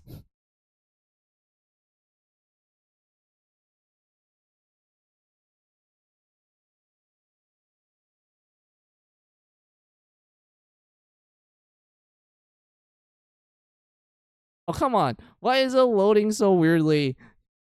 Yeah, it's like shit like this. Like, she really is a wyvern rider. Like, she would naturally fit into Fire Emblem. Because wyvern riders use like spears and lances as well, and she's like using one as like her main weapon, and she's like the only wyvern rider in the game. Okay, that's cool.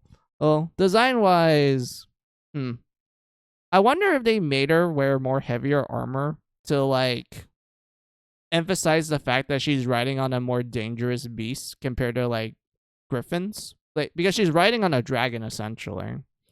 So I guess she needs like extra protection for it. That's mom.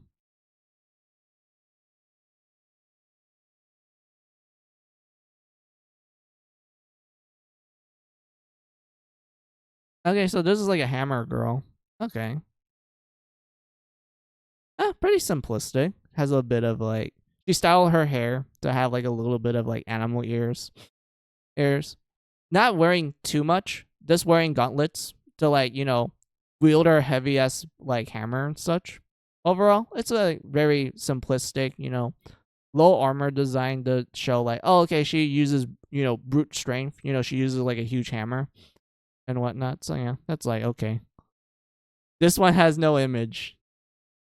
Wait, yeah, this one has no image. There's no point in me clicking on this one. Alright, what about this category here?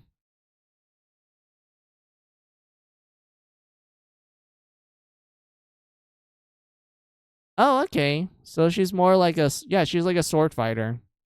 Like, you know, heavy emphasis on speed and such. Yeah, you can technically make her into like a fencer-like character. You know, just replace the sword of a rapier and she will fit naturally in it. She's even wearing lighter armor to kind of represent that. She's more of a speedy type of a character. She has a bit of a regal design as well. So she's like, you know, a little fancy and such. So yeah, that's pretty cool. Yeah, I like this design. This is a pretty nice design.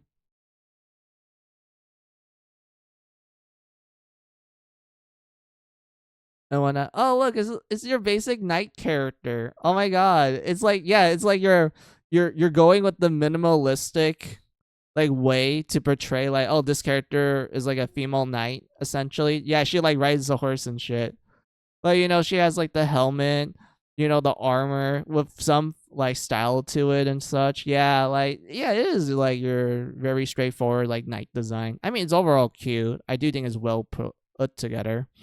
And whatnot. And this girl's like the same thing, but with darker colors. Yeah, it's just it's like the same character class. It's just darker colors. Her hair isn't long. It's more short. It's more curly, and whatnot. Yeah. Okay.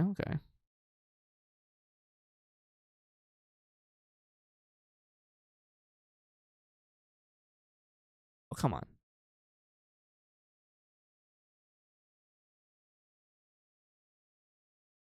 Let's see, Nina. Oh, okay. So she's the same case as the other girl who uses like the big hammer. She just has like a long ponytail with some braids in there. So okay, that's neat.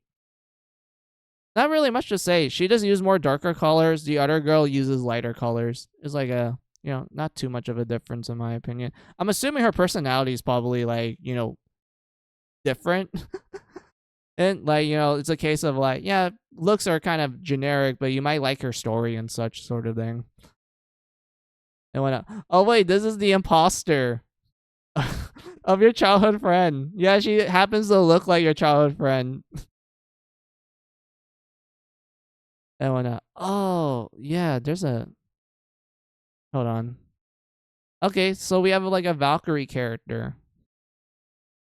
Like a character that's actually like a Valkyrie, you know, has the angel wings and such. Okay. So far, damn. Okay, so I guess they make up the fact that she's a little flat on the chest and just decided like, okay, we need to put an emphasis on her ass. And when you know that nice red color, it's like skin tight and whatnot. But like, yeah, overall, it's like I think it's okay. I think it's overall fine.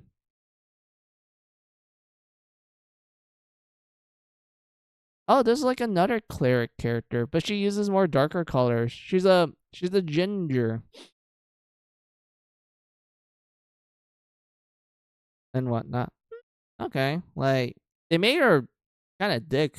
Now that I'm like looking at this, like her hips are. Hold on.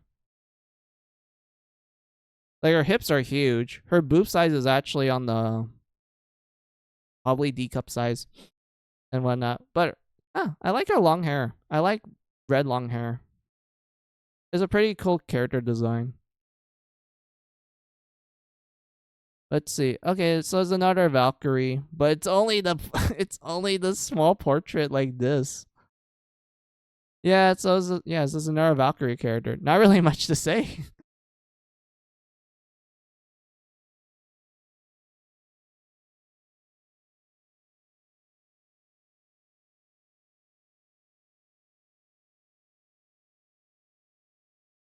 Let's see. Oh, okay. It's an owl lady. Like it's a literal owl, but as like, you know, as a furry, essentially. Okay. Hmm.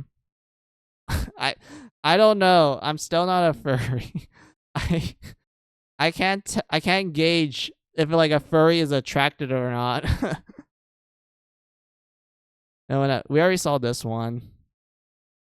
Saw that one. Okay, we have a shaman girl. Is this really like the only angle we got of her? I mean, it's fine. Like, hold on. I mean, she looks cool. It's like a shaman lady. Her breast is huge. I just noticed that. And she has like she has like the hip window. So that's pretty neat. Hip windows are awesome.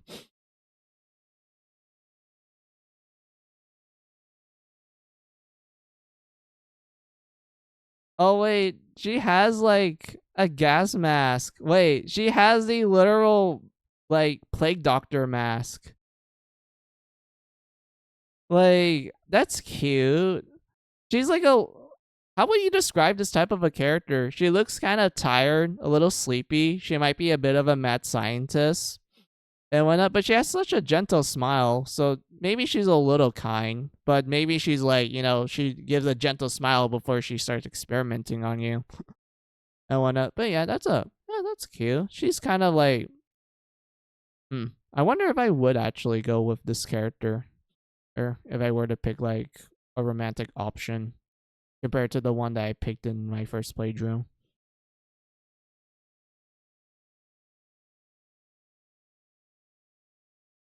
Let's see, more Valkyries. It's still just the portrait. It's not like a full body art. That's the cousin.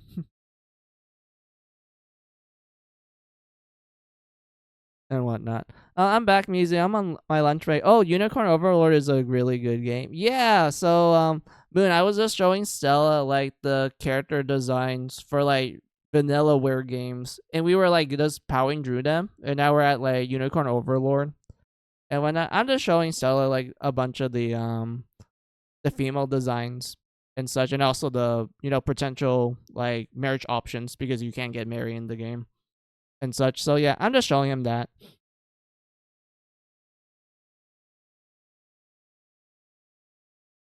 Oh, there's literally only 2 pictures. Are you kidding me? All right.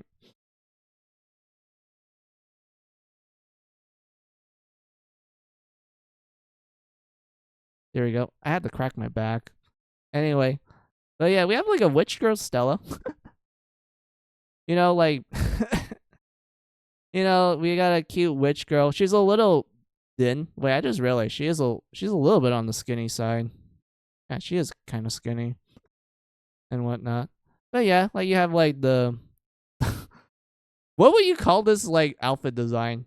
Like minimalistic bikini magic like armor or something. Not armor, like minimalistic magic bikini like equipment.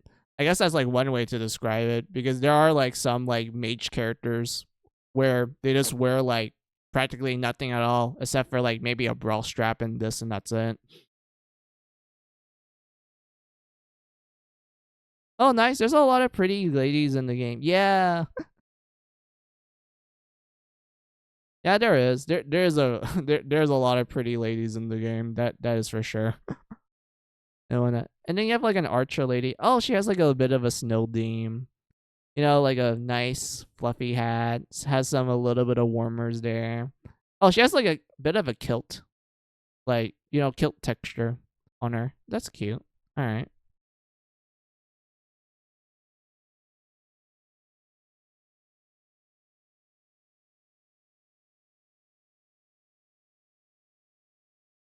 She's my favorite one. Oh, you like her the most? That's cool.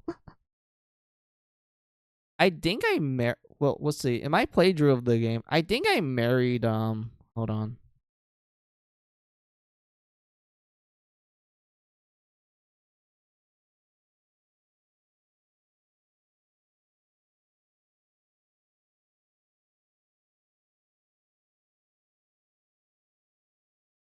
Wait.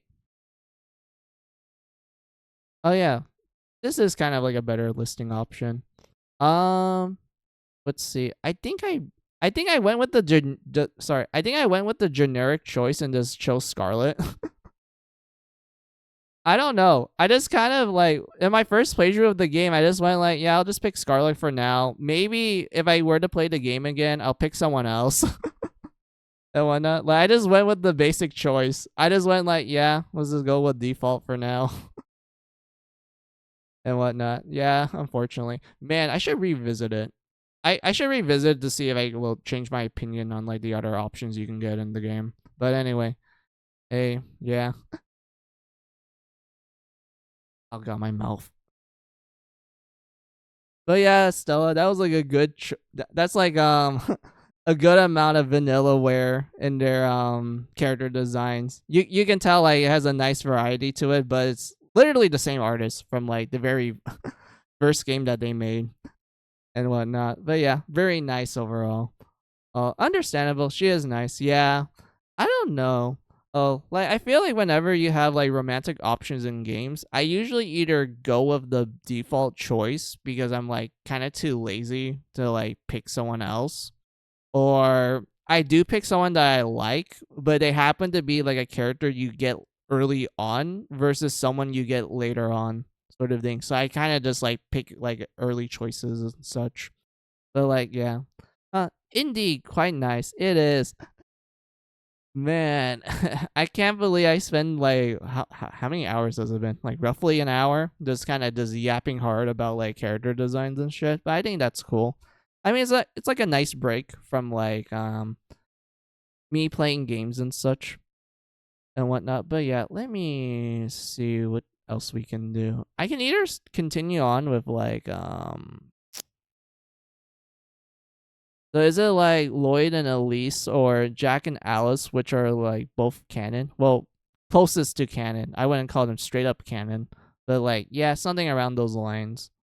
I tend to do that mostly because I'm kind of lazy, Stella. Like there's times when I just take the lazy route, and I just go with like yeah, I'll just go with the default option for the most part.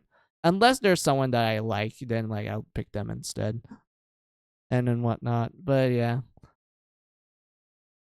I could still continue on with Fairy Fencer, or we can play some like random ass game.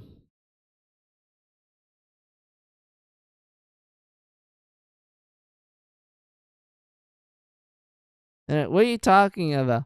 Oh, they are canon, Vodka. The game tells you that. If a game gives you multiple love interests, then I wouldn't call one canon unless the game it makes it very clear without telling you, by the way. It's more like hints that this one's probably the most likely like canon one, then like sure, will be like, yeah, that's the canon one.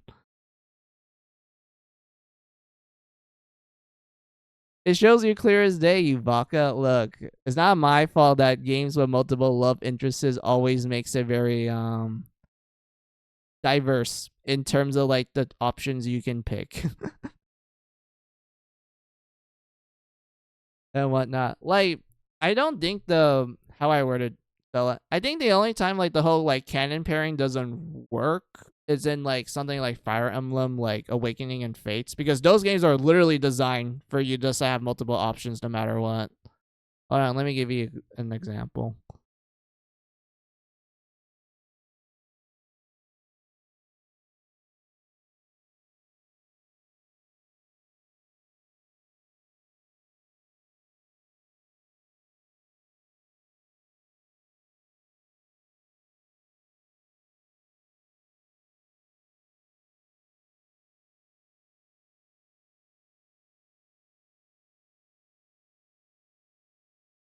Are we gonna have a problem? I don't think so, because like I think it's loading properly. That's what the game does, Baka. Well, sorry. There's some choices I think are better. And whatnot. Like, okay, Stella, take for example, like Crom from like Fire Emblem Awakening. So by a technicality, he is considered both. Well, I'll put it like this: there are two main characters in Awakening. You have Crom, who's like essentially your best friend, or he can be your husband if you pick the female Robin. Um, and whatnot. And then you have Robin, who's like, you know, you can be a guy or a girl.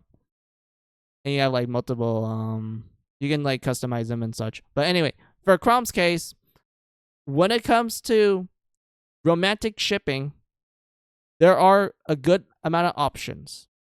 And I know that the one that's closest to him having a canon one is Sumiya, who is your first Pegasus Knight. This girl here. And if you're wondering why, Stella, it's because there is a cutscene early on in the game where she makes her appearance to like help Chrom out. And that cutscene is literally called Lovebirds. So that was kind of their hint to say like, hey, if you didn't pick the other options, then like Sumiya is probably the closest one you get to the canon like romantic route for Chrom and whatnot. So like, yeah, but if you ask me, I prefer to ship him with someone else because they make because how I word it. I prefer to ship him with someone else because I think he has better chemistry with the other characters than Sumiya. Like her conversation with him is kind of is a little on the bland side. I'm not gonna lie, it's kind of bland and whatnot. What does she look like? You what, Sumiya? I don't look like her. I wish I could look like that. I don't look like a pretty anime girl. Like I don't look like a pretty anime girl. I would love to look like that, but no. So you then? It depends. You do look like that, Vodka. Yeah, sure.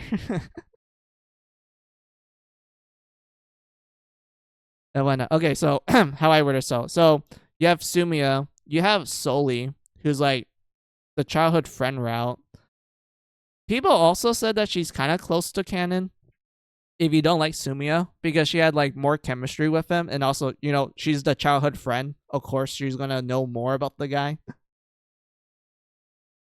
You also have like Maribel. Honestly, I really like Maribel. I love her personality. She's an absolute riot. Her conversations are just hilarious and whatnot. And if you're wondering, like, okay, she's like an Ajosama, like, what else is there to her personality? So she's an Ajosama character, but she's really close to Chrom's sister. This is what his sister looks like. Hold on. Where's Lisa? Oh, there it is.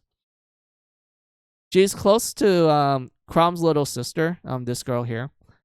And for the most part, Maribel kind of acts like a older sister figure towards her. And when it comes to her interactions with Chrom, it feels more like, how I word it, it's kind of like that scenario where it's like, oh, I'm alone with like my sibling's friend. I'm not sure how to talk to them. It's a little awkward sort of thing. Like it's that sort of feeling, if that makes sense. I'm not sure if any of you guys have siblings or not. I'm not gonna pry into you guys' personal life and such, but if you guys do have one and you have met like your siblings' friends before, then you're gonna have like that little awkward first interaction where it's like, I don't know how to I don't know how to talk to them. Like I just know that they're my sibling's friend and that's it.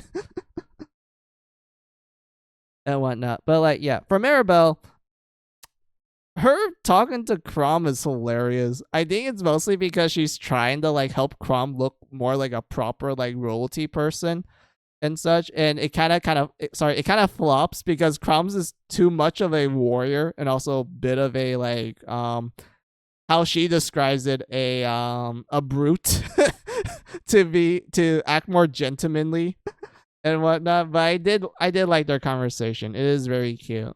And then you have like, you know, Robin Robin themselves.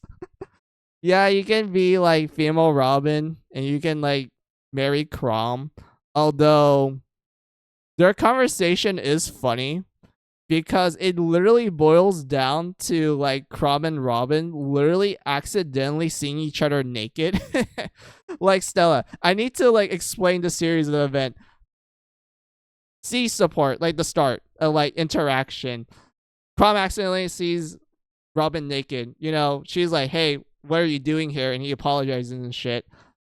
B, she walks in, accidentally sees him naked. And then they ended up getting into an argument about it. And then The A support is literally them apologizing and kind of like rekindling their friendship and whatnot. And also them kind of like slightly admitting, the keyword is slightly, by the way, still. It's not like full on confirming, but they kind of admit like, I do think you're like attractive. Like I do think you're like cute. Even though like, you know, it's kind of awkward after like, you know, accidentally seeing them naked, but you know, it's meant to be like a little bit like an awkward type of like scenario. Like, you know, it's a bit adorkable. I guess that's like the best way to describe it.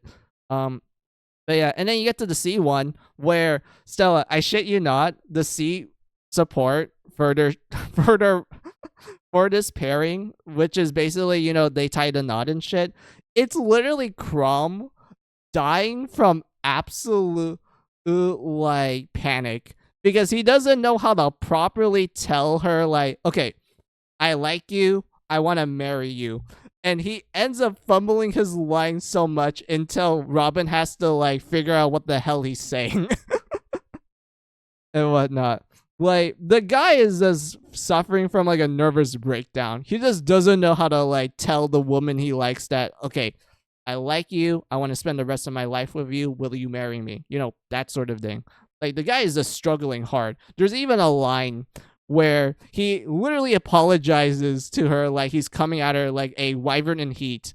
And there's a literal dialogue, like a literal part of the dialogue where he actually has to breathe in and out. Like, you know, he has to like calm himself. He has to like control his breathing in order for him to like, you know, cool down his mind. He's like, okay, I think I can say it.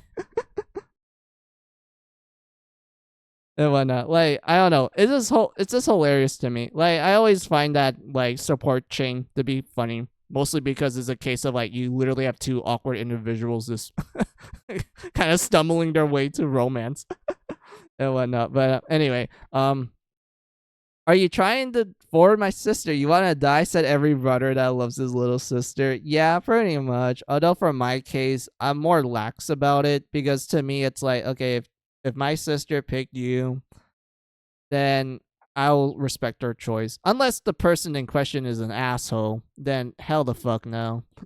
Oh, and whatnot. Like, I don't care if the person is a guy or girl or whatever. Like, if they're an asshole towards her, I ain't gonna support that. I'm gonna beat that person up and whatnot. But anyway, there's also like Olivia.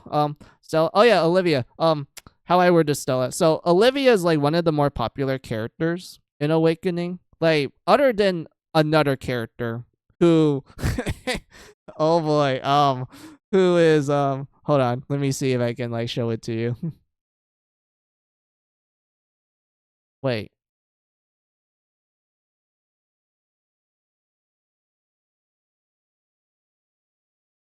Where is she? Where is she?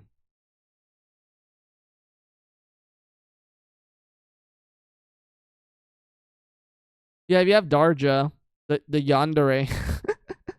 Like, I know Olivia and Darja are like the more popular characters from Awakening.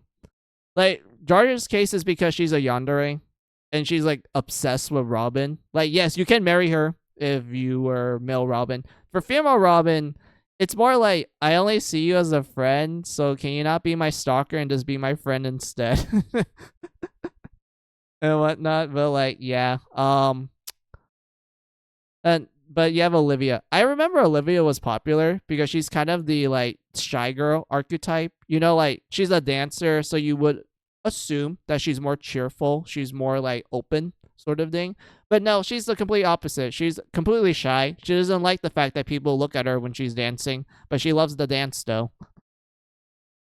And whatnot. And a good chunk of her like support conversations is literally like her friends trying to help her like be less sorry, it's literally her friends telling her advice to be less shy and such, you know, kind of help her like, you know, develop a little bit as like an individual sort of thing, you know, try to get her to be more like less nervous when she's like just talking to people and everything. But like, yeah, a lot of her conversations is literally just like it's literally just you helping this girl with like her shyness and such.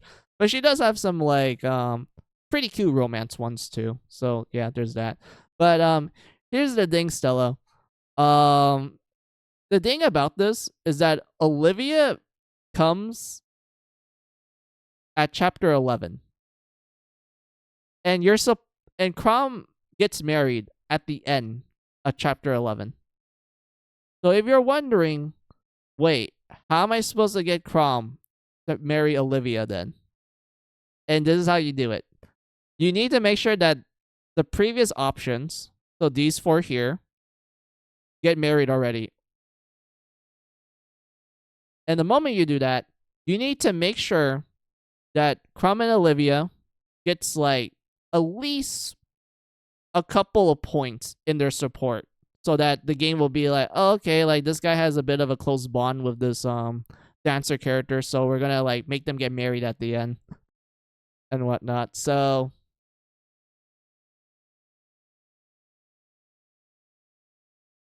because of that, you do have to like play that particular chapter a specific matter in order for Crom to like get married to Olivia.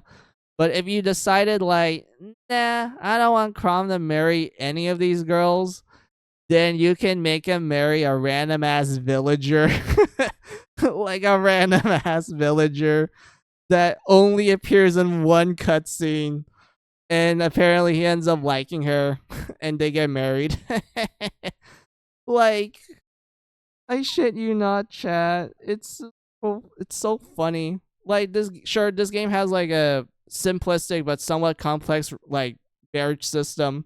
But I will forever laugh at the fact that Crom, if any of his previous love interests has already been taken and shit, he'll just marry this random NPC that you have never met before, and the game is like, yep, there you go. There you go, dude. Like, goddamn. And why not? But the point is, Stella, is that like, even in cases where you have like, you know, Crom that does have some form of like a canon pairing, the game still tells you like you can still make him marry everyone else, and they're still like a viable option. I mean, the only time that doesn't apply is like Robin, because let's be real, like Robin is meant to be designed to be like, yeah, anyone works. There's no canon route for Robin. Like you can just go with any option at that point. And then everyone else is just like, you know, whatever. You can just pair them whoever you want. It doesn't matter in the end. And everything. But like, yeah, the poor guy. Yep. And whatnot. Like that's kind of the thing about it, Moon. Because like, I'm not sure if you played Fire Emblem before, but when it comes to Awakening, there is like cool things that the game does, which they took inspiration from like my favorite Fire Emblem game of all time. This one here, Moon. Genealogy of the Holy War. This is my favorite Fire Emblem game. Like, one of my favorites. And if you're wondering, like, oh, is there a way for me to play it? There's an English patch. You can emulate it. That's the only way you can play the game. And whatnot. But I love Genealogy. And I think the reason why is because I love the premise where essentially the story is divided into 2 parts, where you play as a guy named Sigurd, who is the protagonist of the first half of the game. This guy here, this very attractive guy in the 90s anime art style and whatnot. And you play as his son in the second half. This is what his son is. Here you go. This is his son. And whatnot. I'm like a sucker for like games where the story is divided into like 2 generations, because like they usually do like a unique thing where it's like, oh, generation 1, you like kind of set everything up, and then you later on find out that, oh, some of the things you did in generation 1 does affect, you know, the second generation of how their story plays out. And whatnot. But what made Genealogy so unique is that in the first generation, you can actually pair people up to get married and such. The only people you can't do that for is for Sigurd and his sister, because they were already married to begin with. Like at the start of the game sort of thing, they already had like their canon ships essentially. So everyone else is fair game. And if you're wondering, like, okay, what happens if I don't do that? Like, what happens if I don't, like, pair these people up and such? So, what will happen is that when you enter the second half of the game, usually you would recruit the kids of the pairings that you did in the first half. But if you didn't do that, you will get a replacement character for them. Like, you get essentially a character that's meant to be just like, oh, hey, since you didn't make this person get married and have kids, then I'm here to be their substitute. I'm just here to be their substitute. And whatnot. And let's see, I only played Awakening, Birthright, Conquest on the 3DS and 3DS. Oh, okay, so you play most of the modern games. But so yeah. So I think you will like this one, Moon, because a lot of the mechanics that they introduced in Awakening and Birthright and Conquest, it's from this game.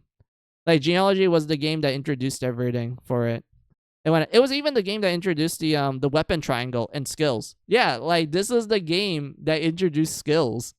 And when it's something that became like a staple for Fire Emblem and whatnot. Like, this is the original point, essentially, for like a lot of the modern like mechanics that you associate with like newer Fire Emblem games and whatnot. But like, yeah, is there like a listing for the characters? Hold on. Generation format, blah blah blah blah. The characters. There you go. Okay. Here.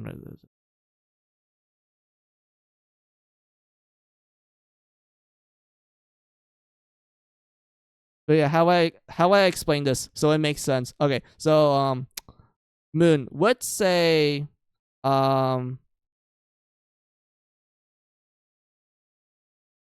the first generation you decided like, I'm not gonna let this guy get married, so he's not gonna have any kids. So instead of having like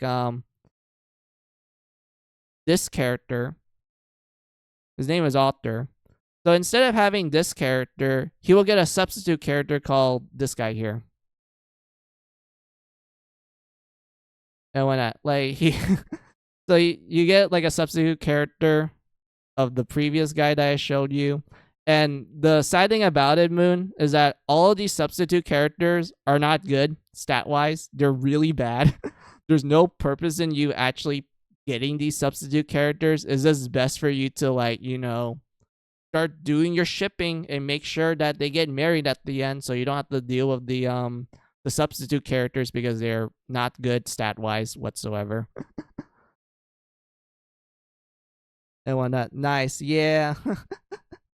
And everything. But yeah, there's like all kinds of like cool things I can kind of yap about out and such. But like, I'll just keep most of my points like simplistic. But yeah, anything you associate with like Awakening and Birthright, like the marriage system, the kid units and such, you can trace it back to here and whatnot. But I do enjoy some things about this game, which is the story. I honestly think the story for Genealogy is like one of the best ones for Fire Emblem. It's mostly because it's one of those stories where it's like, it looks like your typical like, lighthearted story until you play more of it and you get to the end of book 1, which is the first half, and then you kind of realize that, like, wait a minute, this isn't a happy ending. This isn't even a bittersweet ending either. It's a straight up bitter.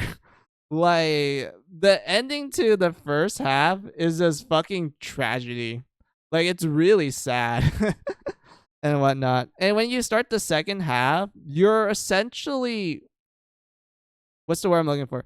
Essentially, in the second half, you learn from the kids themselves when like you listen to like their monologues and shit that after the events of the first half, the apocalypse essentially happened.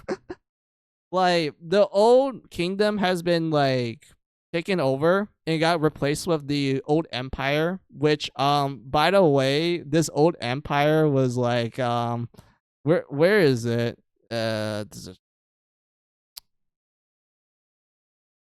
So the old empire was run by this guy here. An evil dark dragon. And the thing about this evil empire is that they really like sacrifices. More specifically, they like to sacrifice kids. So you learn from that big time skip between the first half and the second half that the Empire, they're back. They're just causing their usual shenanigans, and that almost every year a bunch of kids go missing and they all get sacrificed.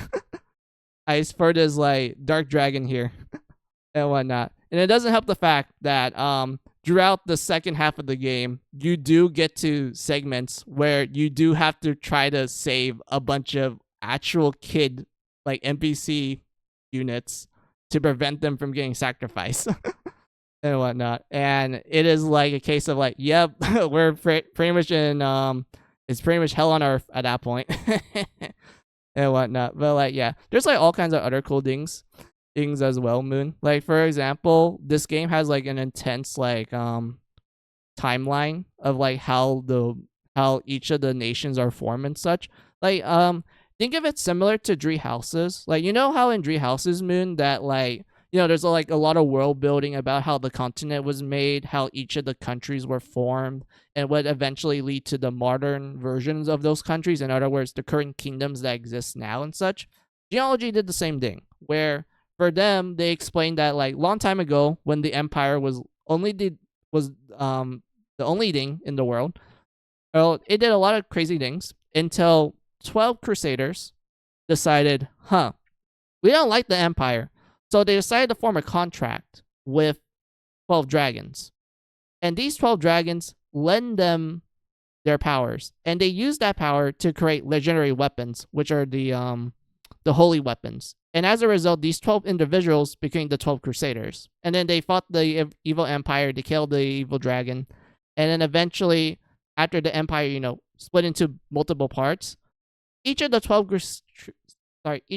crusaders decided like, hey, let's like rule one part of each of the continents essentially. So it eventually lead to like multiple kingdoms that were essentially formed by the 12 crusaders. And eventually the 12 crusaders were like, they will have kids, they will get married and such. And then eventually anyone that has the holy blood, in other words, they're able to use the weapons, they're usually appointed to be like the leaders of the countries and such. And then eventually you get to like the plot of genealogy where they're like, oh, hey, I don't think it's like a good idea to put a heavy emphasis on like, holy blood to be like the determining factor to like rule a country and such.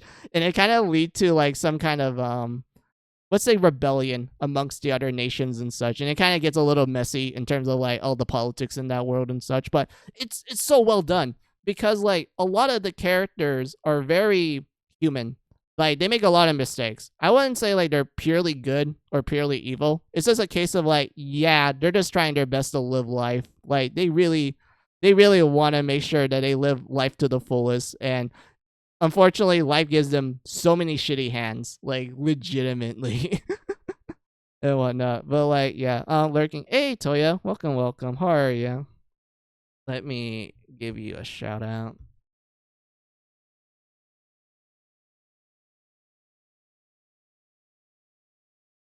All right, there you go.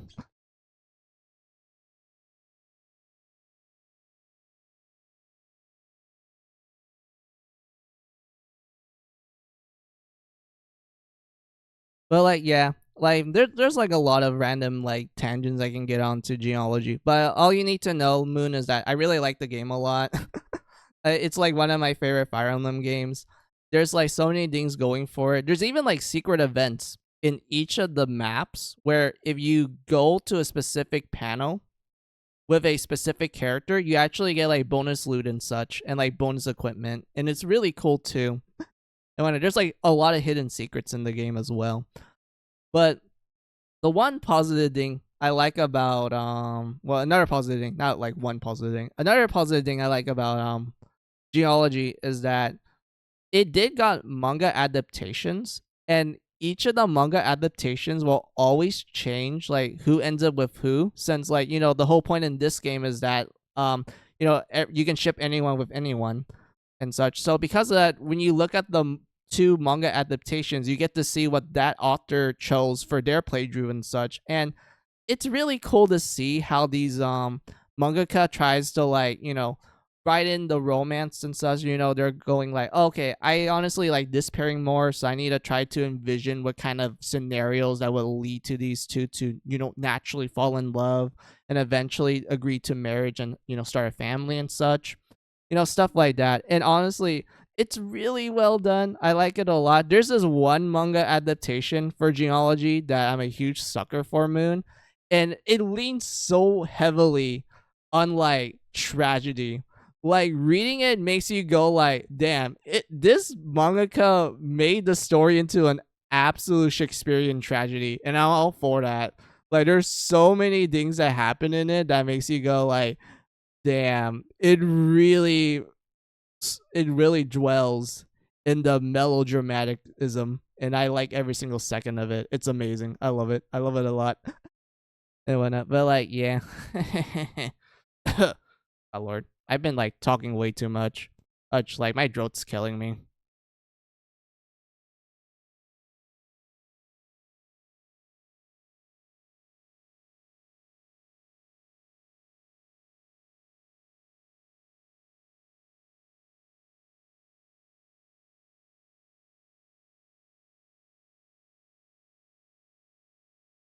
But yeah, I guess I'm done with yapping for now. Oh my god, it's so funny how I just get into like random tangents once you guys give me like an opportunity just to like I get spit roll a bunch of like different things to talk about. Like I just go into like a huge ass tangent about a lot of things, but I guess that's just what makes me me. But still, I do appreciate you guys just like listening to me and just listen to my like yaps as usual and whatnot. Let's see. Hmm. Should I play it? Should I play games more, or should I be like, we can like do something else, sort of thing? I don't know. Oh, let's see. It's nice to listen to everything you know about the games. Yeah, that's true, Moon. You're not wrong with that. Because when it comes to like, I guess like specific games that I enjoy, I tend just to like talk a lot of it for some reason. Like I don't know why. Like I guess that's because I'm just passionate about it, so it just leads to me like just talking like that. But like, yeah. I do appreciate you guys going like, oh yeah, that's cool that you're like able to talk about these things. It's amazing, sort of thing. Like, yeah, I'm glad that you guys think that way. I do appreciate it. I do appreciate it a lot. Um,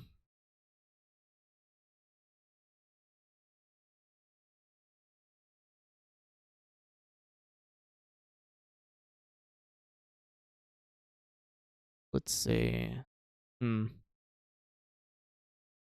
what time is it right now for me? It's like, oh, hmm.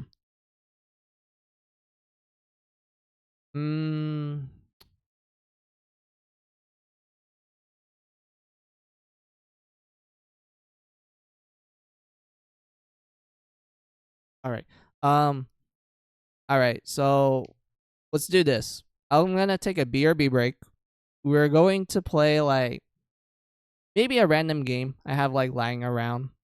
We'll play that for like maybe 30 minutes, and then I need to like wrap everything up because I do need to like start preparing dinner and such. So like yeah, that does sound like a good like end plan to like end off stream and such. So we're gonna do like a BRB break since like you guys know I've been like yapping really hard for like the last 2 hours and shit. So because I really do need to like take a break, get more water, use the restroom, get a snack and such. So yeah, all right. So we're gonna do a BRB break. So take this as you guys' opportunity for your own BRB break. Get a snack, get a drink, use the restroom. I'll be right back.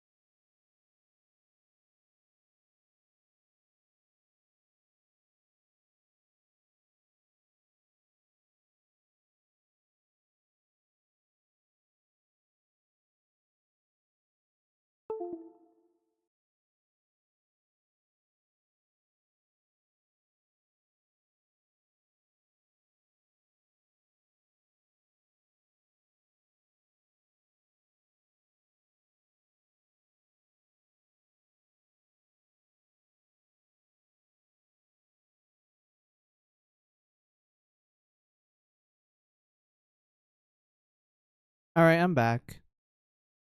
You know what? Let's wrap stream up with some PlayStation 3 games. Just let me set it up real fast. I have all the wires prepared. I just need to plug it in.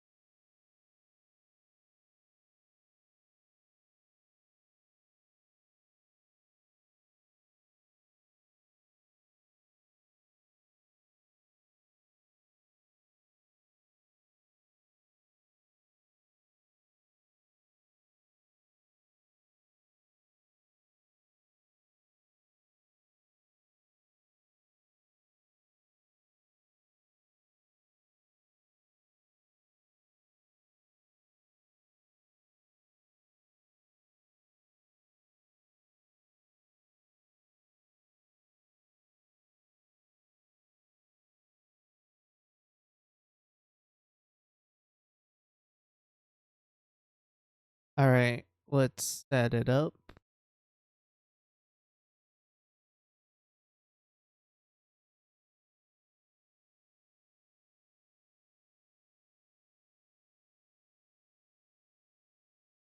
Welcome back. Yeah, I'm back.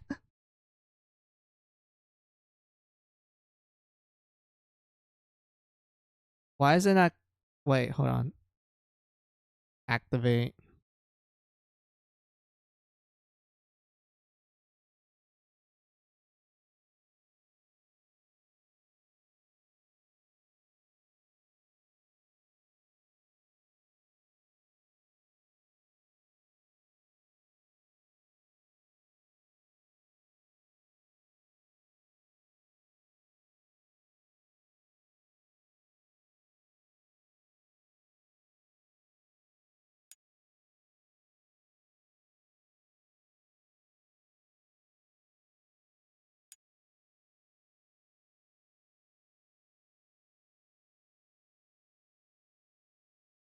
Alright, let's play some...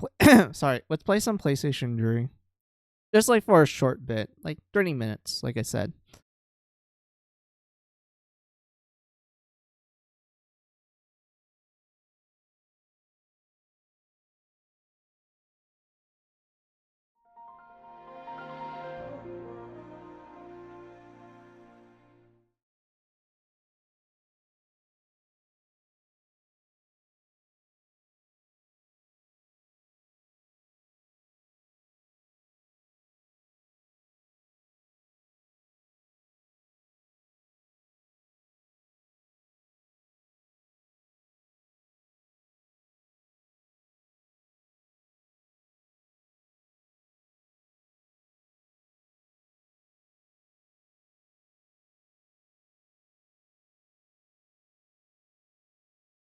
Hmm.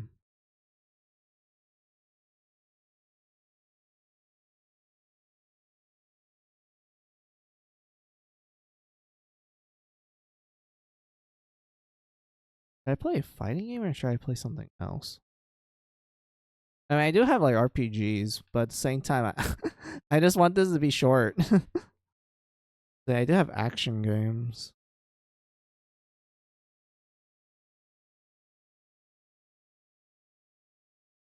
No, I don't want to play shooter right now.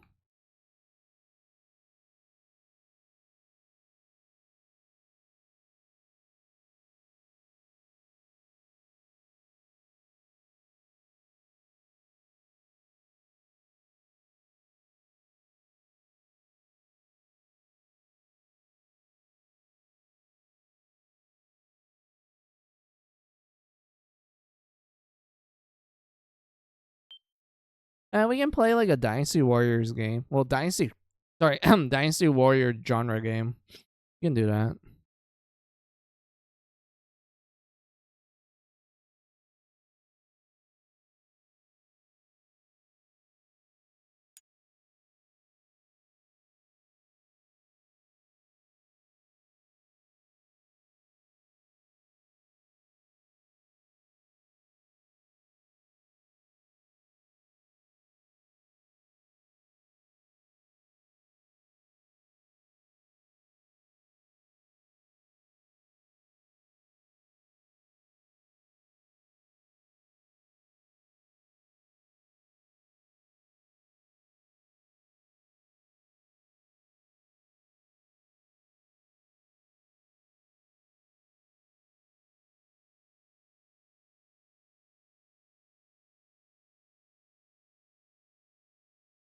Let's see. All right.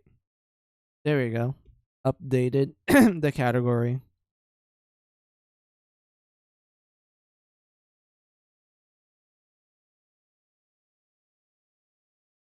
Oh yeah, I forget that like the PlayStation 3 turns off and on the capture card when you load the game. Is this how it is? Because of how I'm how my how like how would I word it? Because of how the capture card works for me. So I need to like do this and that. Like, I have to like turn it on, turn it back on.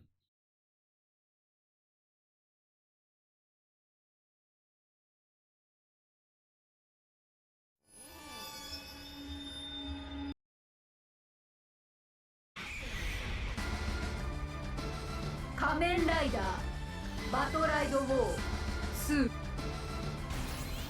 Oh yeah, I guess I kind of had to explain this for like anyone else in chat that that that didn't see me play this before. Okay, so so this is Kamen Rider Battleride War 2. It's the second game to the Kamen Rider Battleride War series, which is essentially a series of Dynasty Warrior like games based on Kamen Rider. And to anyone that's like, what's a Kamen Rider? Kamen Rider is a tokusatsu TV show where the basic idea is that if any of you 90s kids grew up with like Power Rangers, you know, if you're like a Western person, if you know what Power Rangers is, then Kamen Rider is essentially that, but Kamen Rider came out first, and it was the basis that Power Ranger is based on. So in other words, you can see Kamen Rider as like the OG, you know, like Power Ranger essentially. Like this is the show that actually led to the well, it's one of the forefathers of the tokusatsu genre of TV shows, which is essentially, you know, people wearing like, you know, suits, and it's like action packed, it's a little cheesy. You know, there's like explosions and such. Sometimes there's like a Megazord and such, you know, stuff like that. That's essentially what tokusatsu is. And Kamen Rider was one of the forefathers that led to the creation of the genre. So, what about the game though? Like, what is this game about? Like, what is these games about? So basically, like I said, it's basically a Dynasty Warriors game, but with Kamen Rider. So you get to play as the different riders throughout the ages. More specifically, it is based on the Heisei period of Kamen Rider, which, if you guys need context, the Heisei period is a time period in Japan, because in Japan, the way how they label time periods is based on the emperor's name. Like, for example, the previous era of the Heisei period, which was like the early 90s to like the 1950s, like around that range, that was the Showa era of Japan. So it was based on Emperor Showa at the time. For Heisei, it was the if I remember correctly, Heisei was 1980s to 2019, I believe. I hope I'm getting that right. So that was the Heisei period. And this game is based on the Heisei riders. Also, let me see what we wrote down real quick. Gotta go back to work now. I'll be working. No problem, Moon. I hope work goes well for you, and I do appreciate you stopping by for your second break. I do appreciate it and whatnot. But yeah, where was I? I need to go back to topic. So the Heisei period was essentially like the second generation of Kamen Rider, because Kamen Rider started in the Showa era was the 70s. Like it ended around the 70s. My bad. So the Showa era of Kamen Rider, where it started. So Kamen Rider started in 1971. That was the Showa era, and there was a bunch of TV shows. Like you have the original run that was 1971 to like sometime, I don't remember what year it was. You have like Kamen Rider Black, Kamen Rider X, Kamen Rider or Super, etc. Like what I'm trying to say is that the Showa era had a lot of Kamen Riders along with the original rider that appeared in 1971. Then you get to the Showa era. The Showa era was meant to be like this revival of the franchise, because they didn't have a Kamen Rider show for quite some time after the last one. So because of that, in 2000, if I remember correctly, or was it 1999? Wait, let me check what Kuga came out. Hold on.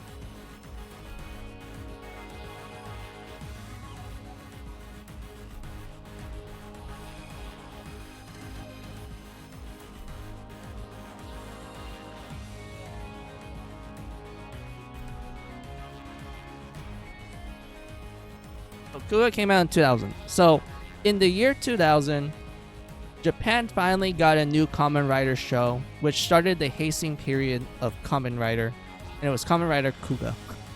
And that one was a massive success that it eventually led, like I said, it revived the franchise. So because of it led to a lot of shows and series to be made in Kamen Rider during the Heisei period. For example, we have Kuga, then we got Agito. You have my boy Ryuki. Let me see if I can show you guys the riders. Oh, oops. I pressed the wrong button. I'm supposed to press the circle button, not the X button.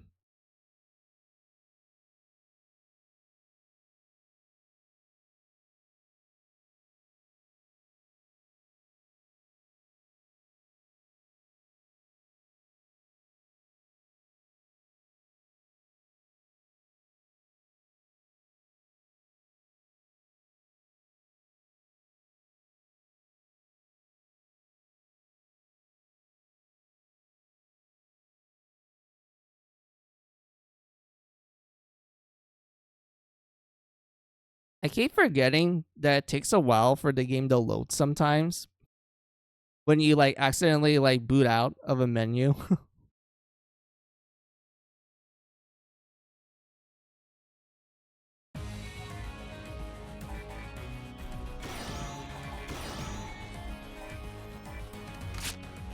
Okay, so we'll start from the very top, like the start of the Heisei period. So you have Kuga.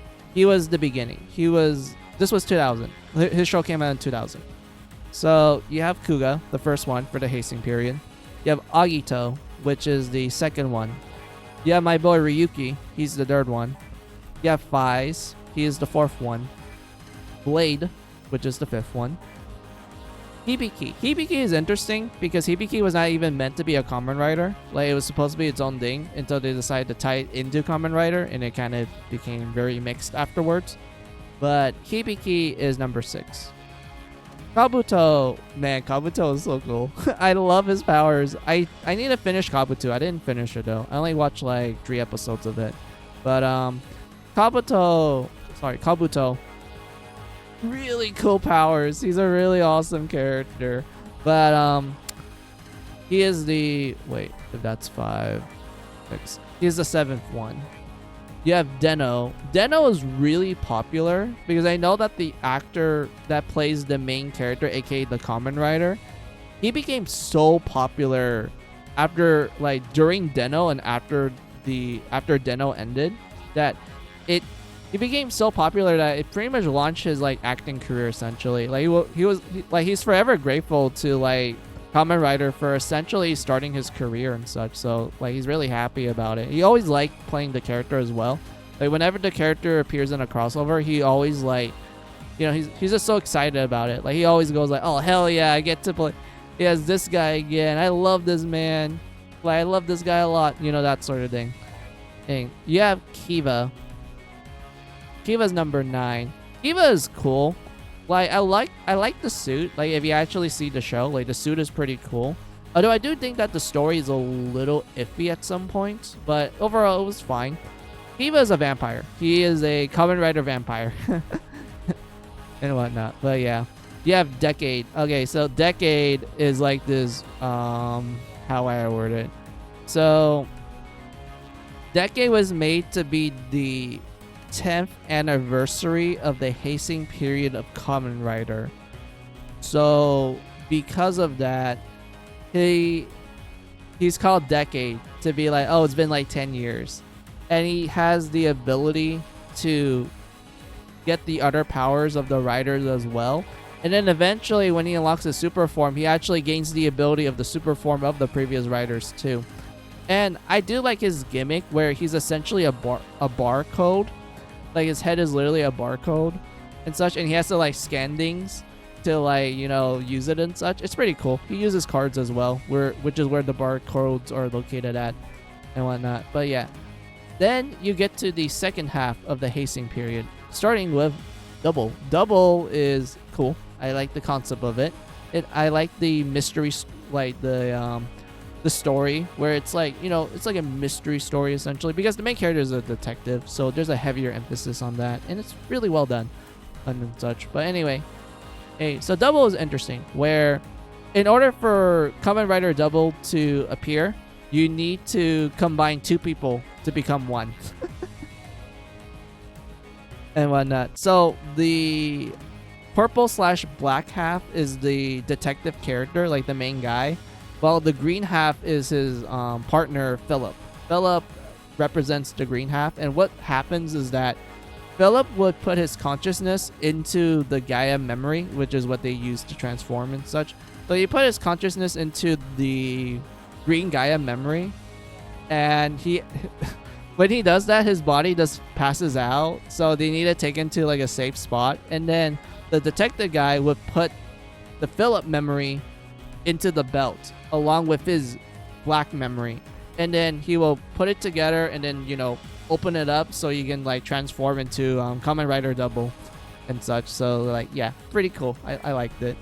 And also, if you guys are wondering like, why are you calling it Double? There's a W. Shouldn't you call it W? I'm like, no, because it's actually pronounced double. It's meant to be a joke. It's meant to be a pun. Because the word W sounds like the word double if you were to like say it in a Japanese accent, essentially. If you try to say double W in like if you say in katakana, in other words, like you know, you say it in a Japanese accent sort of thing, it sounds like double. And whatnot. But yeah. You have O's. Like, not ooh. It's pronounced O's. So, O's is, how I word it? Basically, he needs to collect coins to, like, transform, like, where his belt is. He has to insert the coins into the belt, and then he has to scan the coins to transform. And there's a heavy emphasis on, like, coin collecting in this one, because every time he beats an enemy, he gets like coins that he has to use to like power up his abilities and such. He even gets like different forms depending on the different like coin combinations that he gets in the battles, and it's pretty cool. I liked it. Then you have Forze. Forze is cool. It's space theme, so they made his character to look like a spaceship. Of all things, like, yeah, he's literally a living spaceship essentially. And his gimmick is that he has these like astral switches, which is on his belt, and he can insert different switches to like get different weapons and such. Like, he's one of the few Kamen Riders that actually has a huge arsenal compared to the other riders. And his story is pretty cool. It's more teenage rebellion, it's more lighthearted. There's a reason why for that. Was because Forze came out during the tragic tsunami and earthquake in Japan, like back then. And when it came to Forze, they wanted to make the show more lighthearted. There's a heavier emphasis on like hope and, you know, like, hey, Like, I know you're in a tough place and all, but we got you back. Like, you know, it's meant to be more encouraging in a way, you know, that sort of thing. So because of that, Force ends up becoming a really popular series in Japan. It rekindled the hope that the Japanese people lost during these two tragedy events. And because of that, Force is pretty much like a very lighthearted Kamen Rider show compared to the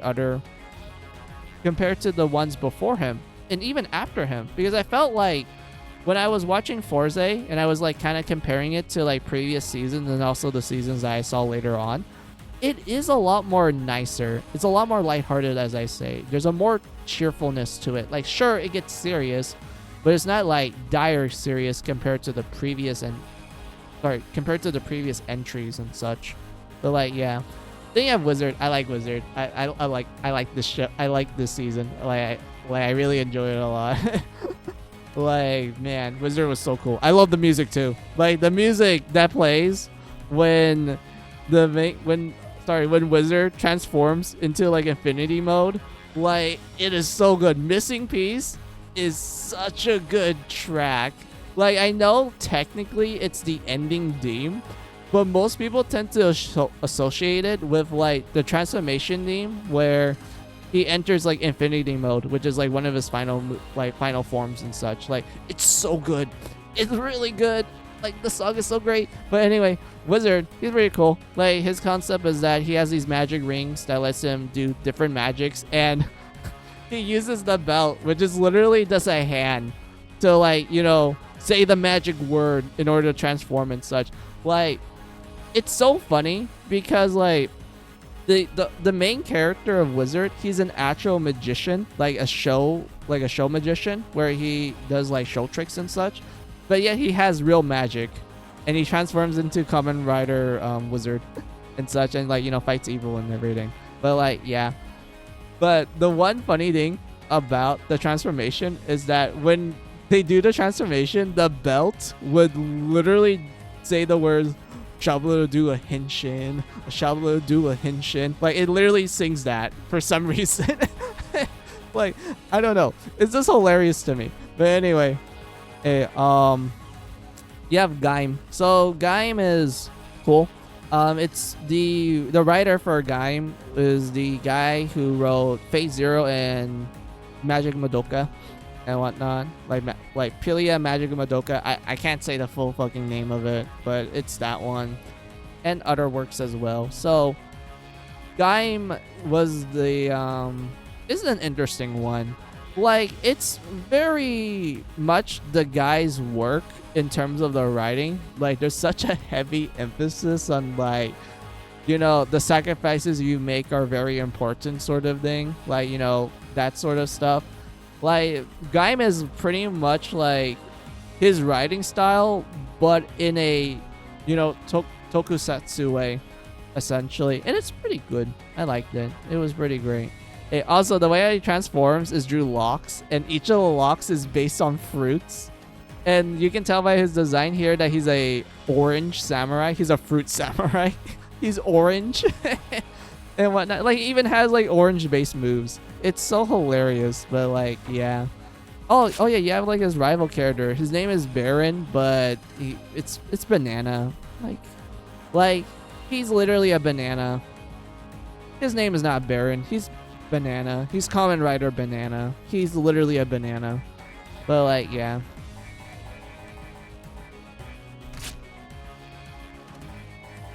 So yeah, we can do like one level and then I'll just call off stream there. Man, I've been like yapping hard. I kind of want to do this because I need to unlock some of the riders like figurines, because they unlock a special figurine at like level 50. So because of that, I'm like, okay, probably have to start working my way up with some of them, because I like, you guys can tell like this is like kind of a fresh save file. So because of that, it's like, yep, I haven't completed the game yet. I didn't finish the story, so I didn't unlock all the other side characters yet and whatnot. But everyone else, I managed to get to their max levels because I did find out a way to like grind levels more faster, and also area, like a mission that's really easy to grind in. So yeah, I kind of like took my sweet time and such, but I do need to do him because some of his figurines are very important if I'm doing a specific like build and everything. So yeah, I need to do him.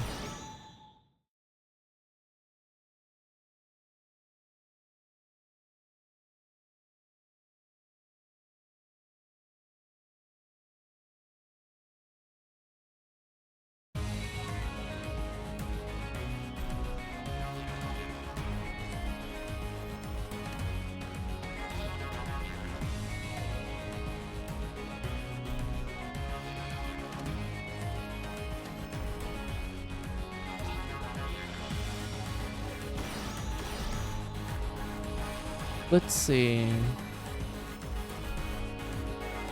I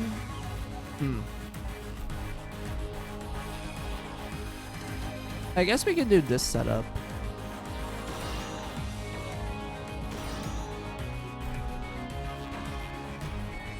Or we can do this one. This one, I would say, like, we can, like, pretty much one-shot a lot of things because we do ridiculous amounts of damage with this setup.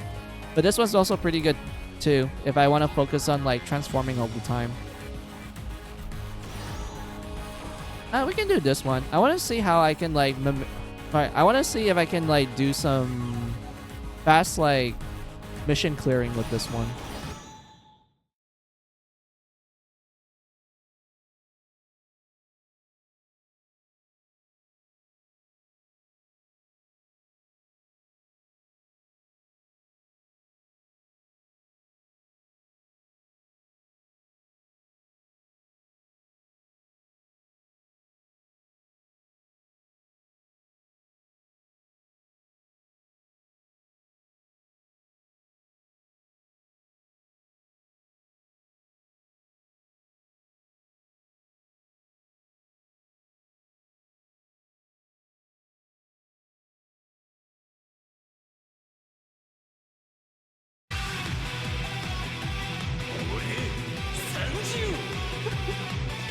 Alright, let's go. Yeah. This setup will let us just one-shot the enemies. Because if I didn't have this setup, then like all the enemies will actually take a little bit of a while to kill.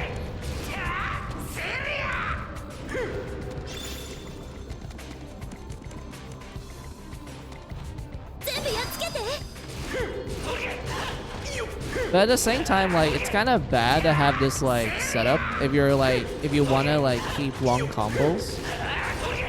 Because you have to be, like, a lot more,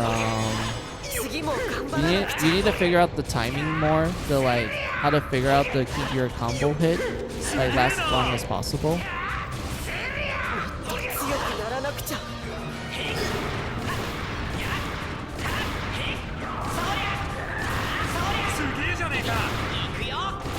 But it does clear like levels pretty quickly too, especially if the level is just like you fighting a singular boss.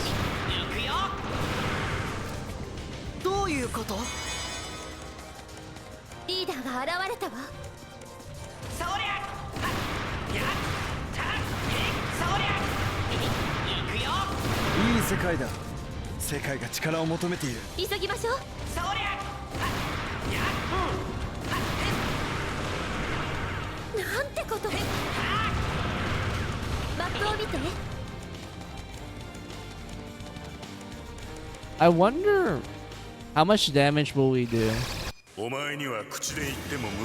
to the boss. Like, I'm really curious if we can like one shot him and such because of this setup.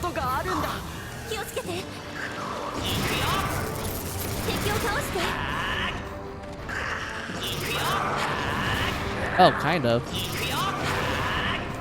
It takes 2 shots to kill him.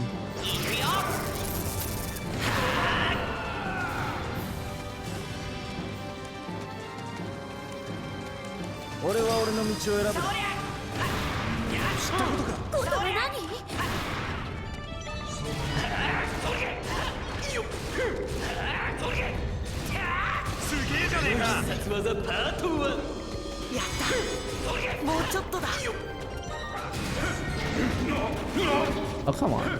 I was kind of hoping that I could do like some kind of cool combo while swapping around the characters, but I guess not.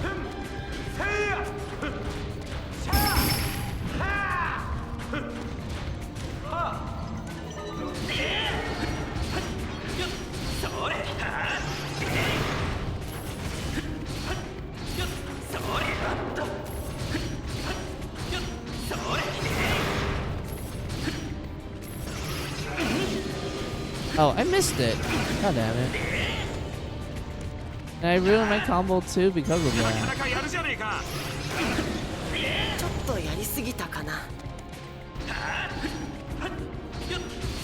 Where's the other form? There we go.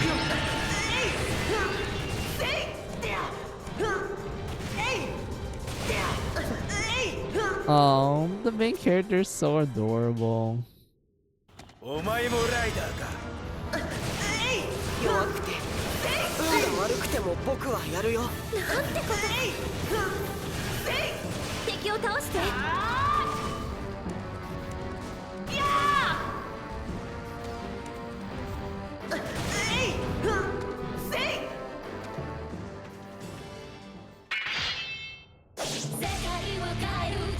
And then we're at the end of the mission.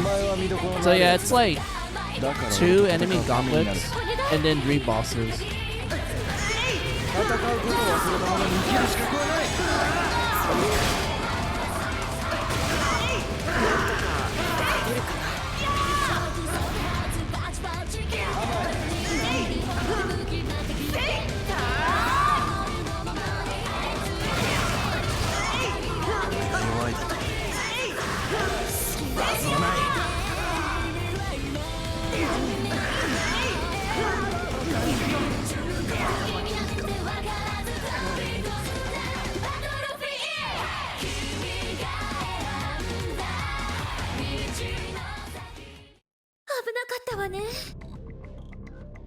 I'm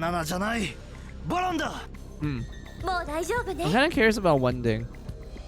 Would Ryuki suit well? Sorry, would Ryuki fit well with that setup that we did?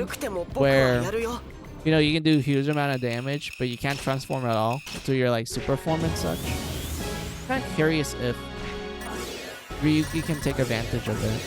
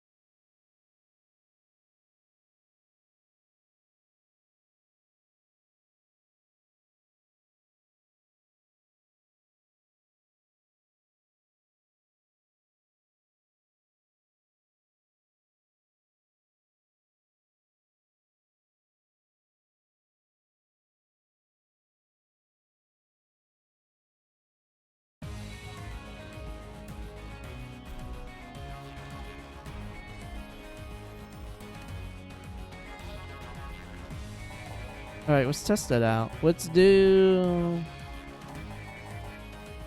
I think this was a long level, so let's do a short one, like something like this.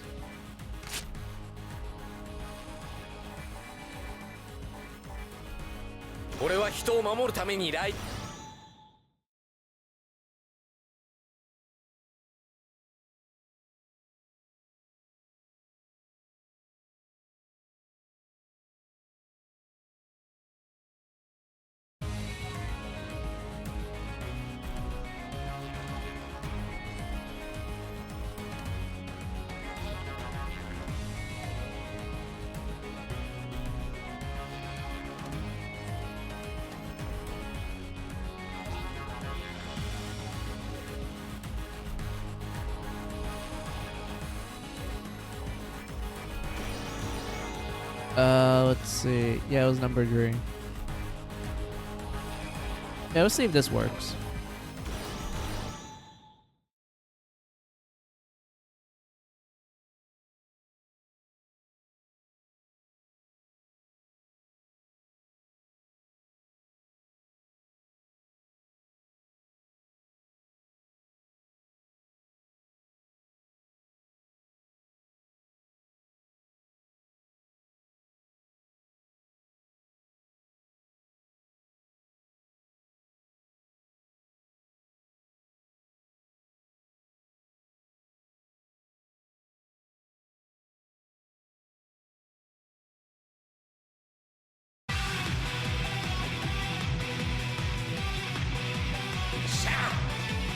気？行くぜ。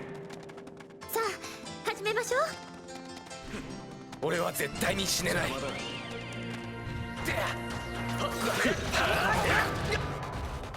Okay, does a good amount of damage.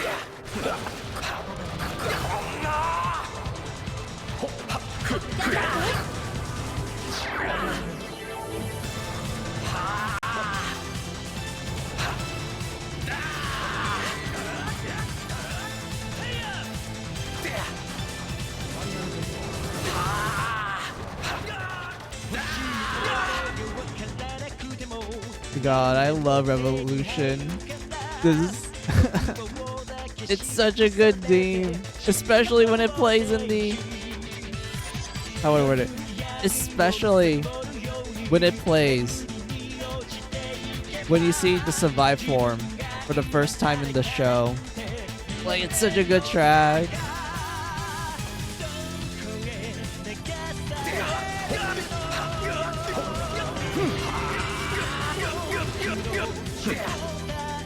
Oh, he's still alive.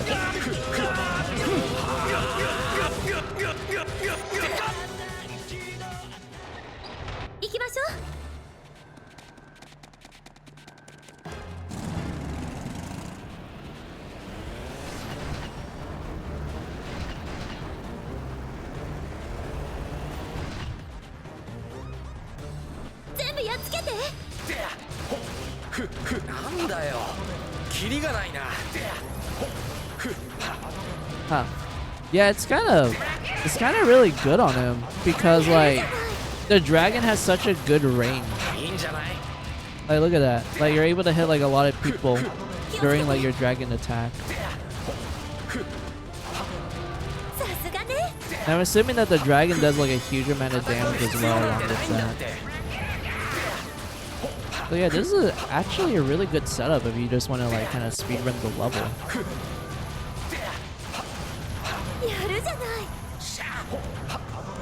Yosh. もう大丈夫ね。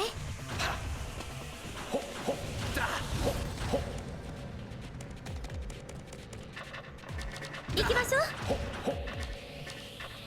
今度はなんだよ。こんなのって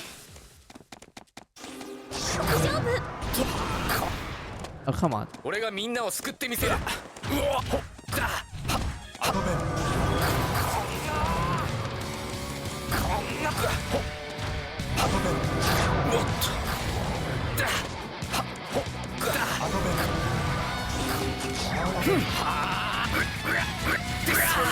There we go. いつか戦いを止めてみせる。ありがとう。まあ、ざっとこんなもんかな。Yeah, this setup is kind of broken. Like, if you pair, like you guys notice, like if you pair it with a certain rider and their moveset, it does annihilate everything.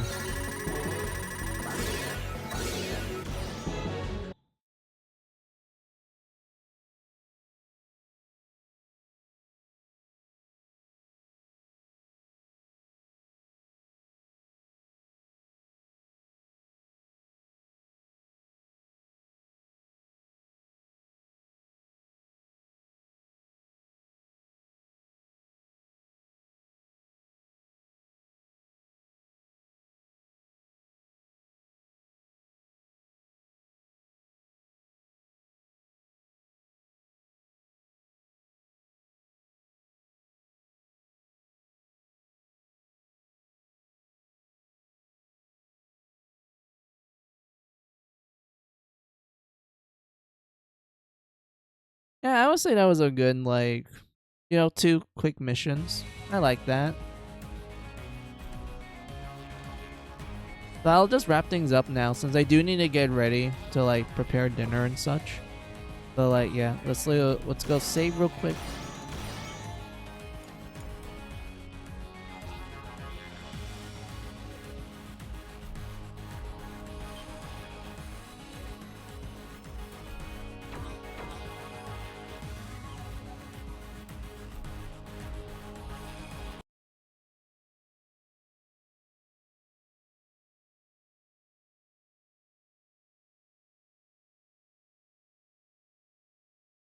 All right, let's turn that off, and then let's go to the ending screen. Oh man, man, we did a lot today. I did so much talking today on this stream compared to like other streams I have done. It's pretty cool that I was able to kind of yap really hard than usual. But like, yeah, in terms of games, like we're still at the early parts of like Fairy Fencer F when it comes to the Dirt playthrough. Next stream I'll still continue on with Fairy Fencer. I do want to like, finish it and such. But yeah. But we also get to play a little bit of PlayStation 3 with some Kamen Rider, so that was awesome. But yeah, let me look at the schedule.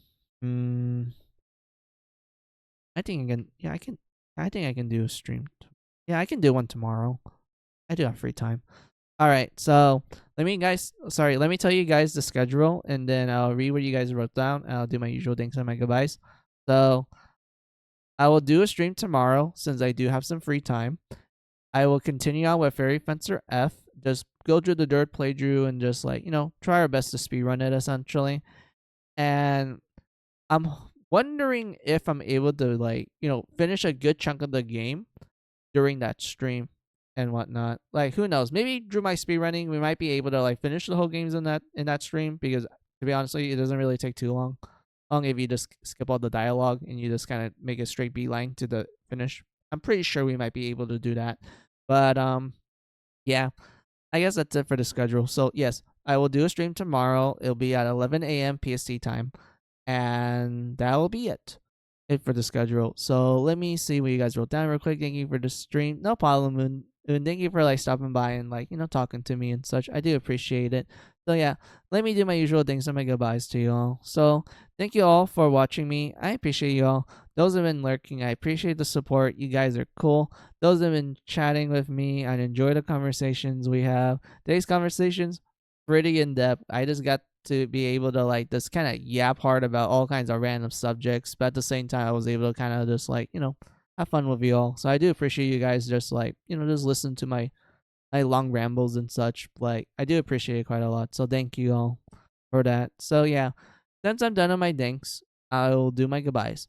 So have a good day, have a good night, have a good afternoon, whatever time it is on your side of the world. This is Final Mizu saying goodbye. Goodbye.